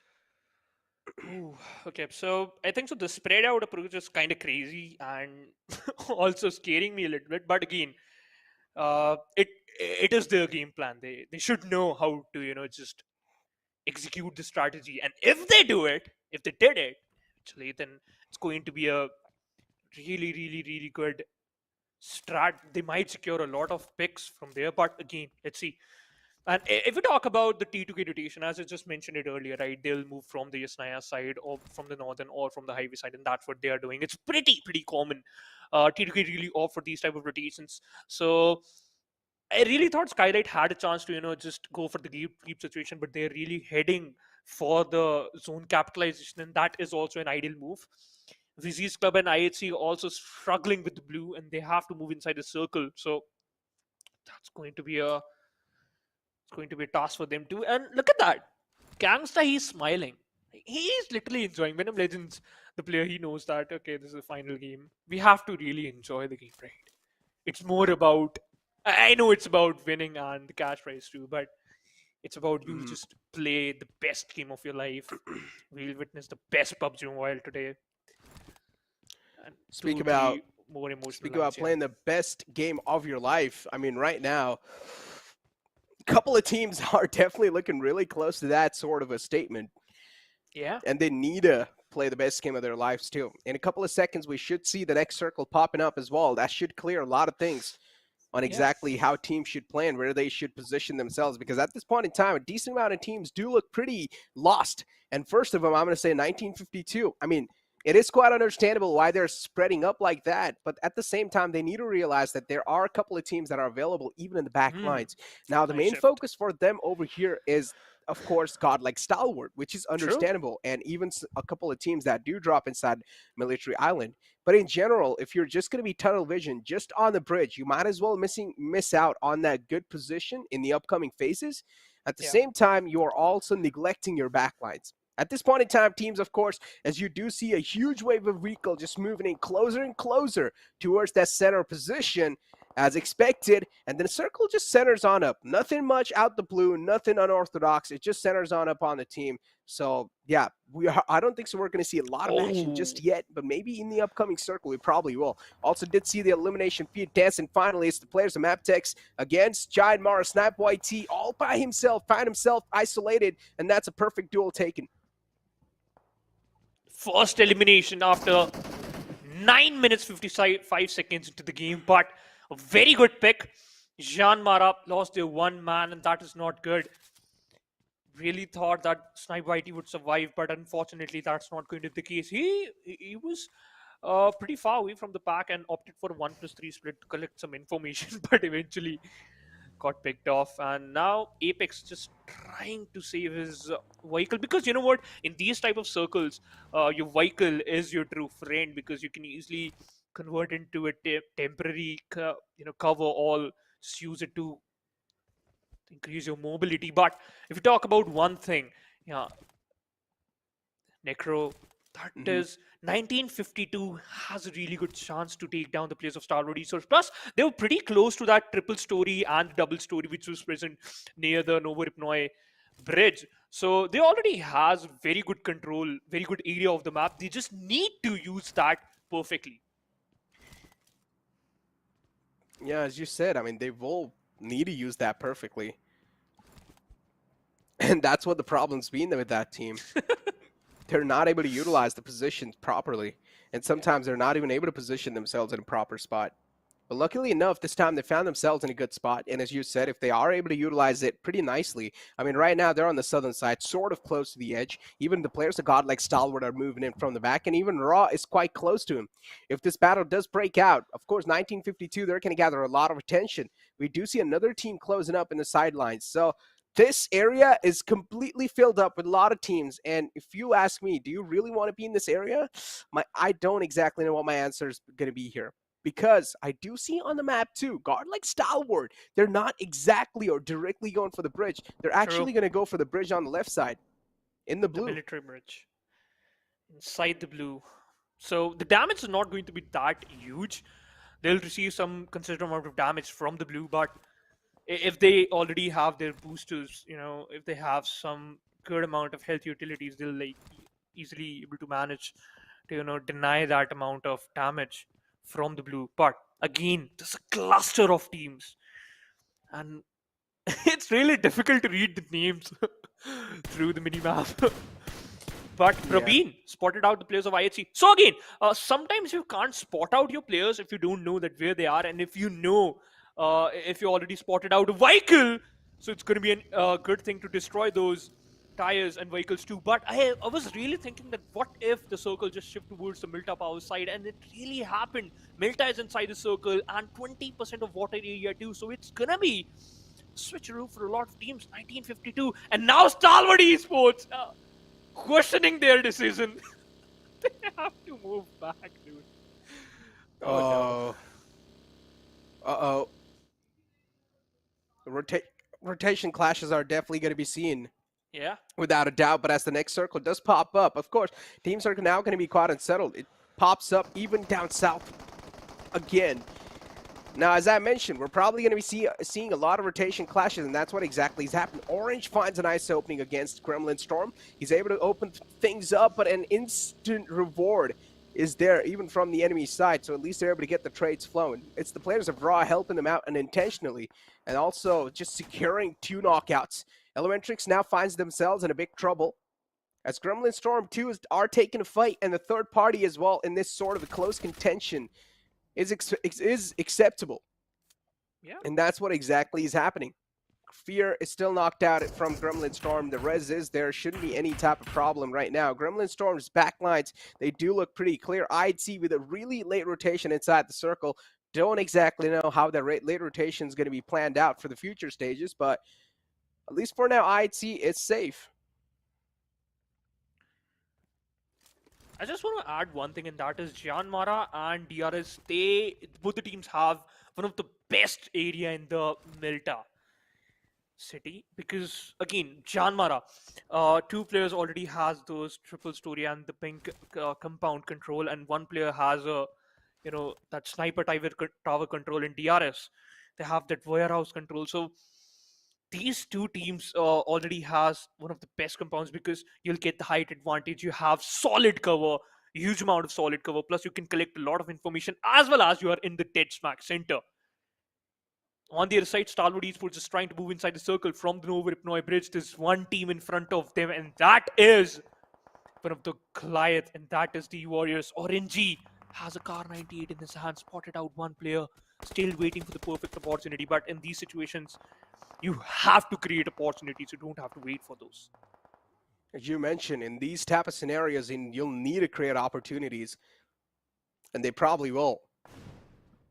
The entire Milta city is just stacked up with a lot of teams. At this point in time, even if you do try to escape from that spot, it's going to be next to impossible, because sight lines are going to be all over the place. Even if you expose yourself for a little bit of time, that should be it for you. Your lifeline should be taken away.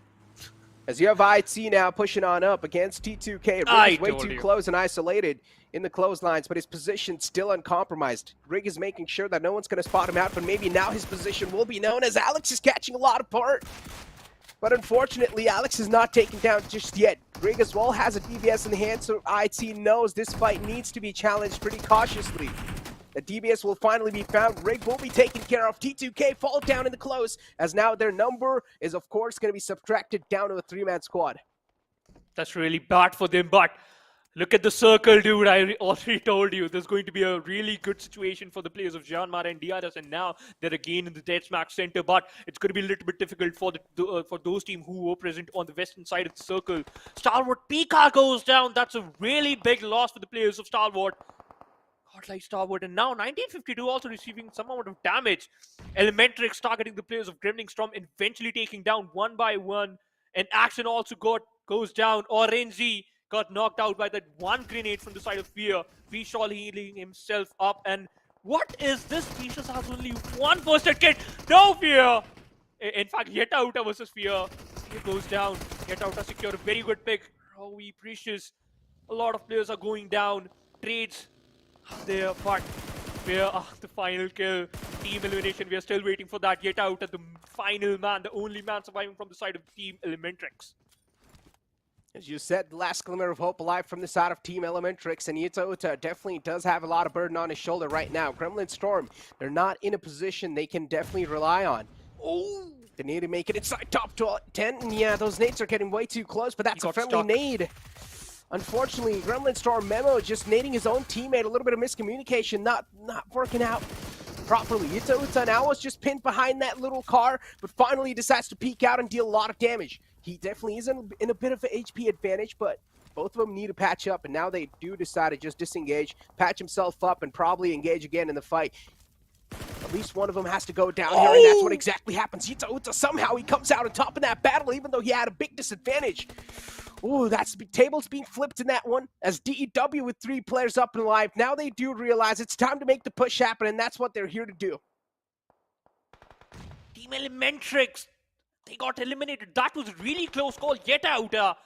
Oh no, that was a fight that could have been in his favor, but unfortunately that's not going to be the case. The circle is also closing in, so the Blue Zone is also applying a lot of pressure. Plus, look at the position of the players of VZ's club. They have an upper advantage, they have a height advantage, and if they will be able to, be able to use that pretty perfectly, they will secure a lot of picks. But I'm really happy by their performance, because they're playing slow, but things still working out in their favor. Gyante with an SLR secured 1 pick, and GSM Gremlin Storm goes out from the lobby. Baron also takes down IHC, and this is the fight we are looking for. IHC, they were moving inside the circle, but MABETEX totally denying that.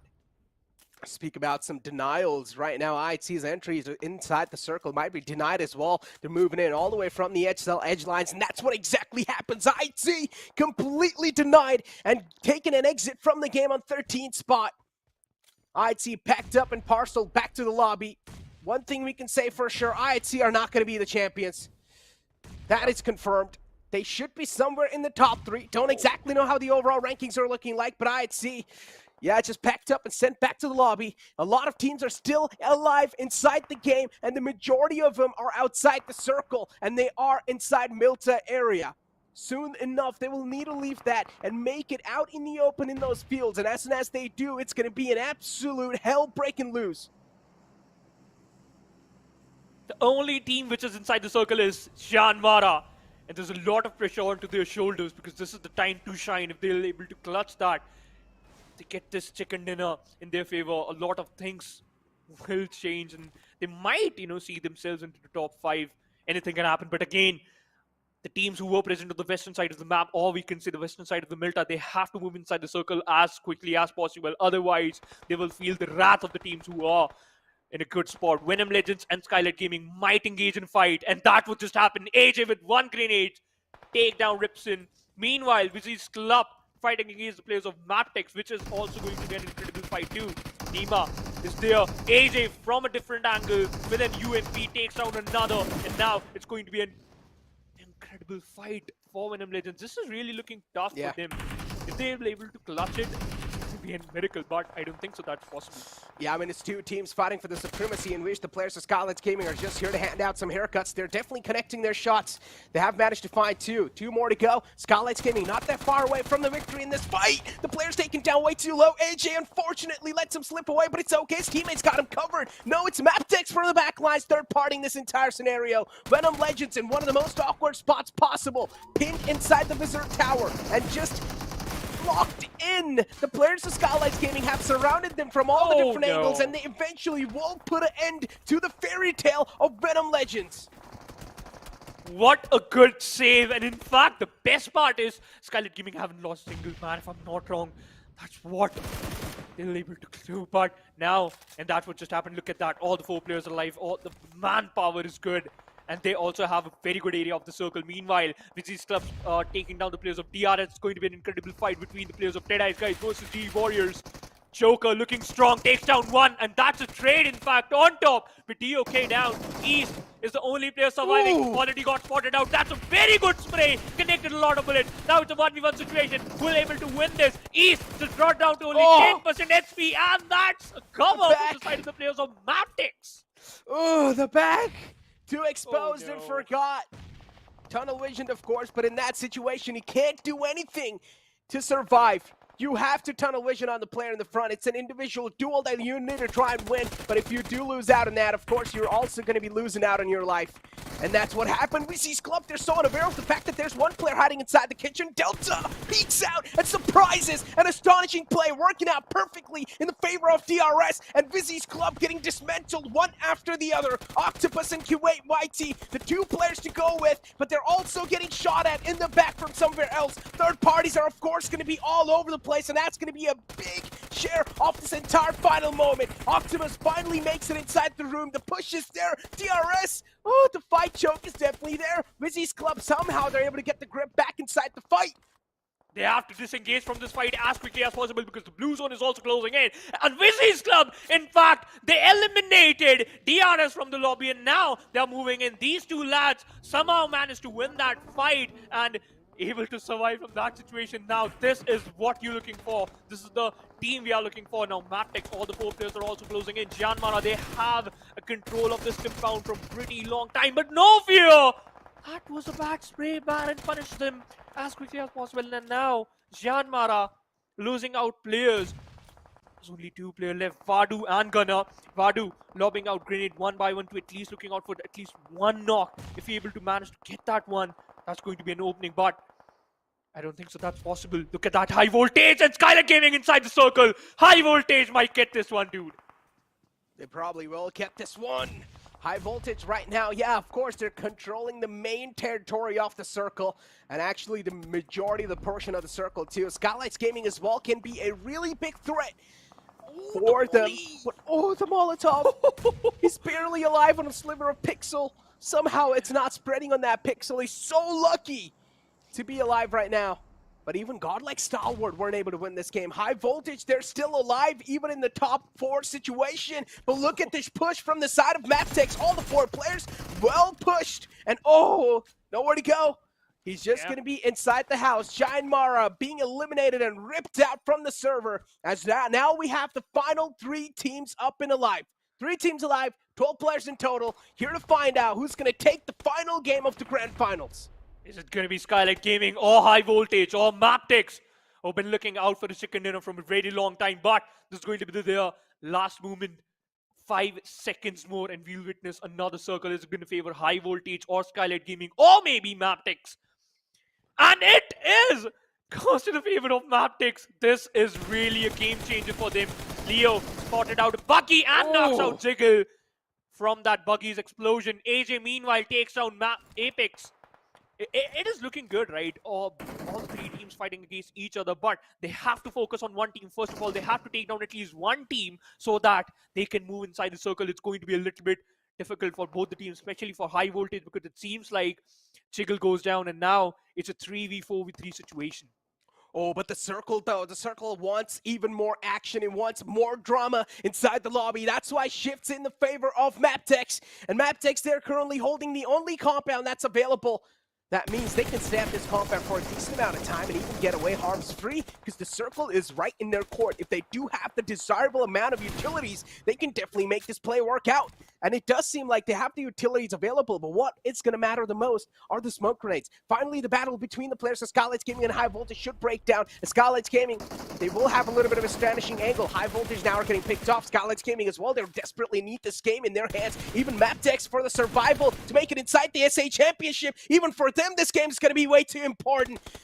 Oh, the battle's breaking down. Bullets are being fired all across the board. Skylightz Gaming just declaring an all-out war against the players of High Voltage. High Voltage cannot do anything. They're just moving up close against Skylightz Gaming, one after the other, and they're getting picked off. Skylightz Gaming, with full force, they're looking pretty dominant inside this game, but when they need to make it inside, this is where MABETEX will have a big edge, and they're just picking them apart. Skylightz Gaming getting ripped, nowhere to go, trapped outside the zone, and Skylightz Gaming, they will be eliminated. MABETEX Esports, they win the final game, and this might just be the declaration of their entry inside the South Asia Championship. Look at the happiness. They are quite happy with this performance, and this is what you really need. Second dinner in the final game of this championship. The best part is they stole this compound from the players of JyanMaara, conquered it, and secured the second dinner from the same location. Yeah. Really commendable. And as I told you earlier, right, I was really looking forward to a 26-pointer, and MABETEX did that. Wow. 1675 total damage, yeah. Speak about having clutch genes, man. Just clutching yourself in the top 10 in the final game. One thing I can tell for sure, they are in the top 10, no matter what. They were really close to that position. So MABETEX is, but even Skylightz Gaming had a really good game. Which two teams have been kicked out? Or is even MABETEX in the top 10? So many mysteries, guys, so many mysteries. And for that, to find out which team is in the top 10 and which team is going to be the winner, you guys will need to stick around the entire broadcast. Yeah. But that previous game, man, it was something that definitely blew my mind. MABETEX Esports, where was this team that pushed on the last man on the JyanMaara? All the four players knew that he's just trapped on top of that building. All the four players pushed together, perfectly synergized, perfectly communicated, and easily got rid of him in the lobby and took over the prime spot in the circle. Yeah. In fact, they destroyed the hope of IHC, Skylightz Gaming, and High Voltage at the same time. They were really thinking that these three teams might get the chicken dinner, but MABETEX was like, we are here, and that's not going to happen because we are here to conquer, and they secured a very beautiful chicken dinner, and I'm really happy with their performance because if you talk about Apex, if he could have secured, the final pick of action, they would have got that chicken dinner in the Sanhok map, but the whole team was like, okay, if we couldn't able to get that one in the Sanhok, we will eventually secure a chicken dinner in the Erangel. And you know what? This is the kind of performance you're looking for. This is what you really want to see from a team like this. Because, again, the name has changed, but the players are the same, right? The synergy and the beautiful play. Wow. But one thing, I think so, High Voltage have done it. High Voltage has done it. They are probably going to be the winners, but we still need to figure it out. We still need to see and confirm it for ourselves because I just don't want to sit here and make some blind statements, right? I would say High Voltage won, and in the end, maybe someone else won. But here we go. It's time to reveal the champions of the PMPL South Asia Fall Split, and it's going to be High Voltage. Congratulations, High Voltage. The hard work's paying off. The tactical approach this team brings inside the game, one of the most consistent teams inside the South Asia. Oh, well-deserved. High Voltage stole it away from some of the big names like Godlike Stalwart, IC, and DEW. They stole this entire win. The final performance from their side, finished on the third position and still managed to beat the champions. This was High Voltage for you guys. What a performance, and you know what? Finally, that's what we are looking for. Because, to be honest, in the past 2-3 PMPLs, we have seen teams like Stalwart Esports, IHC, in fact, used to dominating the PMPL. But this time, High Voltage stepped up and proved their mettle, and they were like, you know what? We are here, and that's not going to be an easy fight, especially if we are, hitting our prime. That's the I don't think so. It's the peak yet because you still have to move forward and you still have to championship. Move a little bit up. Yeah, the championship is up, but they became the champions of South Asia right now. What a good performance! Yeah. Really happy. Exactly. I mean, they are the kings of the PMPL South Asia Fall Split. And congratulations, well-deserved champions of the PMPL South Asia. As I said, one of the most consistent teams in the lobby. And the tactical approach this team brings inside the game has really helped them where they are right now. Even inside the final day, High Voltage was looking really comfortable. Of course, there were some times where we saw the players of High Voltage sort of taking a little bit of dwindle early off in the game, which is clearly understandable. When you are going to be at the top position, of course, there's going to be a big limelight onto yourself as well. You are going to be in the target. You are going to be in the focus. But they still somehow managed to avoid that. And in the end, the final game was played pretty phenomenally by them. Even Skylightz Gaming, they really needed this final game. They somehow were able to make it alive till top 2. But MABETEX, they won that final game. And now it's time to reveal the truth, guys. It's time to see the overall rankings. And as you do see the overall rankings after the match, Massive. 18.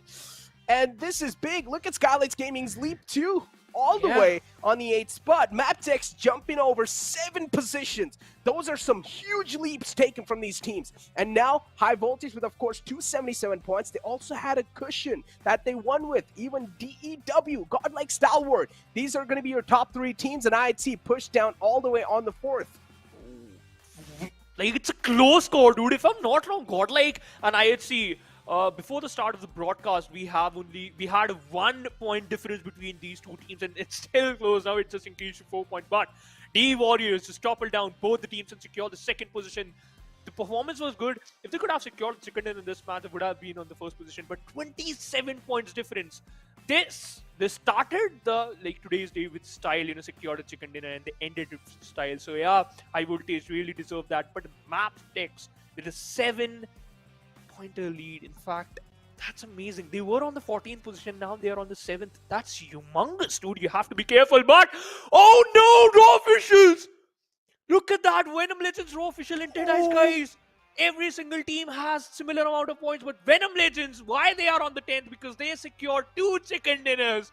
This is the competition you're looking for, ladies and gentlemen. VENOM Legends, God. those 2 chicken dinners saved their day. Okay, look, VENOM Legends, they did quite well, but that is lucky. You have to be so freaking lucky because the overall rankings are tied up. DEADEYES, guys, Raw, and VENOM Legends, and JyanMaara too. It is so close. No From way. 10th to 14th, it's way too close. Am I still sleeping? Is this possible? Oh my goodness, dude. VENOM Legends, you Yeah, this guys is have history, found dude. yourself in one of the best odds possible. Yeah. You guys have the luckiest day today, and you guys need to realize this. Yep. You guys have barely managed to squeeze in. It's barely. If we talk about out of those 2 chicken dinners, they just secured only 49 placement points. So yeah, it's really commendable. Those 2 chicken dinners saved their day, and 52 eliminations, which is really good. Bonus point if we talk about it's 28, 159 total points, dude. That is close. And in fact, if VZ's club, could have secured some more points, 4 more points to be specific, would have been on the 10th position. But again, these are all the ifs and buts. But we know who are the 10 teams, which are the 10 teams who will just move forward to the championship. And congratulations to all the 10 teams. I mean, of course, congratulations. But guys, again, for some people that are still unaware of what is about to be in the future, just to let you guys know, top 10 teams from the PMPL South Asia Fall Split will be moving up in the South Asia Championship, and the rest 6 teams will be qualifying in from PMPL Pakistan. So, yeah, the competition's going to get even more tougher. South Asia Championship is going to be lit. For sure. In fact, we are still waiting to, confirm those 6 teams from the Pakistan region, because those 6 teams just give you the perfect amount of competition. Just be ready for that, because we have seen those players, and some of them are literally, and mark my words, they are crazy. If they know that they will take you down, they will take you down. Of course, man. They have so many known names, too, that I've even casted in the past. I mean, of course, been casting for almost 1.5 years now, and I've seen some crazy players, even from the Pakistan region. So, guys, the competition is going to be amped up even more. And the talent is going to be even more inside lobby. But what I'm sitting here and wondering is, what just happened to DEADEYES, guys? What happened there? DEADEYES, guys, used to be a team that used to end things on the 2nd place all the time in the grand finals of the PMPL. They were always in the 2nd spot in the overall rankings, but this time things have changed. The champions have changed. The players haven't changed, but just the champions have changed. To be honest, it's all about evolution. if you keep up your pace, if your like pace is matching with this competition, and you know that what you're doing right and what is wrong for you, then you can easily manage to do some incredible stuff. But this man did some incredible stuff single-handedly, because he became the MVP. 39 eliminations, 7,252 damage, 6 headshot, 37 knocks, and that is what you're looking for, a very good knock to elimination conversion rate. Only 18 minutes survival time, and he still got that. You know what? We have to learn a lot from this man, and we really want to see a lot from this team. We indeed want to. And considering this was their first PMPL too, as you said, we want to see a lot from this team. These players are really strong and solid players. So in SA Championship, as me and Johnny used to always have this conversation, that there are still some teams who are creating that mysterious aura, even inside the PMPL and even in the Grand Finals. South Asia Championship has to be the place where everyone will try to deliver with their fullest potential. Considering you're not going to have a lot of days and a lot of games, just like the Grand Finals, you will need to deliver at the fullest potential. But we'll be only able to figure it out, of course, once we step inside the South Asia Championship, which will be after a decent amount of break in between. As we do have the MVP of the MVP here of the Grand Finals, of course, and it's going to be East with 922 and 39 eliminations wrapped up with 37 knockouts and 1832 survival time. Oh boy. You know what? This is just the start of this PMPL. We still want to see this one player and the other teams too, you know, how they're gonna keep up the pace, and how they're gonna manage to do the same thing they did in the South Asian Championship, because it all comes down to that one championship title. The prize pool is going to be a little bit higher, and the stakes too. And you know what? You are going to face 6 teams from the Pakistan region. And again, I'm saying this again and again, because Necro and me also had a chat about the same topic, and that is the teams are looking so good. But let's see. Let's see how this is going to pan out, because I'm really excited for that. We have to wait for a little bit long, because the teams also has to, you know, just need a break so that they'll like prepare for the bigger picture. Speak about preparing yourself for the bigger picture. We have the MVP rankings now in front of us. On the second's going to be Top, on the third's going to be Pika. I'm quite surprised to see Pika there on the top 3. Usually you do see Action and Top right next to each other, but this time it's Pika. And then you have Doc on the 4th, Assassin on the 5th from High Voltage. Assassin, he's been putting up some hard work. True. Living up to his name, 26 eliminations with 5,000, approximately 5,300 damage. But again, despite of the fact High Voltage secured the championship title, still they have only 2 players in the MVP ranking, and Stalwart Esports and the Warriors, you know, just stealing the show in the MVP ranking stage. DRS also, 2 players from DRS also managed to get into the MVP ranking position. Kyanthe and Delta X. Again, these 2 players are really experienced. They have the experience, and they're showcasing the same Godless. Whenever we talk about IHC, we have one name in our mind, and that is Godless. This man has to be on the 6th position. But among these players, the least average survival time goes to East, but he still managed to be in the 1st position. That's pure domination. Whatever you say, you know, that's the best player right now of South Asia. Exactly. I mean, as you said, indeed the best player of the South Asia. But there is a lot of competition too, though. There is definitely a lot of competition. And considering Action used to be one of the best, I mean, he probably is still. And the only reason why I think Action hasn't been able to perform inside the PMPL, maybe some sort of strategies, maybe the players of Godlike Stalwart want to keep their last big weapon just under the sleeve, you know? Maybe they don't want to activate Action just yet. Maybe they're just telling Action to chill, sit back, relax, Top, and Pika will do the work this time. Action is your resting time. You know what? If the beast is sleeping, you have to wait for the final moment. Whenever he wakes up, he will literally take every single person down, and that's what I'm expecting, right? Because championship, it's gonna be amazing, and you don't have to miss that out, because that is one of the most biggest stage right now for the South Asian region. As Sivan's mentioned, championship is the biggest stage of this entire South Asia. And you guys do not want to miss out on that. As I mentioned, there's going to be a big gap in between. True. But South Asia Championship is not that far away. True. And you guys got to have a little patience in you, because even these teams need a little bit of breather between all this, and they also need to prepare for the bigger picture, because those 6 teams coming in from PMPL Pakistan, they're of course going to bring their own playstyle. And we've always known Pakistan has always been that sort of an aggressive region. They like to play things really aggressive. They like to just straight up bring things to the table. So to make a research happen on that sort of a region definitely can be quite tough.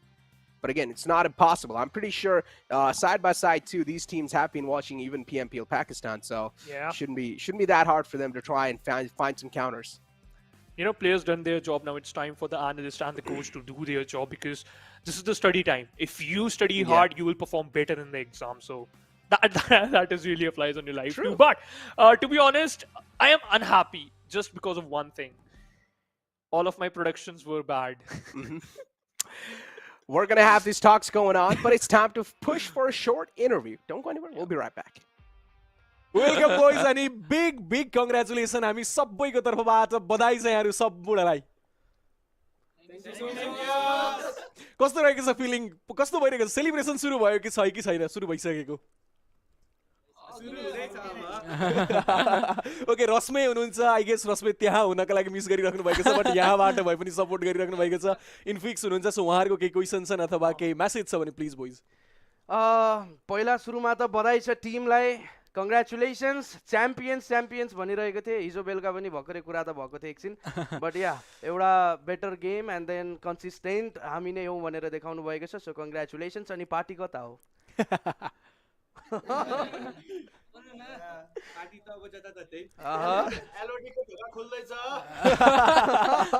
हामी सब आउनु पर्ला जस्तो छ त्यतिलाई नि okay त्यही नि अब त साउथ एसिया च्याम्पियनसिप पनि नेकमा छ तर जिएनहरूको अब चाहिँ पार्टी टाइम हो पिएमपिएल जितिएको छ त्यो प्रेसर एकछिन साइडमा राखेर चाहिँ अगाडि बढ्ने समय रहेको छ कङ्ग्रेचुलेसन तपाईँहरूलाई एज अ हार्ड वर्क पछि यो गेम चाहिँ जित्नु भएको छ यो पिएमपिएल जित्नु भएको छ खुसी देखिरहेको छ एज एन्सर भन्दा पनि एज फेसमा नि त्यो एन्सर चाहिँ हामीले देख्न पाइरहेको छौँ पक्कै पनि र मलिकको लागि मेरो एउटा स्पेसल मेसेज पनि रहेको छ मलिक आई डोन्ट नो मतलब मलिकसँग त्यति धेरै इन्टरेक्सन भएको छैन तर मलिकले अर्को कुनै एउटा रोस्टरबाट अर्को कुनै लाइनअपबाट च्याम्पियन बन्नुभएको थियो यो पटक फेरि अर्को एउटा लाइनअपबाट च्याम्पियन बन्नुभएको छ so well done Malik congratulations मलिकलाई पनि अनि एक्सट्रिमलाई देखिरहेको छु मैले कोचिङ कल्चर नेपालमा एकदमै कम रहेको छ त्यसमध्येमा एक्सट्रिमको नाम त्यहाँ देखिएको छ सो कङ्ग्रेचुलेसन्स फेरि पनि अन्तिममा तपाईँहरूको इन्टायर टिमको तर्फबाट फ्यान्सहरूको लागि केही मेसेज केही आफ्नो अन्तिम केही कुराहरू रहेको छ भने प्लिज गो फरवर्ड जसले भन्न चाहनुहुन्छ सबैजनाले भन्न चाहनुहुन्छ तपाईँहरूको लागि आज फुल छुट रहेको छ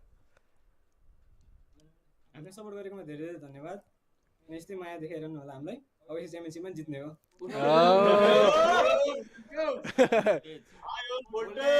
yes absolutely high voltage high on voltage त्यो भोल्टेज हाई भएको पर्फर्मेन्स हामीले देख्यौँ फाइनलमा so congratulation to entire team फेरि पनि एकपटक हामी आशा गर्नेछौँ साउथ एसिया च्याम्पियनसिपमा पनि यही किसिमको पर्फर्मेन्स अनि जिसी त जानु छँदैछ मैले सुनिरहेको छु पारा धेरै चलिरहेको छ अरे सो त्यो पारा कन्टिन्यू पनि रहोस्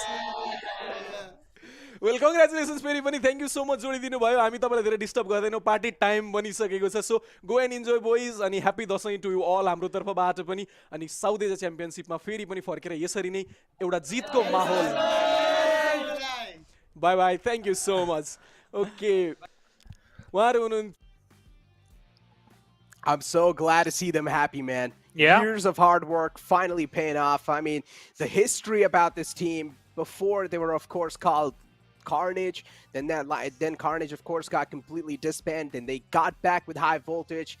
And this roster kept on going. Of course, the main motive, the main key way for success for this roster was the tactical approach this team brings in. The consistency this team always has inside any tournament. It's truly remarkable. And they show it this time in perfect fashion. And that's what has helped them win this entire thing. But again, doing so, High Voltage might have as well just given away their main key strategies too. Inside PMPL South Asia Championship, something out the box needs to be figured out. Because right now, teams are going to be on their full mode where they're going to just go back, sit back, relax at the home, all the top 10 teams, and take out their notebooks and do all kinds of research. True. This is, as I just mentioned it earlier, this is the time to study. But again, as you just told us, they went through a lot of changes, but this is the perfect change. I think this is the perfect lineup to just move forward with. And now we talk about PMGC points, dude. Look at Godlike Stalwart. Way more ahead than any other team. But 1512 for them. Skylightz Gaming also 1146. IHC just far behind from Godlike 1386. Then we have DRS, T2K, DEADEYES, guys. It's a really close call. I mean, the PMGC points, yeah, it is really close indeed. But Godlike Stalwart, man, they're currently leading the tracks right there with 12 points. And then right underneath them is IHC with 1386. So yeah, I'm really happy to see DEW as well on the board, considering what sort of performance they put up. They definitely deserve to be there. In fact, Gremlin Storm also made spot, able to get that spot for them. In fact, it's still a 9th, but you know what? This is just the start, and you have to improve a little bit. This is the time you just focus on what mistakes you have done and what type of things you have to just focus on. And what is your weak spot and what is your strong spot? Do you have to work on that or not? Now it's again. That's what I'm saying again and again. You know what? You just chill a little bit. You really need 2 to 3 days break. Just go outside. Maybe just go for camping or something like that. Because Necro just denied that he will not give me a treat. But these teams can go for camping and something like that. So, yeah, that's I don't know about camping, man, but I think so tonight there's definitely going to be a big party in the high voltage boot camp. Yeah. Just set up some music, blast some music, have a great time.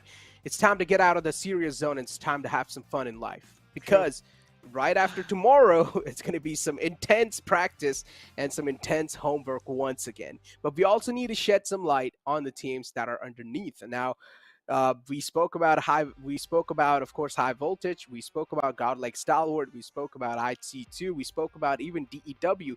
But we also need to talk about Skylightz Gaming, who have barely managed to squeeze in, and that's sort of a performance. Now, I don't exactly know if that sort of an entry inside the top 10 was planned or not, but one thing I can say, when they realized they really need to wake up, they woke up. Yeah, this is the perfect timing, I think. So they just pulled off the wild card and they were like, we are here and we can change colors too, and just straight jump out the first page of the overall ranking. That's really a nice turn. But VENOM Legends also, they were quite lucky. They already used all of their luck today. And they were like, yeah, we survived that somehow. So I really happy for VENOM Legends because they made it into the top 10. But I still think that one corner of their mind, this is going to be a wake-up call. You just have to do better because this is not enough. Again, every single time this is not enough. Every single team just improving the level of competition. If we talk about one team, MABETEX, in fact just came in. However, the name is changed, but the players are still there. They literally showcased domination. And in fact, the Warriors, one team who just came in, sweep in, and instantly secure the 2nd position in the overall ranking. That's massive. Defeating teams like the Goliaths, like DRS Esports and IHC. That's humongous, dude.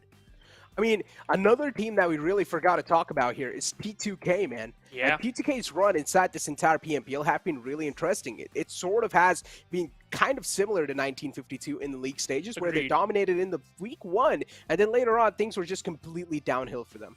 And in the grand finals as well, they were just not able to find that sweet tuning, and even they have just managed to barely pull themselves inside the top 10.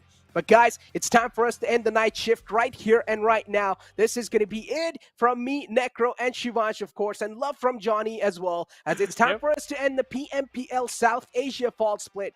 Any last word from you? I really enjoyed that, however, just managed to get into the last day. But still, I will try to just cast some more games if Necro just allowed me. But again, I really enjoy this PMPL and looking forward to just witness some more games like this. All right, guys, with that being said, that's going to be it from my side and Shivansh. It's time for us to take an exit. Peace.